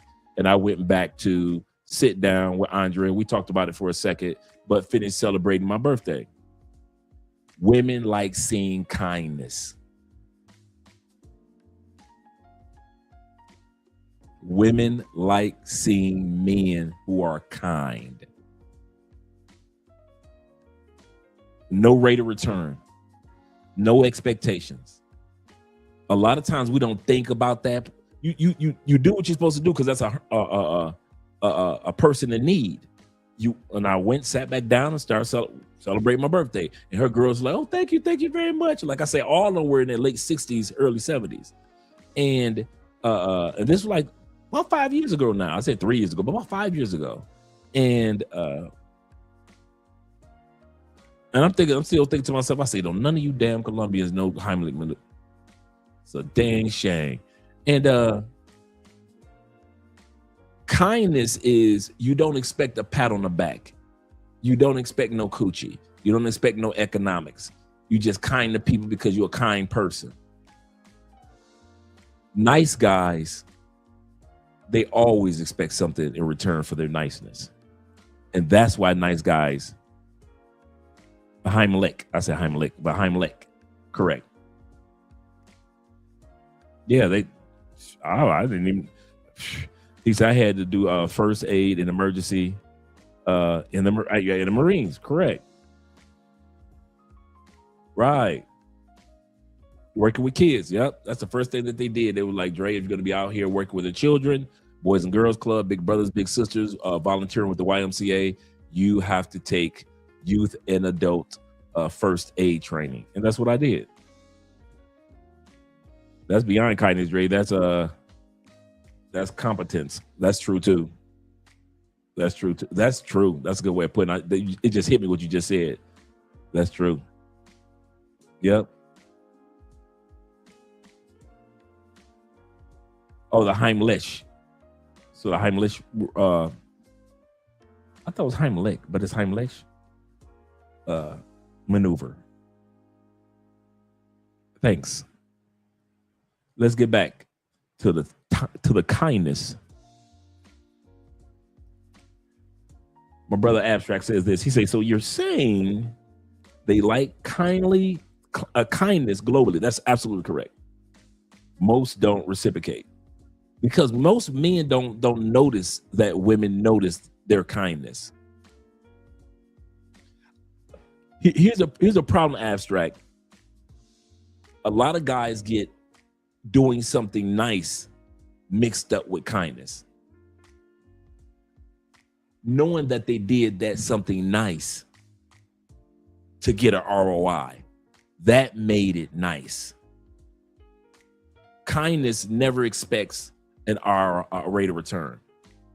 A lot of dudes, I opened the door for her. I took her out to dinner. I did this. So I should be getting some coochie tonight. That's nice. That's nice what you did. You opened up the door for her. That's nice. You complimented her. That's nice. You took her out to dinner. That's nice that you went and picked her up and dropped her off. You know why it's nice? Because most guys that do it are looking for an ROI. But if you do something like they call it out of the kindness of your heart, you don't trip because you weren't looking for ROI. You weren't looking for a rate of return. Most men are not kind. Most men are nice. So when women meet kind men, they really get turned on by it. Because most men always look for a ROI if they do something for somebody. They do. Most dudes do.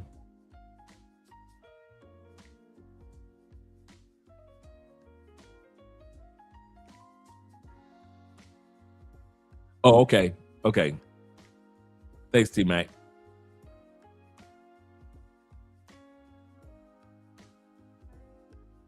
Good looking out. I still gotta respond to your message that you sent me earlier too. He said I cooked breakfast for the mother-in-law, and she didn't know what to do. She looked so uncomfortable. Hey, the same thing happened to me when I cooked when I first came here. In the first 6 months, not when I first came here, in my first 6 months of being in a relationship with Andrea, right?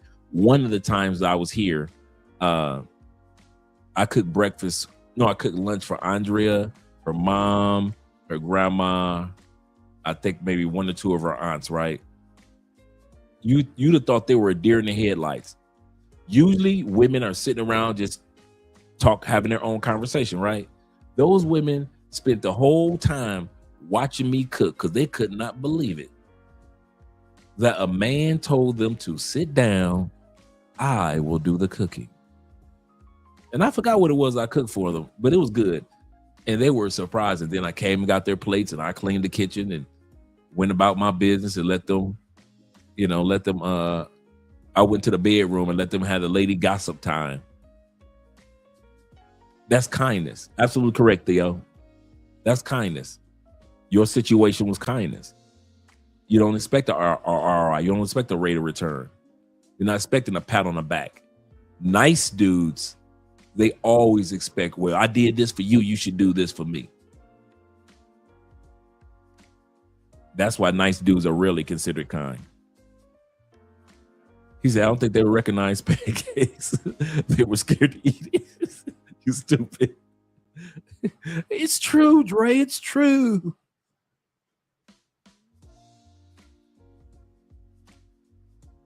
Women are attracted, generally speaking, the research shows, to men based on 3 reasons. The third is kindness. They don't want someone who's going to be a good person. They're impressed by men who are good to their parents and kind and go out of their way to help people when there's no reciprocal expectation. The second is intelligence. Because the smarter you are, the more likely you are to make good decisions and protect your family's offspring. And by the way, the fastest way to communicate intelligence is humor. I've always said if you can make a woman laugh, you can kiss her. The most important thing, though, to women, and people don't like to admit this, is the man's ability to signal future resources. It's not even he has to be rich now, but he has to have his act together such that he looks like he will be a decent provider. Nothing more attractive than a man who is confident, who is kind, and who isn't afraid of vulnerability. Right? Yep. And so Robert, I had noticed he would go out of his way to make sure that people felt included. Like he was really giving, he was really humble, he was really funny, self-deprecating humor. He didn't take himself too seriously. When women say they want a nice guy, they're not talking about a nice guy. They're saying they want a man who is nice, kind to them. Big difference. They want duality. Like Beauty and the Beast, he is soft and kind and sweet to her, but he's a beast and has capability to be dangerous to the rest of the world. Facts. That's facts. Women love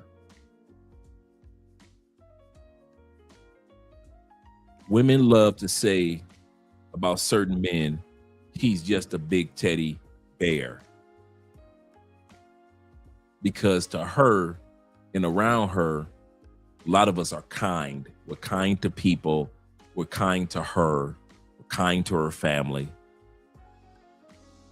They like that soft part inside of us. But notice they compare us to a bear, right?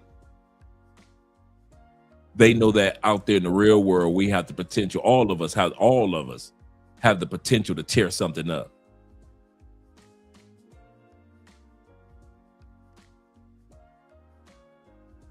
Women like men that have a kindness about them, but yet they still like a man that still has that inner Viking, if you will. Absolutely correct. That's 100% correct. Let me bring the video back. That softness she feels safe in and danger she feels protected by. It ain't personal. It's primal. Number 2, oh, this is a good one. When he goes out his way to help strangers. You're at a coffee date, boom. There's an elderly person or anybody, another girl, another guy, just carrying something really heavy and everything falls. He shoots up, goes to pick everything up, and then helps him carry the rest with his man strength. Ow! It just screams gentle man. Like, it can't get better than that. It can't. Patient men. I love men who are patient. Men who are not rushing for you to speak, rushing for you to get out the car, rushing you to put on your lip gloss.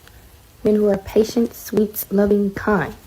Patience on a man is the most attractive thing there is. Like, Okay, I find generosity attractive.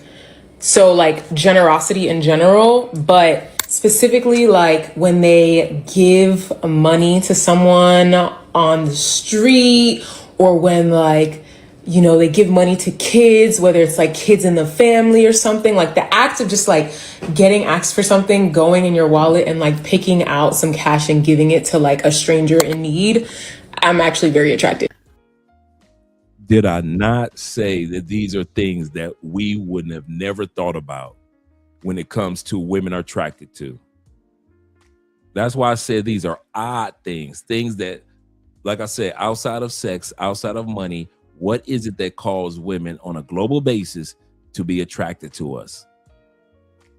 Many of us would have never thought us just being generous, just giving somebody a few dollars, and a woman that we're with looking at us like, oh, that's what I'm talking about. He's a keeper. I'm going to share with you one thing that women find unattractive in a man. Let me know in the comments if you've done this before. So what I'm referring to is the nice guy ick. Now, women, it's not that they don't like men who are kind and caring and thoughtful. It's that we don't like men who are too agreeable. This is the people pleaser persona. And what this looks like is a man agreeing with everything that. This is the nice guy. Women don't like nice guys because they know that nice guys want something in exchange for their niceness, for their agreeableness. She has to say. And the reason why it can give women an ick is because if he doesn't trust his own opinions and his own voice and his own point of view, how is she ever going to trust him? All right. Women love leaders, direction, teachers, guiders. If you can lead in a direction, if you can guide, if you could be an example for, they love it, love it. Notice we're talking about non-monetary.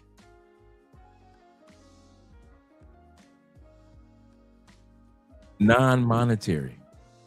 I give you a perfect example. Me and Andrea were talking the other day. I said, you know what, babe, we need to set up. I said, you know, you're in your 30s.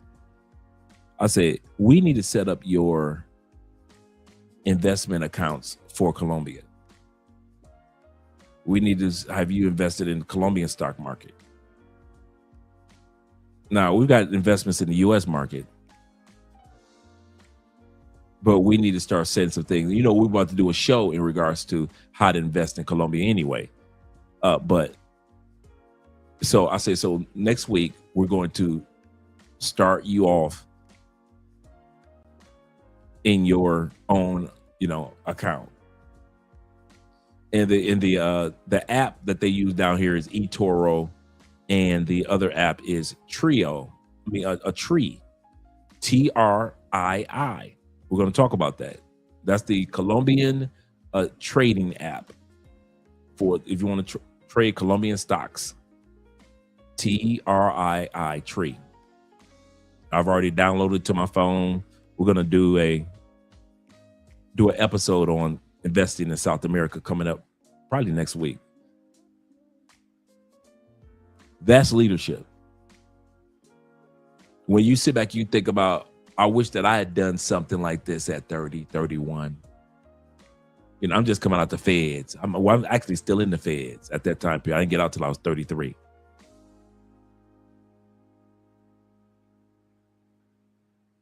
So just imagine Andrea's 31 by the time she hits 51.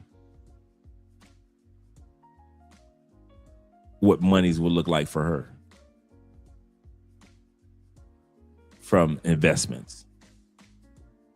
That's the type of leadership that women appreciate. That's the type of guidance, example that women appreciate about us men.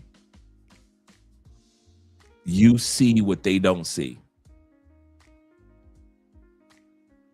Sometimes they agree with it, sometimes they don't. But women definitely look for that leadership. He said, correction, Dre. He said, sane women,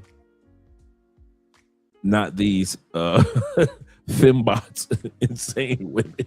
Facts, say them. Facts. He said, that's probably love men that can that's probably why they love men that can salsa dance.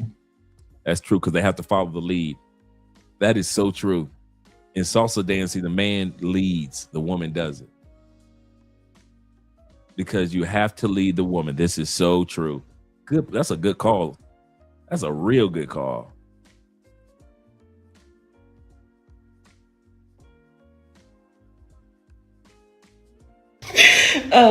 When you guys are like out, y'all clubbing or something like that, and he's behind you, and he takes his hand and just puts it on your waist to like direct you around the crowd.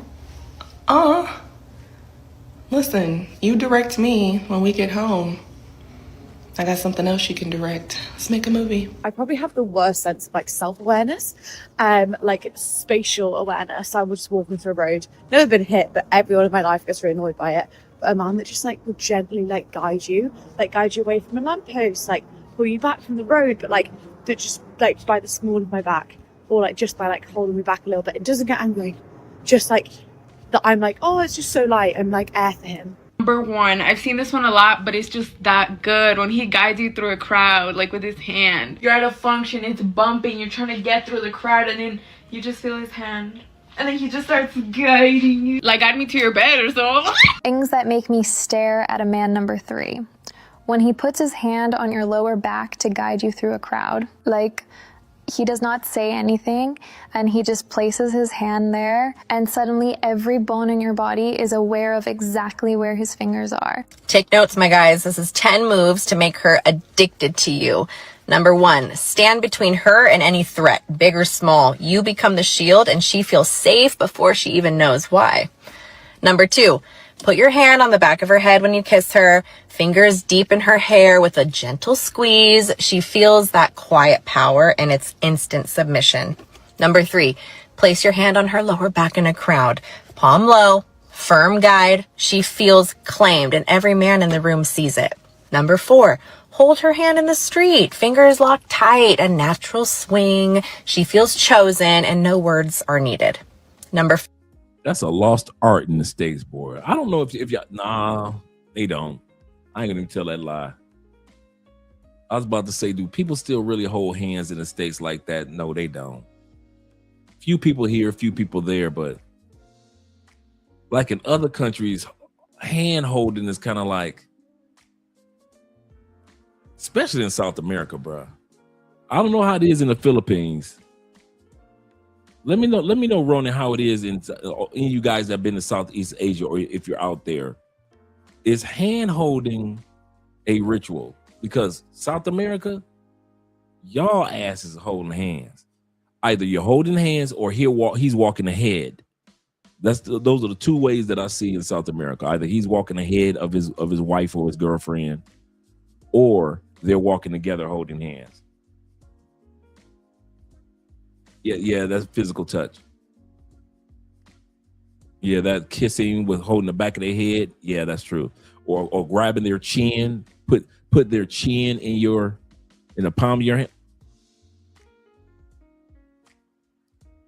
Bruh, that chin, I'm giving y'all true have her melt like butter game. Don't just give a kiss. Grab that chin, put it in the palm of you, put that chin right in there and pull her in. Bruh. Or the classic, grab both cheeks. Grab both cheeks with oh man. So either the back of the head kiss, the grab both cheeks kiss, or her chin right in your palm. I'm telling you. Yes, sir. He said, I talk with my hands a lot. They need to be free. Abstract, he said, I hear what you're saying. He said, I just think that most chicks aren't selfless. So then for them to appreciate selflessness doesn't seem viable. Neither that, or I'm just running into greedy chicks. It could be. I don't know. I don't know which one it is. But yeah, I noticed in South America, they're a lot more touchy-feely. A lot more. Fellas, pay attention. Do not do this in the United States. Oh yeah, don't. Correct. Thank you for that PSA, the public service announcement. Yes, sir. The disclaimer. Do not do this in the United States. You'll be looked upon as a stranger. Do this only overseas. This is so true. Oh, bruh. The forehead kiss, known by many, done by few. They say the forehead kiss is more intimate. Women consider the forehead kiss more intimate than a lips kiss. Go figure. A kiss on the forehead to a woman statistically is more intimate. And I can see that. I appreciate a good kiss from my wife, but when she walk in and give your boy a kiss on the forehead, I ain't gonna lie, your boy be melted too. So I can understand how the ladies feel about it too. Yeah, it is definitely case by case. Absolutely correct. You guys are correct about that.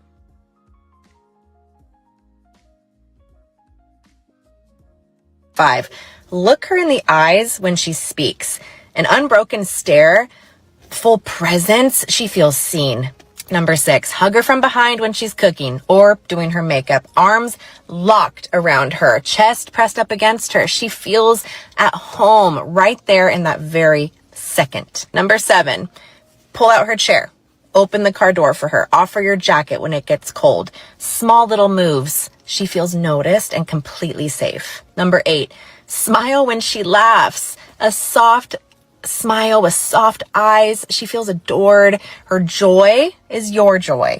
Number 9, tell her I love you for no reason. Random moment, quiet voice, dead serious. She feels like royalty. Her heart stops. Then she realizes that she belongs to you. Did you know that humor is the number one? They did a survey of couples that have been married over 50 years. The number one was humor. Was the fact that what kept their men. What was the things that kept the family together? You know, they named off a few things. The number one thing was humor.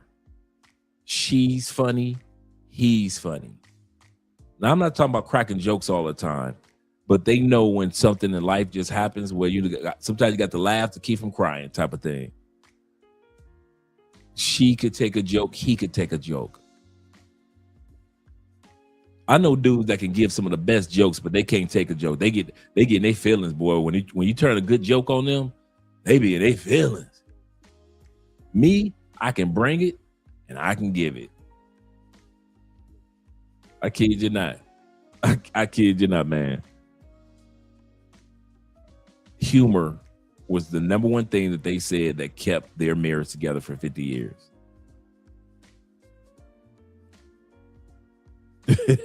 Shout out to AMF. Zeta says, hug them. Yeah, absolutely correct.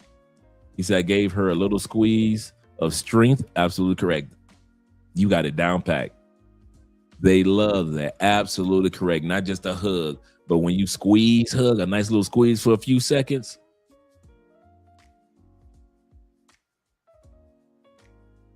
Whether it be the top hug or the classic, you got to bend down for her to put her arms around your neck and hug. Oh, man.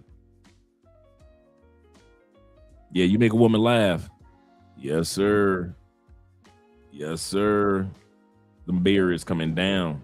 Let's continue on. Number 10, grab her booty in a social setting. Playful, gentle, quick little squeeze. 1 second. She feels wanted. And guess what? Everybody else sees it. Do these 10 things and she won't explain it to her friends. She will just say, you know what? He gets me. Save this, live this, and watch her never want another man again. Okay, this doesn't apply to all of us, but to those that do, if you know, you know. Let me put it like that.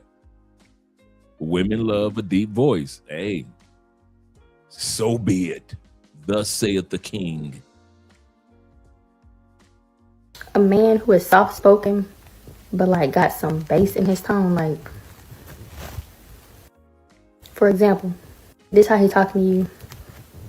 Hey, baby girl, how you doing? Like, but like a deeper voice, but it's soft-spoken, not like aggression or aggressive with when he's talking. Soft-spoken, okay? But that voice is deep though. Soft but deep. You know what I'm saying? Yes. Voice. Or your tone, because you could get. I love a deep voice. Not even a regular deep voice. He speak really calm, slow, and it's just like you seducing me. You seducing me, man. Is when a man yawns, because when they yawn, their voice just gets so deep. Like it's never just like a oh. It's always just like a oh. Like first one on the list. I would have never thought about women noticed how we yawn. Is have a deep voice. I don't know, something about it. Something about it. Hey. My choice. I love a deep voice. It's just like, I don't know, it just like commands the room. I don't know, but I love it. One of my non-sexual turn-ons is when a guy's voice like gets deep and their eyes get like a little low. Like when they wake up, or like no, like it's like I might be having a conversation, like just we're just talking, and then out of nowhere, like it always happens, like where it's out of nowhere, like their voice just gets deep and their eyes just get like a little low, and like. You turn the lights off and you put 10 men and one bachelorette. One of the first things she's going to cue off of is, how does he sound? Yeah. So a dude who goes, hi, how are you? He ain't going to do as well as a guy's like, hey, how are you? Then the reason that women like a deeper voice, it's also related to testosterone. Yes. Which is also related to the fact that you have a stronger immune system and you can take the testosterone poison. It's not that women actually like testosterone. It proves that a man has an intensely or immensely strong immune system when he was young and he could withstand the ravages of testosterone. Deeper voice makes people treat you more seriously with more respect, and it makes women more attracted to you. So there's a couple of techniques that I remember that I used to use back in those Minecraft days that I want to pass on to you. And the first one is what I call down talking. When we end a sentence, most people aren't very aware of this, but if you just speak out loud right now, imagine you were asking a question to someone and you say it out loud, your voice will probably end in a higher pitch, which usually symbolizes like a little bit of submission and weakness. Oh, can you pass me that pen over there? You soften your voice because you're almost afraid to show that you actually have more power, because you don't want the conflict that can arise when you show that I am actually this guy. The opposite of this is what we call down talking, which is where the sentence ends with a deeper pitch than where it starts. What's your name? What's your name? What's your name? The last word is deeper. This is just a little cue for you to keep in mind. Every sentence that you say, make the last word deeper. All right. Just like you guys said, women love. When I say something funny, because I'm funny, but when that nigga laughs so hard, I done laughed that man out of his drawers. I love a man that can laugh at me. Sometimes men don't be wanting women to be more funny than them, but when a man knows that I'm funny and he laughing, oh yeah, let's take it to the room. All right, number 2, laughing freely. I love when men laugh. I love laughing in general. Me and my girls, we have a key, but when a man laughs, especially at your jokes, because let's be honest, we are funny as hell, I just love it. Like, yes, please shine all 32, and not that cute, like, restricted laugh. No, I want you to bust out laughing, screaming. Like, I don't know, something about it is just like you have no care in the world. You're just enjoying yourself. And I just love that. Number 1, when a man actually laughs, like when you can tell it's just pure joy and happiness, like, yes, I love joy. Hey, check this out. If you're a female that can actually make dudes laugh, that's the biggest cheat code you could have. I'm telling you, because you could get any kind of dude anytime. If dudes like genuinely being around you because you're funny, on top of, even if they don't find you super attractive, if you're funny and your energy is good and you're a person that people enjoy being around, I'm telling you, you're going to win out over females most of the time. Man, it's true. If you can make a woman laugh, you've unlocked phase 1. Boom. That's already done. It's already done. It's true. Ain't gonna see. Try to make a girl laugh as much as possible. You know, this isn't open mic night at a comedy club. You're not trying to entertain her, you're trying to attract her. And while making her laugh is part of that, it's not the whole thing, bro. It's more like that extra spice that's fun, interesting, and sets you apart from the other boring ass dudes out there. And when you do it in the right ways, you can really get her attracted. So keep this in mind. A sense of humor. You don't gotta be a stand-up comedian, but man, if you can make us laugh, that's gold. Especially if you can laugh at yourself. But be careful not to make yourself the punchline. Instead, make the situation you are in the punchline. That's the difference between good self-deprecating humor and cringy. Now for character traits, girls love a guy that is funny. If you can make us laugh, we will literally love you, and it doesn't matter what you look like. All right, guys.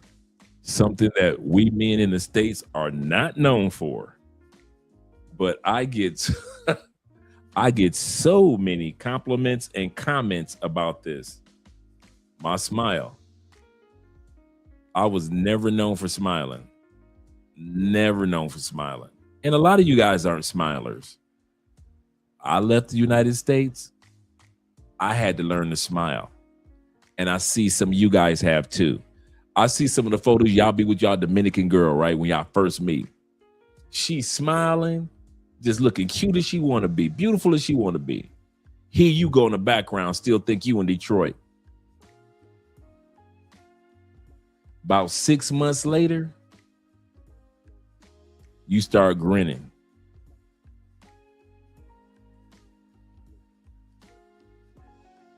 On the photos. Like your face gonna fall off. 9 months later, y'all take a photo together. She's smiling, looking all cute. Here you go. You like me now. You like me. All I get is compliments on people saying, man, you have changed. Your energy is so different. It's not about the smile. It's more or less about the energy that allows you to even smile at life. I'm not walking around Colombia just full of smiles. But when I do smile, it's genuine. And that's why it translates in my photos, because I'm genuinely happy. Happy for us, happy for me and Andrea, happy for you guys, happy for others that travel. So if you got a smile, and you know you got a nice smile, bruh, use it. Use it. He said, you ain't lying. He said, I'm showing all my teeth in DR. Yeah, man, dudes be starting. It'd be funny as could be too. I be knowing when you first start dating somebody, dudes be sitting up there like she'll be smiling, just looking all cute, and then hear you in the background. I'd be like, that picture looks so off. So off. And then like 9 months later, here you go, you just hugging and smiling. Hey babe, could you bring me some of the red drink that I have in the bathroom? I mean the refrigerator. It's in your green glass container. It's the tea. Thanks, babe. Yeah, that dynamite. Yeah, man. Shoot, that's why you get the teeth taken care of. You want to show them teeth off.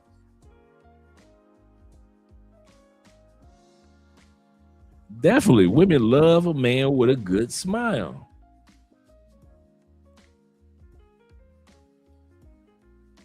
Hey, and if this is the funny part too, and if you ever want to see other men hating, be a dude that can smile in another country. And them old hateful.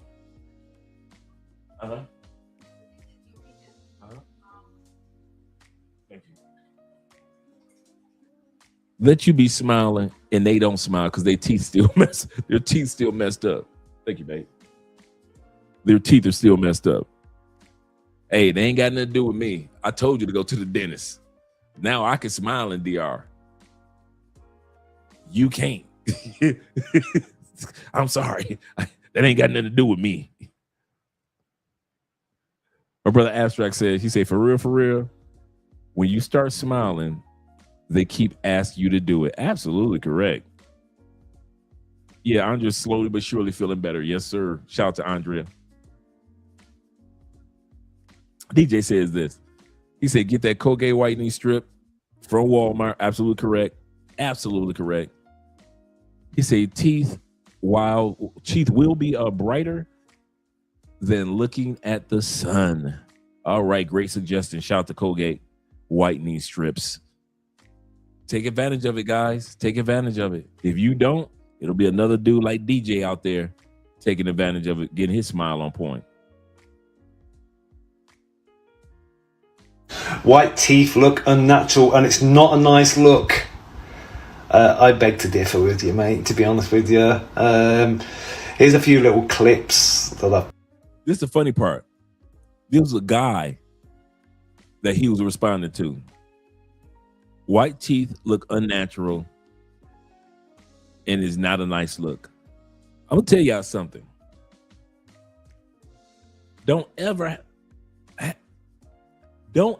have your teeth looking good for men.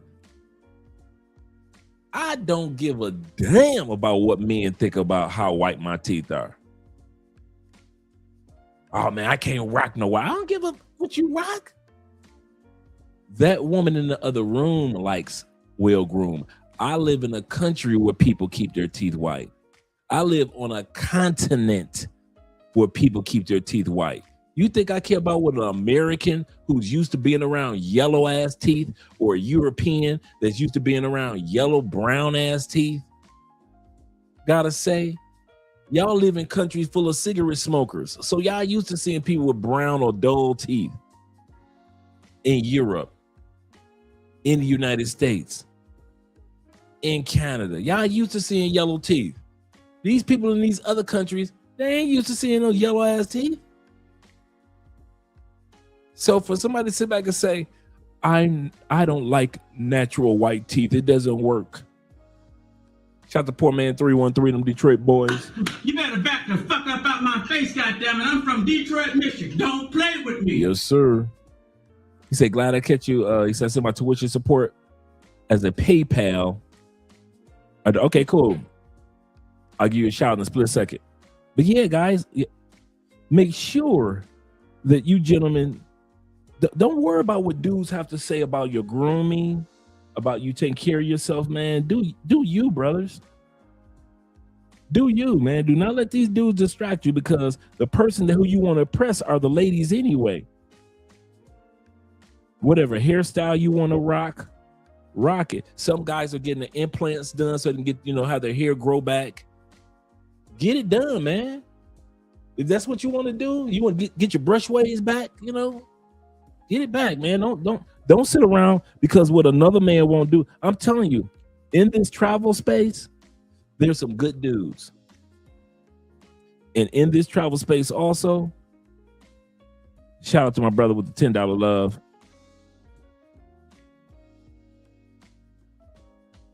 Appreciate you, brother. I mean, with the $6 love, $5 love. Appreciate you. I'm gonna say this. Also, Also, say this also. There are some bitter dudes in the travel space too. No matter where y'all go, there's some dudes that don't like the fact that you in the Philippines, that don't like the fact that you went to Thailand before they did. There's some dudes that do not like the fact that Austin is in a happy relationship. Austin Holloman in Africa, happy, evolving as a man. Some of you guys have gotten married. There are dudes that are not happy for Aaron, passport bro Aaron in Thailand, happily married now, had their firstborn now. So he's got his firstborn child. He's happily married in Thailand. He helped build this passport bro movement. And there are brothers that cannot stand the fact that how dare he get married, be happy, and evolve as a man in another country. It's motherfuckers that want him still out there going from country to country to country to country, showing footage of the ladies. How dare you grow up and mature or evolve? And I'm not talking about marriage and children is the only way to evolve, or relationships are. But what I'm saying is we got too many haters in this travel group. And that's just uncalled for. Uncalled for. Yeah, congratulations to him, man. All this happened over the last month. Yep, absolutely correct, Esco. Whatever your style is, man, we travel for a reason. Some dude, like I said, some dudes say, hey, I'm over in this country, and they do the hair implants, and I can get my hairline back, and I'm on point. Get it done, bro. And I mean that. Get it done. I've seen some excellent results, man. Excellent results. So go ahead and get it done. Me, I'm keep to the murder one. I ain't gonna lie. I like a good old fashioned first degree murder haircut. Okay, mean shaved. I like my murder one, so I ain't gonna lie to you. But if you're a dude that you like, hey, I don't like rocking the murder one, it don't go with the shape of my head. Go ahead, get your we travel now. We ain't like people in the States. Well, we gotta pay the stateside prices because we don't travel. There's not too many places that does a good job with the implants for men. So you're gonna overpay and you'll get subpar work. To whereas we travel to so many countries, man, could have been got it done, man. You've been on point. But yeah. Who is TMD?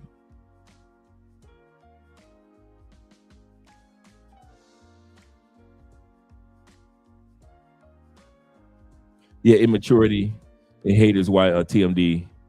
Tailor-Made Dreams. Quit you. Yep. They was hating on Tailor-Made Dreams. Tailor-Made Dreams introduced DR to a lot of dudes. A lot of dudes didn't know nothing about DR. The New York brothers did. That's, a couple of Florida dudes did. But most of us didn't know about DR and buying property over in DR and opening up bank accounts and the ups and downs of life in DR until Tailor-Made Dreams started his YouTube channel. But he's over the years, he got so many haters that were coming to DR as if they didn't need his advice anymore. And he just stopped his channel. He's like, man, I ain't got to do all this. I ain't got to deal with all that.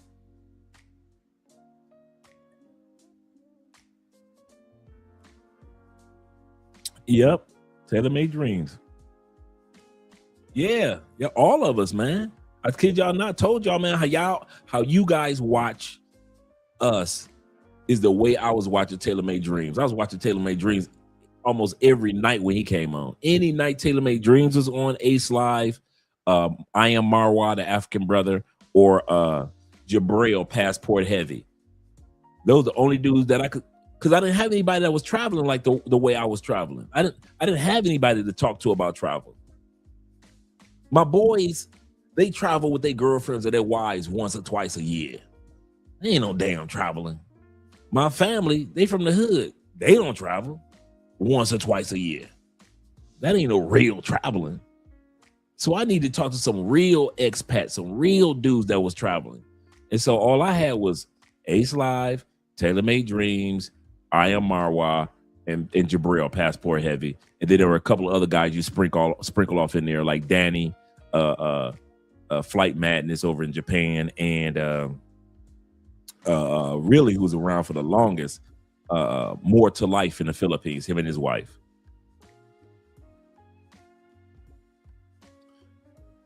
Yeah, back in the day, man, Philippines ain't the same now. You right. It was it back in the day.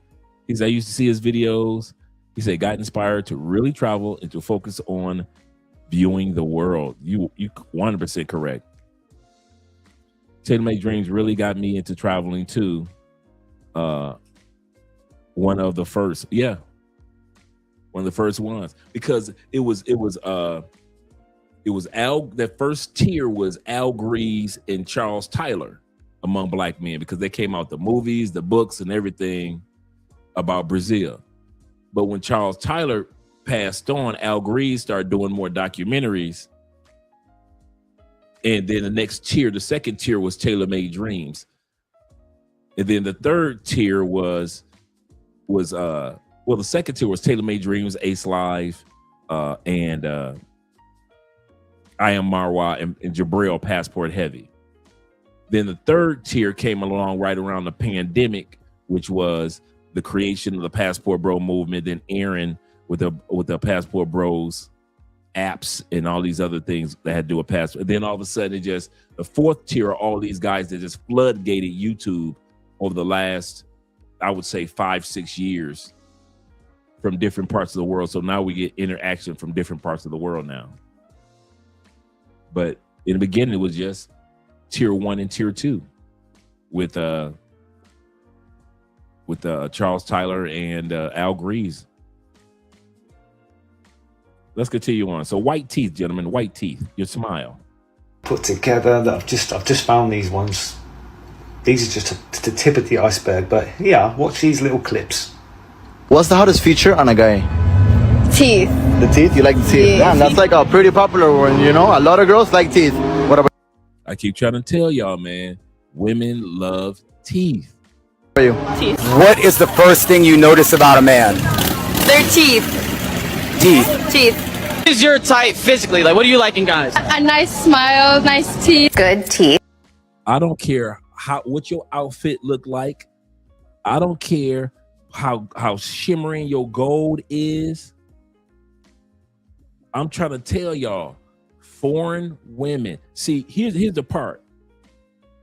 You know how you always hear me say certain things don't translate to outside the United States like it does in the United States? In the United States, you can hide behind your bulky gold. You can hide behind diamond rings and diamond earrings, and you can hide behind your brands, your Superfly shoes, your bank account. In other countries, who don't look for you to have all the flag gold on, who don't look for you to have the name brand this, the name brand that, so that doesn't work, and you ain't got the fly shoes on. So now they only see a nice haircut, a nice hairstyle, and the first thing that these women see in other countries, and I keep trying to tell this, your motherfucking mouth. Number 2 thing that women say that they notice about a man, Does he wear a watch? A lot of dudes been sleeping on that one for years. Does he wear a watch? All this area here, this whole area here, women consider sexy on a man. From your fingertips all the way here. All of this. Don't ask me why. Don't ask me how. They think this whole region is so attractive on a man. I'm not a woman, so I wouldn't know what they see. And so one of the things that they notice, because they're attracted to this region on a man, does he wear a watch? Kid you not. And it doesn't have to be a fancy or expensive watch. Does he wear a watch? It's the craziest thing, bruh. Women notice shoes and watch before they even notice the gold on your damn neck. You can have all this gold on your bokeh on your neck. A woman will notice, does he have a watch on? Let me see his shoes. Kid you not. Oh, Dre, it ain't that serious. It ain't that serious to us, we dudes. It's that serious to women. It ain't that serious to this. I don't know what the hell will make this right here so attractive from here to here. Don't ask me. I'm a dude. But to women, oh my God. Oh my God. Yeah. Corporal says this. Shout out to Corporal being in the building. Corporal ST says this. He said, I've been traveling. He said, I've been my life as a traveler in the late 70s through the mid 80s. While my parents as a military brat, with my parents as a military brat. He said, I visited multiple places around America, around the Americas and Europa. Yes, sir. Yes, sir. That's how you do it. A lifetime of travel. So let's bring that back a little bit. Women love teeth.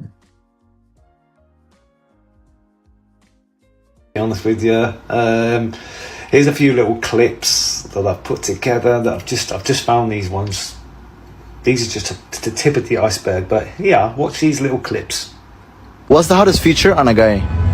Teeth. The teeth? You like the teeth? Yeah, that's like a pretty popular one, you know? A lot of girls like teeth. What about you? Teeth. What is the first thing you notice about a man? Their teeth. Teeth. Teeth.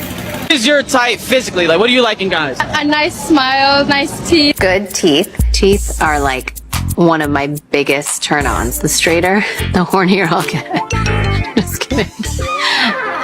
But not kidding. What's the most attractive feature in a man? In a man? A nice smile, have nice teeth, look decent. Okay. Yeah. What's the most attractive feature in a man? His teeth. His teeth. His smile. Smile? His smile, yeah. Smile? That's yeah. important? Okay. Attractive feature in a man? Smile. I'm not going to argue. The first thing I notice on somebody, so I don't know if it would be I know a what you're profile. gonna say. Say it on 3. 3, 2, 1. Teeth. Knew it. Women don't find you unattractive. They're just scared of you because you don't smile. So many guys will walk around with like a mean mug on their face. Like,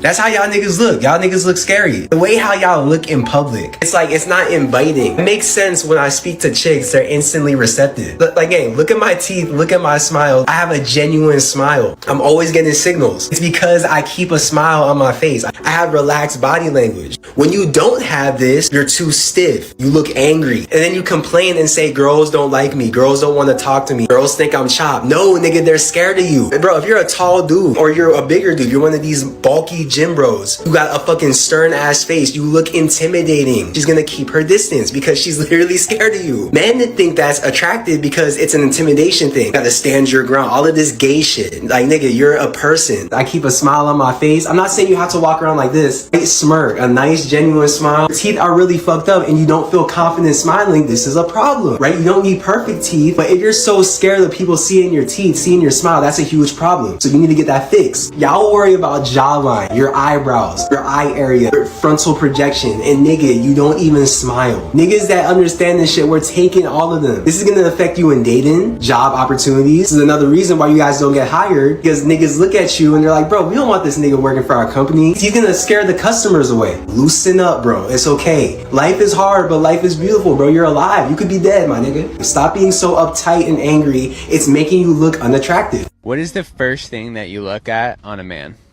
His teeth. Why do you think you like a teeth? I have such a fixation. I've always had a fixation on teeth, and that's just the first thing I look at. What if they got a few crooked ones or something? If you have up teeth, I can't do it. Oh, go see a dentist. So remember how I said a lot of attractiveness is based upon health cues. Now, alongside with your body, we have to do what I call fix the foundation. The foundation is a combination of your skin, teeth, and just overall health, including your skin. So let's talk about teeth first, right? I would say the very first thing I did in terms of maximizing my looks whenever I started making some money was fix my teeth. Growing up, I had braces, but I wanted that Hollywood smile. I wanted to get compliments on my smile. I wanted to get compliments on my teeth. So what did I do? I set out a mission to figure out what is the best method for me to straighten and whiten my teeth. I'll tell you some of the few best options right here. Number one is going to be veneers. Veneers are the most expensive route. However, they are the best way to actually have that Hollywood smile and to have the crystal clear, perfect smile. The only thing with veneers is that you want to make sure that you don't get something that's too white because you don't want to make it look too obvious. Now, if I'm smiling here, do you think I have veneers? I'll leave that up to you guys, but who knows? I might. You never know.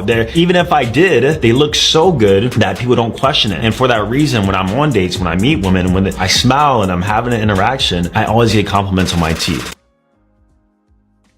All right. As I was talking about, women love men's hands. This was ranked number 2 most attractive part about a man. His hands. Shout out to the official one, our brother Kobe in the building. He say facts, clean. He say clean shoes, white teeth are so serious in Colombia. Absolutely correct.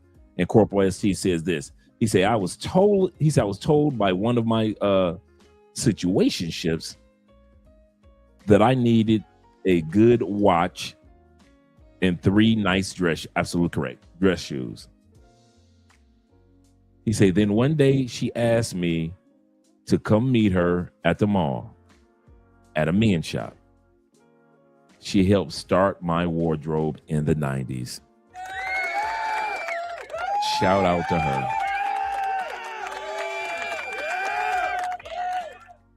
The last gift that I ever received from a woman in the United States, true story, 2 suits. That was the last gift I ever received from a woman in the United States. Female took me, she was an executive for Frontier Communications, right? And for my birthday, she took me. I said, where are we going? She said, I'm about to get you a gift. I said, okay. So she said, pick out any suits you want.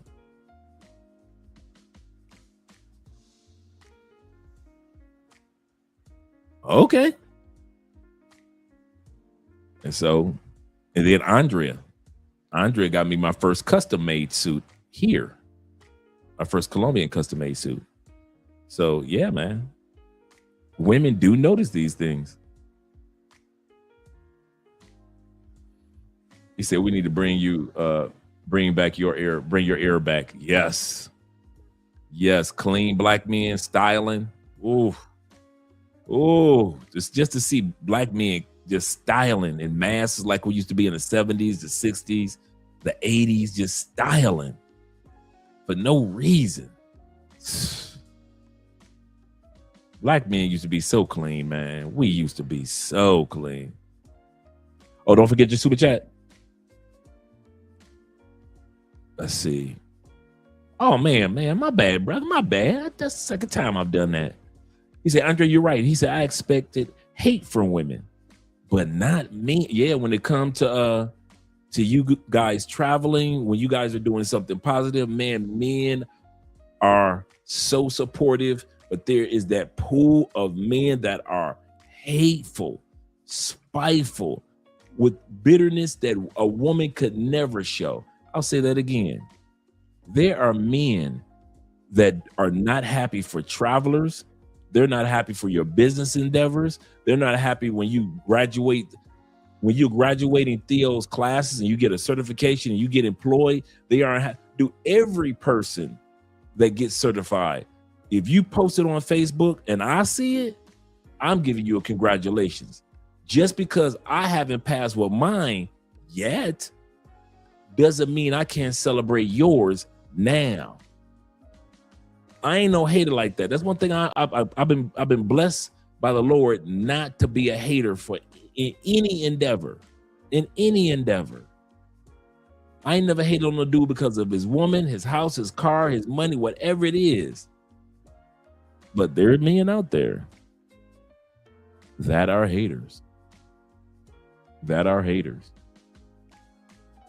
He said, I saw the hate from the recent video CAG Coach Greg Adams posted. He said, a happy man enjoying his life, dating younger woman. Man, I loved that video. I know exactly what video you're talking about, the montage video that Coach Greg Adams showed himself just traveling the world, beautiful young ladies, living his best life. That's the hypocrisy of the travel space. Everybody want to be a traveler, but don't want to be happy for travelers. Everybody wants to be a traveler, but don't want to be happy for travelers. Yeah, I like that video, man. That was a really nice video that Coach Greg. It was like a 30-second montage of just all the places that he's been traveling to, just having a good time, just living his best life, all the beautiful ladies. This is the funny part. He wasn't posting anything that we hadn't seen before. All of what Coach Greg Adams had done, we could have easily said, been there, done that. That's basically the type of montage that he was doing, you know, on the yacht, at a restaurant, at a club, at a outdoor adventures and different beautiful ladies. Been there, done that. So we could have, for us that travel a lot, we could relate to it. That's what I meant by been there, done that. We could relate to what he did. But a lot of dudes, seeing you older men happy outside the United States, shit. An older man, older people supposed to be in the States miserable. How dare you leave the United States and be happy? Traveling and look at all these young, beautiful women that are all over you and you having a good time. Who do you think you are? And you ain't even 6 feet. Anybody know Coach Greg Adams? Coach Greg Adams like Prince, same height as Prince, man. I ain't gonna even lie. When he walked up in the Black Menace for Conclave, I was like, where's the rest of them? This gotta be Coach Greg Adams' assistant. This man was his own mini-me. That is one short brother. I kid you now, I'm talking about he could do pull-ups on your keychains. But his energy and his confidence fills the room. You gotta love the brother for it. You gotta love the brother for it. And he is living his best life. So you're right. Them brothers, man, I couldn't believe people were hating on him for just enjoying his life, man.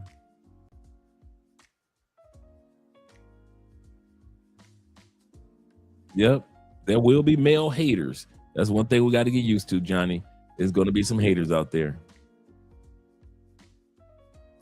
He said, I noticed that T-Mac said, I noticed that compared to Cali, there's a lot more non-black expat haters in Medellin. True. They seem like they strive to try to demonize black expats here and claim that we ruin Medellin. Nah, white dudes. Come on, white dudes. Let's talk for a minute. White boys, they had to put the angels list out on you because you brothers were coming down here on some pervy stuff. Y'all knew y'all was on that angels list back in the States and y'all had to check in every 3 months. It wasn't the brothers that they would turn around at the airports for years before they started turning around brothers. They've been turning y'all around for the longest. It ain't us that we seeing every time you turn around getting arrested in Thailand. It ain't us getting arrested in the Philippines. See, my white brothers. Oh, let's put it like this for YouTube. White T brothers. Yes, in the United States, you might commit the most crimes, but everybody else gets the most convictions. The one thing I love about the travel space, White T brothers, the playing field is even. The playing field is even. Once you leave the United States and Canada, the playing field is even. And y'all the ones that stay in jail. You stay like, don't complain about nobody doing nothing when it comes to passport, bro, and traveling. Y'all stay with handcuffs on your arms. All you do outside the United States is prove the truth of what the United States should have been when it came to convictions. I'm gonna say this again, White T brothers. All the convictions that you got away with, what you should have gotten for your crimes in the United States, you now get those convictions in other countries. Ain't no other country, they ain't got your back in Asia. They ain't got your back in South America. They ain't got your back in Central America. Ain't no, because I'm white, I shouldn't get locked up. You can't do that now. So if you want to sit back and say the black passport bros ruined Medellin, no, they didn't. No, they didn't, because y'all were already getting arrested in Medellin long before brothers start coming down. Y'all thought y'all could sneak down here and mess with the little girls long before brothers were coming down here. Y'all thought y'all could come down here behind y'all wives' back and get your freak on. Like that one governor, I believe it was in North Carolina or South Carolina. They looking for him. This is a few years back. A lot of you guys don't remember this. I think it was the governor of North Carolina or South Carolina. This white dude came up missing. And I mean missing. Security looking for him. They asking his wife and kids, have you seen the governor? Where is he? Where is he? Couldn't find him for nothing. This was like either right before the pandemic or during the pandemic. Couldn't find this dude for nothing. Governor. Guess where they found him? In Colombia. Smashing chicks.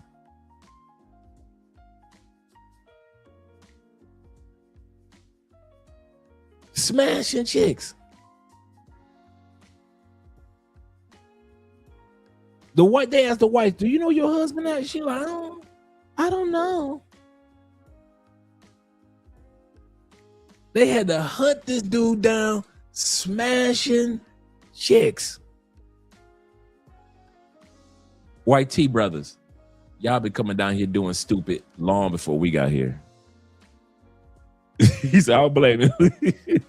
I don't blame him. Facts. Y'all been coming down here acting a dang fool long before we came down here. So don't put this Medellin thing on us. They wasn't protesting us. They was protesting y'all. Y'all was the ones that caused inflation, not us. Don't try to put that on us.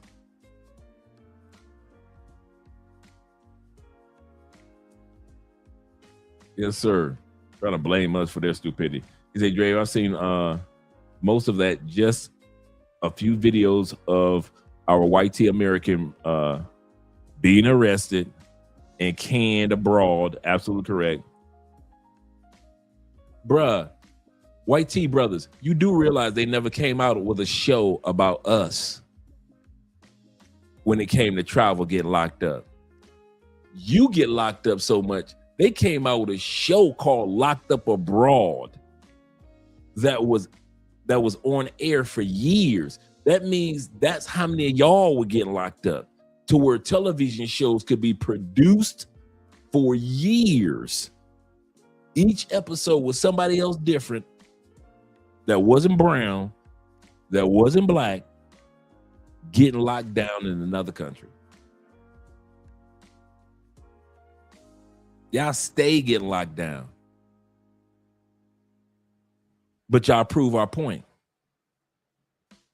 If the playing field of life was equal in the United States, y'all would be the most incarcerated, not us. Travel proves that on an even playing field called travel, meaning no country holds an allegiance to you, they don't hold an allegiance to me, who would be the most to get locked up? Who is the number one criminal of criminals? Which culture or race, if you will, are the ones to get locked up on a regular?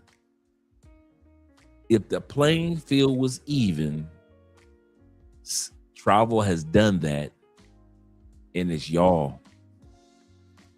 Y'all stay locked. I know you got a few sisters and maybe a few brothers here that get locked up here and there, but y'all stay getting locked up year round in these countries.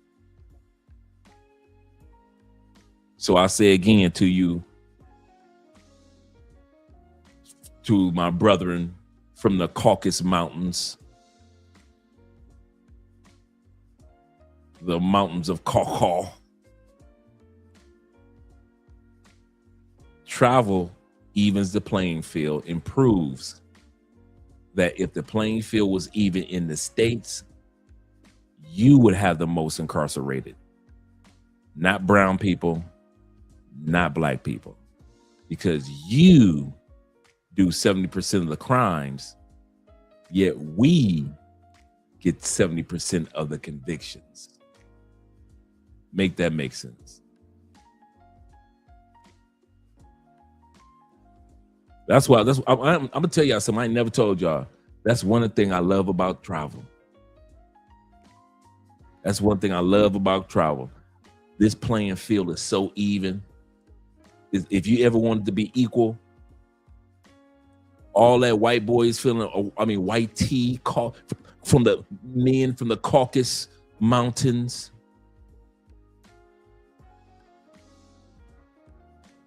feeling like they all that, like they feel in the United States, whether they be rich or poor, but they feel like they all that. All that playing field is even played once you travel.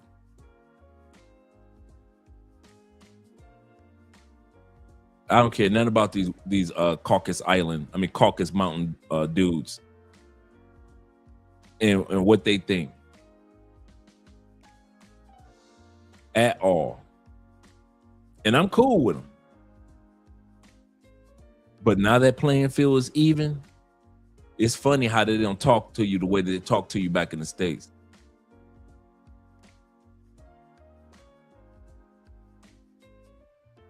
Kid you not.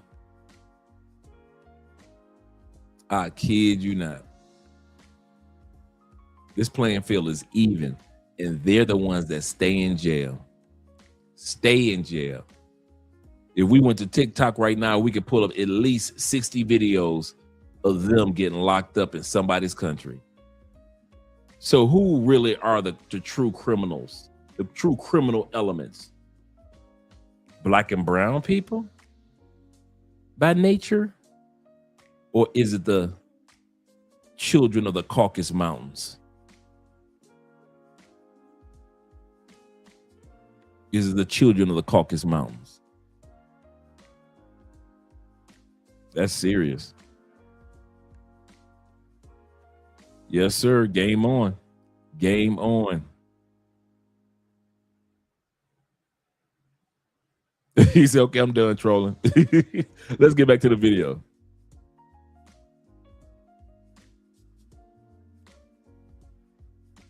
What's your favorite physical feature on somebody? I like a muscular back. Okay. Hands. Hands, okay. What is it with the hands? Gotta be big and veiny. Big and veiny, that's what she said. That sounds so bad. Yeah. Small hands are an absolute no-go. There's men out there with something called monkey hands. I know that you can't. Donald Trump hands. Donald Trump was famous for being mocked about, because you know Donald Trump is like 6'2", 6'3", right? But he has these little baby hands. And people talked about it during the first election. Do anything about it if you have monkey hands. I only know one person, my old boss. Are you just saying it's literally just a guy's hands look like monkey's hands? Yes. Okay. Just small hands. They're just small. You're insane. Just this, right? Yes. And your old boss had monkey. Yeah, don't say that again. I already am regretting saying that. Do realize the things that we don't notice, women do notice. Ladies, is it true that you find men with big hands that are vascular extremely attractive? Is it true? If yes, why is that? You know what gets me about these dudes? I don't know what it is about men needing female validation on social media over the last couple of years. I do not get that. I don't know why men feel like in order to feel, when women do it, you know, when women go on Instagram and they half naked and they doing a little seductive dance. We all know they're trying to get attention. We all know they got low self-esteem. We all know they got banging bodies and pretty faces, but we know deep down in their hearts, they don't feel good about themselves. I never get why men are doing it now. I see, you know, when I'm doing research for a particular topic, I see this all the time. Men are being ultra thirsty. Ladies, do you like men with deep voices? Like, what? Ladies, do you like a man that works as a truck driver? Ladies, do you like male nurses? Ladies, do you like men that are short but strong? I'm like, dude, what are y'all doing? He said, Dre, unpopular opinion, women like men with nice behinds as well. That's true too. I know that one for years. That one I did know. That is true. Women have said that for years. I didn't know about the hands thing. I didn't know about that either. Extremely attractive. Is it true? If yes, why is that? Men with big hands. Men with big hands. Why are they so attractive, ladies and gentlemen? Like, if a man came up to me with big hands and started making general conversation, I'd be like, yes, I do. Like, let's get married. What do you look for in a guy? Like, what turns you on? He has to be funny. Really? Really funny. And big hands and a mustache. Big hands and a mustache, wow. The most attractive body parts, according to women, men's body parts. Okay, what part is this that is most attractive? Number one, veiny hands. It is always associated with physical strength and hard work. Most women, they look at men with hands which are full of veins. They associate, this guy really works hard. He's always grinding. All right, women love intelligent men. Shout out to the nerdy dudes. Black men, y'all be pissing me off. Because not only do you all fall victim to the stereotypes about black women, you perpetuate them. But the one stereotype that really gets on my nerves is the one about what black women find attractive. Because we as people are not a monolith. So we're gonna like a multitude of things. The stereotype is that black women love thugs, hood niggas, men in jail, bums, drug dealers. And our music and our media does a really good job pushing that narrative too. And I do understand for a lot of black men that is their reality because you grew up in such a horrible environment that was around you. But let me be the first black woman to let you know that is not true. I like me a goddamn brainiac. Baby, teach me something. The smarter the better. She get wet if you have more degrees than I do. My kryptonite is a sexy black man in a 3-piece suit with cufflinks and good cologne. A man with a passion, a man with a hobby, a sweet, sensitive man who's in tune with his emotions. Fuck all that other shit you heard. Last but not least, a man who's knowledgeable, like a man who has brains, like he's just so smart, like he knows You ask a question, he know the answer to everything. Like, how do you know this? A man who's in his books, a man who's in his Bible, his word, knowledgeable, wise. I love that. I love that. Third one on the list is big brains. I love when a man knows something about something. Like, if you can explain something to me about a topic and it's just like, wow, keep going. Especially if they're passionate about it. Oh my goodness. Keep talking, professor. Keep talking. Speaking multiple languages, but like being able to like easily flow, like switch between the two. So like they could be saying something and then mid-sentence switch and then just like switch back. Like being able to speak multiple languages and weave them together. Like, you have my ear. I'm listening, even though I may not even know what you're saying. Girls want nerdy boyfriends and husbands. It's true, but it's more than just the aesthetic, the look. It's more than just the glasses or what you wear. It's more than just you being interested in anime or comic books, or it has to do with your ability to expand the boundaries of her conscious thought, your ability to introduce her to ideas and concepts that she's never before encountered, your ability to stimulate her mind, to get her imaginative juices flowing. That's what it's about. And if you can do that with a little bit of personality, maybe a little bit of humor, you got it. You got it. So I'm going to tell you how to get started. All you have to do is say these 3 words and you can get into all kinds of different conversations, right? These 3 words can launch you into almost any area of conversation, any field, any topic, any whatever, okay?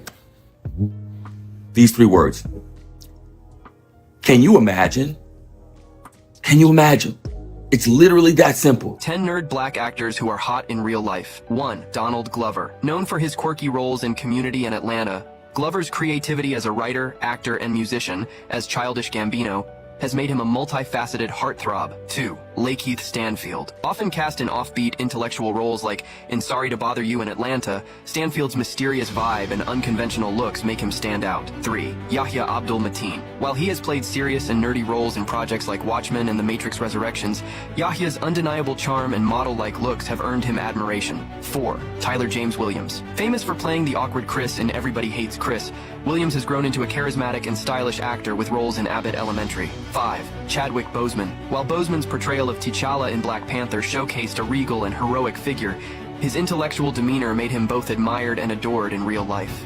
6. John Boyega. Known for playing the tech-savvy and brave Finn in Star Wars, Boyega's strong personality and dashing looks have made him a fan favorite. 7. Jesse Williams. While his role as the nerdy and principled Dr. Jackson Avery on Grey's Anatomy is iconic, Williams' real-life charisma and piercing eyes are undeniable. 8. Jay Ellis. Playing the ambitious and occasionally nerdy Lawrence in Insecure, Ellis combines intellect with an undeniable suave appeal. Dokuzunchu Kenan Thompson. Known for his goofy and nerdy humor on Saturday Night Live and Kenan and Kel, Kenan's charm and comedic genius make him quietly attractive to fans. 10. Brandon P. Bell. Star of Dear White People. Bell's portrayal of a poised and intellectual character mirrors his sharp, polished persona in real life. Your name and age, and why'd you end up popping your balloon? Shania, I'm 28. And I popped, you're a little too old for me. And you seem a little nerdy. I'm nerdy. But that's it. I just feel like you would come home and I wouldn't understand nothing you're telling me. Like, nothing. And I want to be interested in what you do, and I probably wouldn't be interested. Okay. So. See, this is honestly what would even make it difficult for a guy like me to date a black woman. The intellectual barrier. The black American community is already the least scientifically literate and proficient demographic in America. And I'm a legit nerd. Biology, psychology, anthropology, chemistry, astrophysics, cosmology, geology. I'm into it all. I love to visit museums of natural history, go to zoos, aquariums, etc. And I'll send women that I date things that pertains to those fields of study. I want to watch documentaries about that kind of stuff with my woman. And when I'm reading books, I want to share what I'm reading with my woman. Most black women wouldn't be interested in understanding, hearing, or appreciating the scientific dimension of me. They would rather engage in politics, revisionist history, and drama. All right. One of the last ones is women love confidence. There are some things that women like me find super attractive in men like you. First of all, confidence, but without the ego. I'm talking that. Before we go any further in regards to that, let's put it into context real quick. When I talk about confidence, I don't care about your confidence that you got in the States. I don't care. I'm talking about the confidence that it took for you to get your passport, the confidence that it took for you to get on that plane, build a new network, learn a new language, the confidence that it took for you to go to another country. Women love confident men. A lot of guys don't realize that on average, if you've been to 5 countries, do you know you've been to more places than 90% of the planet? Just 5 countries. You've been to more places than 90% of the planet. That's confidence. It took confidence for you to even go to those locations,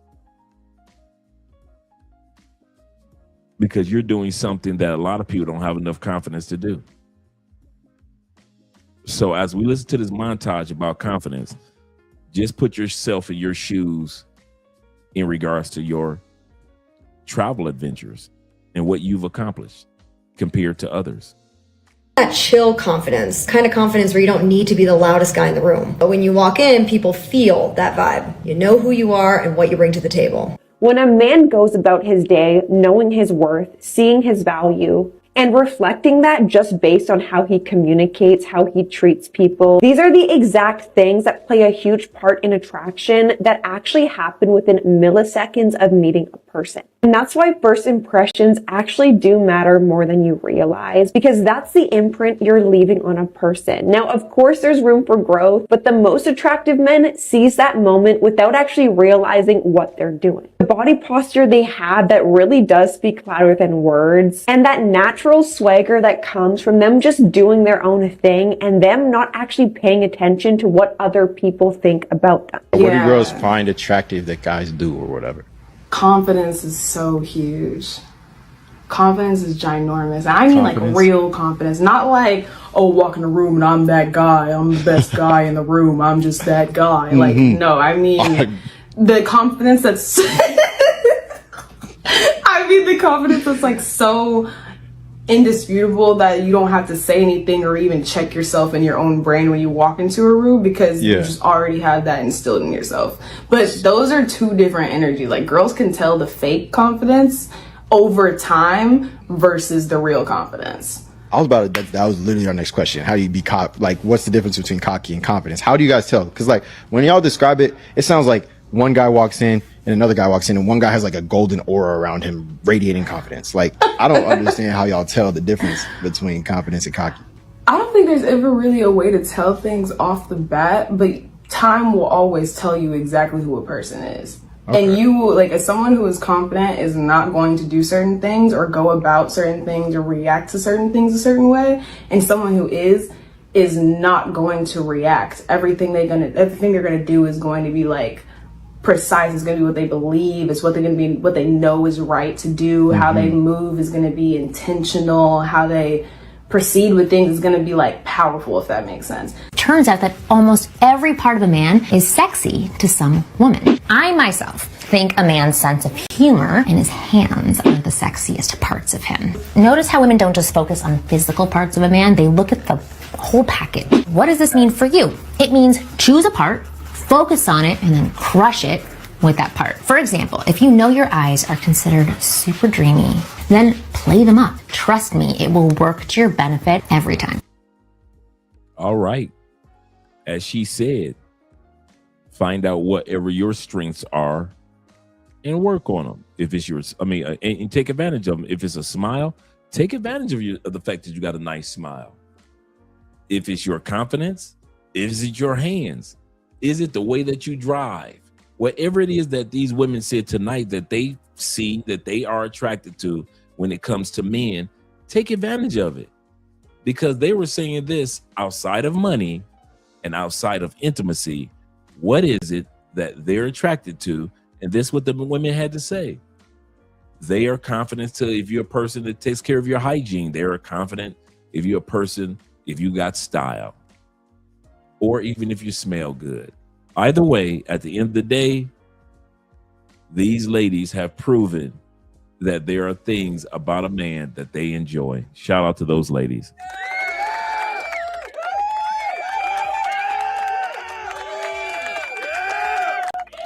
And shout out to you guys who hung out with your boy all the way until almost 11 o'clock where you are, a little after 11.